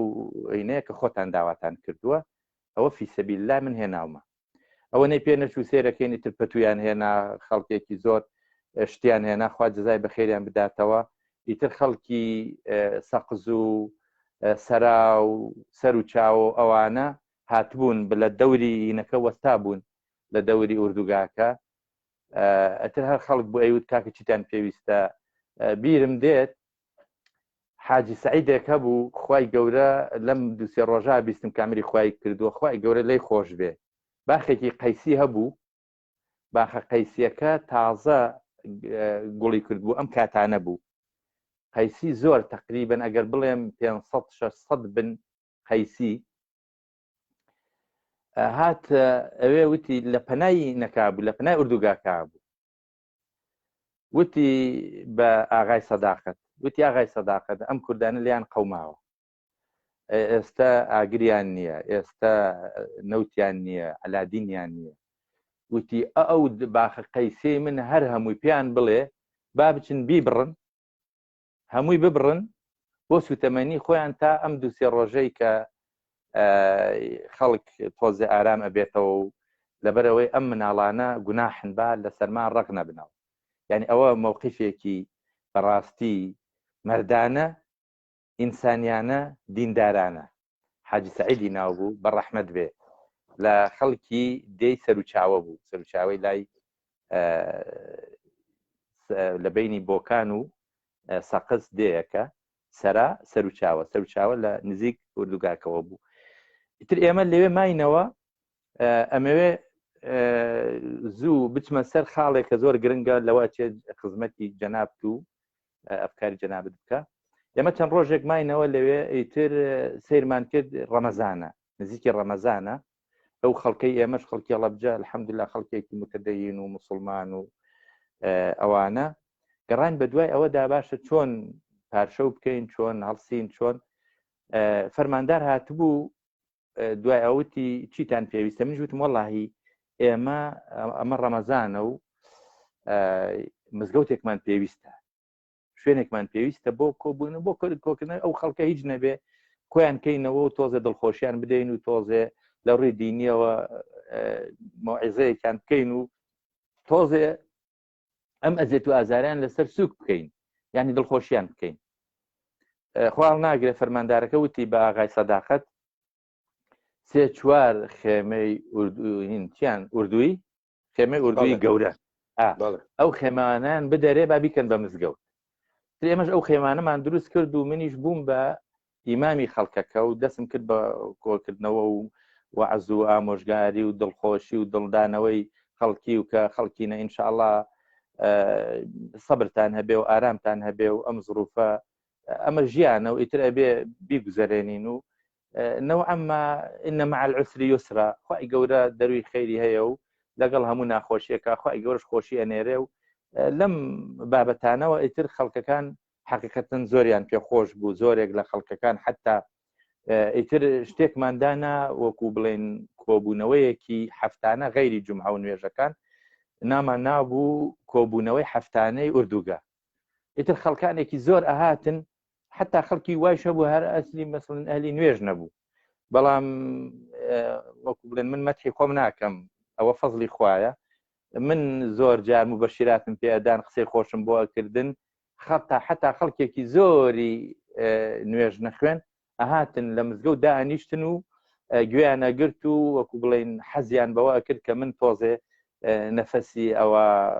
خۆشیم بە گوێیانە ئەدا دڵخۆشمەکردن چیرۆکی خۆشخۆشم بۆ گێڕانەوە ڕۆژێ ئەمەوێ ئەمەت ئەسکەم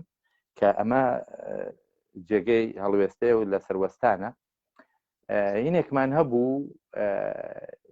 کاکەیەکمان هەبوو ئیطلاعات بوو ئیطلاعاتی ناو ئوردوگا بوو ناوی ئاغای پەنایی بوو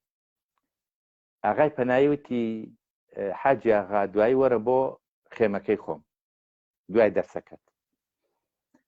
دوای دەرسەکە چووم وتی شتێک بڵێم وتم بیڵێ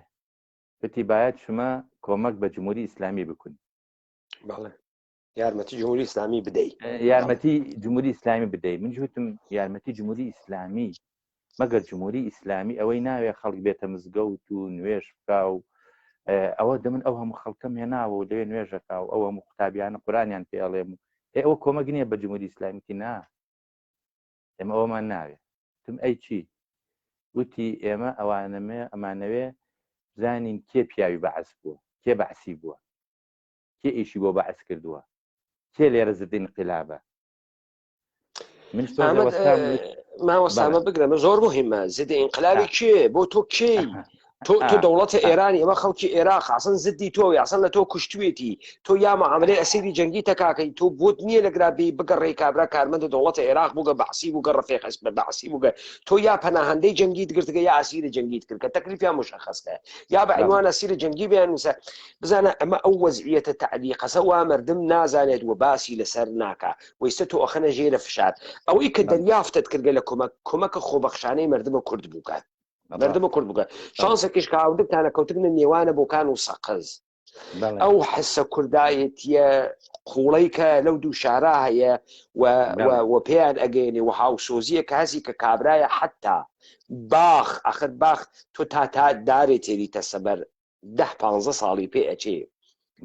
ئەو حازرە تەواوت داهاتە خۆی کە چێوە تەڕەز ئاریش ناگرێت بیوڕن و بیوەن استفادەی لێ بکەن ئەمە لە ختەیەک بوو لە مردم کە دەوڵەتە ئێرانی ئەزانێت ئەمە شارە زەردەواڵاس دەستی تێبکە لێ ئاڵۆزێت هەم نەمایشە پیاوێتی خۆی ئەدا هەم ئیجازە ئەدا مردمەکە بە یارمەتیکردن ئەو هاوسۆزی و مەراقت دەروونە بڕژێنە دەرەوە جۆرێک ئەمانە من ئەزانم سیاسەتە جمهوری ئیسلامی لەگراوە دەوڵەتە ئێرانی چی بووگە ئەگەینە سەر ئەم لەختەیە کە بە جەنابێژێ لەگرا کێ زەدە ئینقلابە کێ بەعسیە تۆ بوەر جاسووسە ئێمە بەڵێ جا من وتم تۆزێ وەستام و وتم تۆ بەڕاستە ئەڵێ ئەوە کۆمەک نییە تی بەڵێ وتم ئەی چی کۆمەکە وتی ئەوە کۆمەکە تۆ ئەوانەی کە بەعسین پێمان بڵێ و ئەوانش کە زەدی ئینقلابن پێمان بڵێ ئێوتم من ئەوەڵەن نە بەعسی بووم بەعسی نەبووم تا بەعسیەکان بناسم ئەبێ ئێوە بگەڕن بە دوای کەسێکا کە بەعسی بوو بێ من وەختی خۆی فەسڵ کراوم لەسەرەوەی کە بەعسی نەبووم وەختی خۆی فیرار بووم لەبەرەوەی کە بەعسی نەبووم کە وەختێ من بەعسی نەبووم من چوزانم ئێستا وتم تۆ ئەگەر کەسێک بێت لە دەرەوە ئیطلاعات نەبێت تۆ ئەناسێ نا تەمە بێ ئەو کەسە ئیطلاعات بێجا تۆ ئەناسێ ئێوتی وایە ئێوتم دێ باشە خۆ من بەعسی نەبووم تا بەعسیەکان بناسم دوای ئەوەش زەدە ئینقلابیش نەبووم تا زەدە ئینقلابەکان بناسم ئەبێ ئێوە بگەڕێن خۆتان پیاوی خۆتان بدۆزنەوە بەعسیەک بدۆزنەوە با ئیشتان بۆ بکە من ئێستا تێگەیم زەدە ئینقلاب شاید منزوریشی ئەوە گەسە کورد ئەو بەر کۆمەڵە دموکرات بوویەوە وەێ ئەمما هەر ئەوە نییە بزانە ئەمە خەریکە پەیام و ئاراستەیەکی تری دەوڵەتە ئێرانێژێ بزانە بەڵێ مامۆستا من چارجم ماگە یەک لەحظە ئەوەی کە ئەیوت زەدە ئینقلاب خۆیان ئەیانزانی کە هەندێ مەقەڕاتی حزبی دیموکرات و کۆمەڵە و ئەوانە لە منطقەی هەڵەبجە بوون کە ئەوانیش احتیمالی ئەوەی هەیە تێکەڵ بە خەڵکی هەڵەبجە بوو بن و هاتبنەوە ناو ئێران لەوە ئەیوت زەدە ئینقلابمان پیشان بدەن ڕاستە فەرمووی من چارجم خەریکە تەواوێ بەڵام با شتێک ئضافە بکەم بزانە ئەم سوالەی کە ئەمانە ئەکەن کێ بەعسیە کێ زەدە ئینقلابە تەوەجۆکەی ئەمە یەک شتی تریش بە تۆ سابتەکە ئەوەی کە ئەساسە دەوڵەتە ئێرانی و هاوردریان بۆ خاتری ئەوەسە کە لە شەڕ ئێران و عێراقا قەرار و سەدام حوسێن بدۆڕێنێ بەڵام سەدام حوسێن نەیدۆڕان لەبەرەوەی اتحادی جەماهیری شەوروی مەوجود بوو لە ئاخری شەوە کە سوڵحیان بە سەدام گرت سەدام تەجهیزاتی تازەی گرت و وەیاڵەتی متحدەی ئەمریکا قاچی تێخست شەڕێکی تەکی ئێران کرد بە ناوی شەڕی نەفتکەشەکان لەبەرەوەی عێراق مەجبور کا چون عێراق چووە ناوە دەستی قووەتی بەسەر بوو و نەیە هاتە دەرەوە تەوەجۆکەی مەشە عێراقی مەجبور بە مەسئلەی هەڵەبجە کرد من خاطراتە ئەو کابرا بەنی سەدرم لەگەڵ کابرای کە بەناوی حوسێنی دەهباشی گوێدا بەحسی ئەوەی کرد کە لەختەکەم لەبیر چووە تێمە سەری بەعدەن هەدەف ئەمە بوو کە ئەمریکا بەم قەناعەتە گەی سەدام حوسێن ناڕۆخێت سەدام حوسێن بەدەسە ئێران ناڕۆخی و بەغا فتح ناوێ تۆ تماشاکەی معاملەیە کە دەوڵەتە ئێرانی کاگەرە کێسی دەوڵەتە بەعس بخا وخاکە عێراق بگرێ ئەم ئتفاقەکەنەکە و 2003 ئەمریکا بۆ ئێران کردی سەدام حوسێنی بۆ خست عێراقی دا تەحویلە ئێران و ئیمڕۆ ئێران حکوومەتە عێراقەکە یعنی دەوڵەتە ئێرانی دەوڵەتە شیعە بەڵێ من قسەکانم تەواو بوو مامۆستا ئێوە فەرمایشاتان تەکمیل بکەن چون ئێمە 10% چارجمان ماگەیمکانی هەست قەت بێ قسەهای ئاخر و ئێمە لە بەرنامەهای بەعدی ئیستفادە ئەەکەین. بەڵێ من ئیتر ئەوەی کە عەرزم کردی دوجار کە وتی تۆ بێ یارمەتیمان بدەیت و ئەوانە منیش وتم کاک ئاخر خۆ من بەعسی نەبووم و زدین قلابیش نەبووم تا بیان ناسم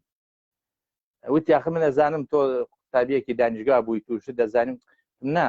ئەوەی کە تۆ ئەی فەرمووی جیایە من ئەوەی کە ئەیزانم تەلەبەیەکی کولیەی شەریعە بووم شریعەتم خوێندووە ئەوەی ئەزانم کە لە مزگەوت تا بڵێم بە خەڵکی ئیتەقی الله لەوە زیاتر شتێکی تر نازانم و ناتوانم و ئەوانە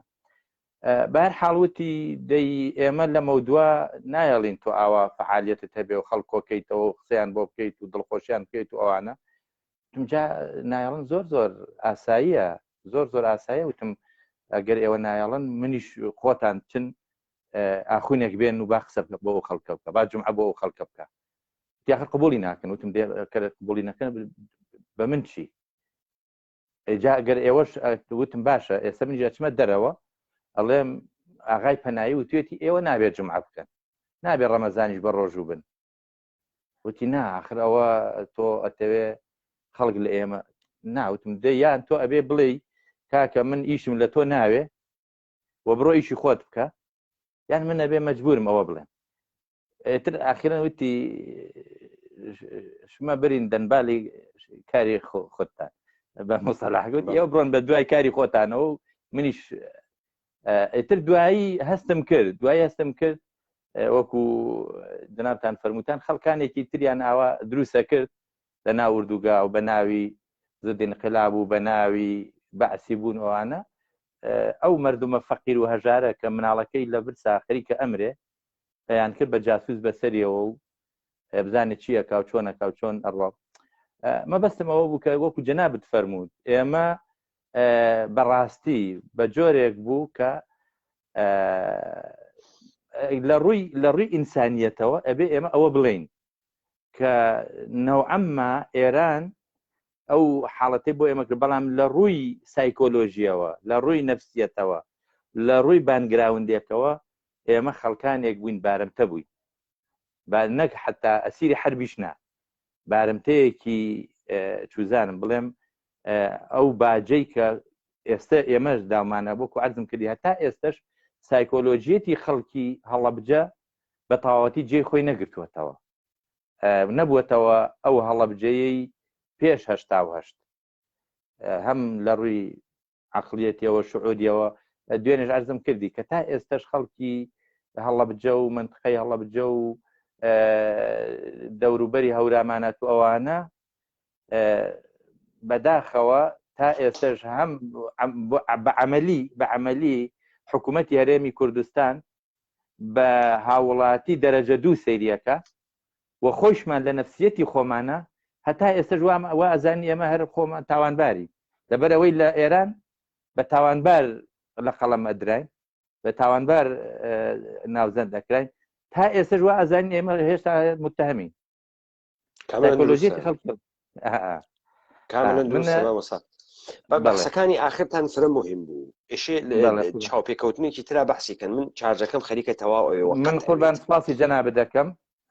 مەمنون لە بەشداری ئەم شەویشتان و خۆتان ئامادەکەن بۆ بەرنامەهای ئایندە و ئەم تیکەی ئاخرە کە ئەم شەوتان مهم بوو کە ئێمە لەسەری قسە بکەین فرە مهم بوو ئەم تیکەی ئاخرەتان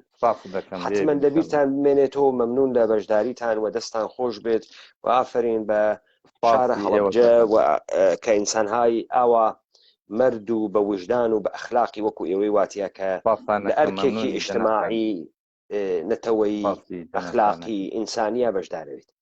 شەوگارتان شاد من تا 10 دقیقە ڕۆبێکی تر پشوویەکە گرم و بە مۆبایلەکەی ترم تێن لەگەڵ بێ من ئەگەر بکرێت سبەی شەو بێمەوە خزمەتتان لەبەرەوەی ئێستا لەوە ئەچێ بە کاتی ئێمە درەنگە و نەخێر هەر وەختێکی تر سبەی شەو 2 سبەی شەو هەر وەختێ مایل بوون وەختەکە هەماهەنگەکەین و ئەنجامی ئەدەین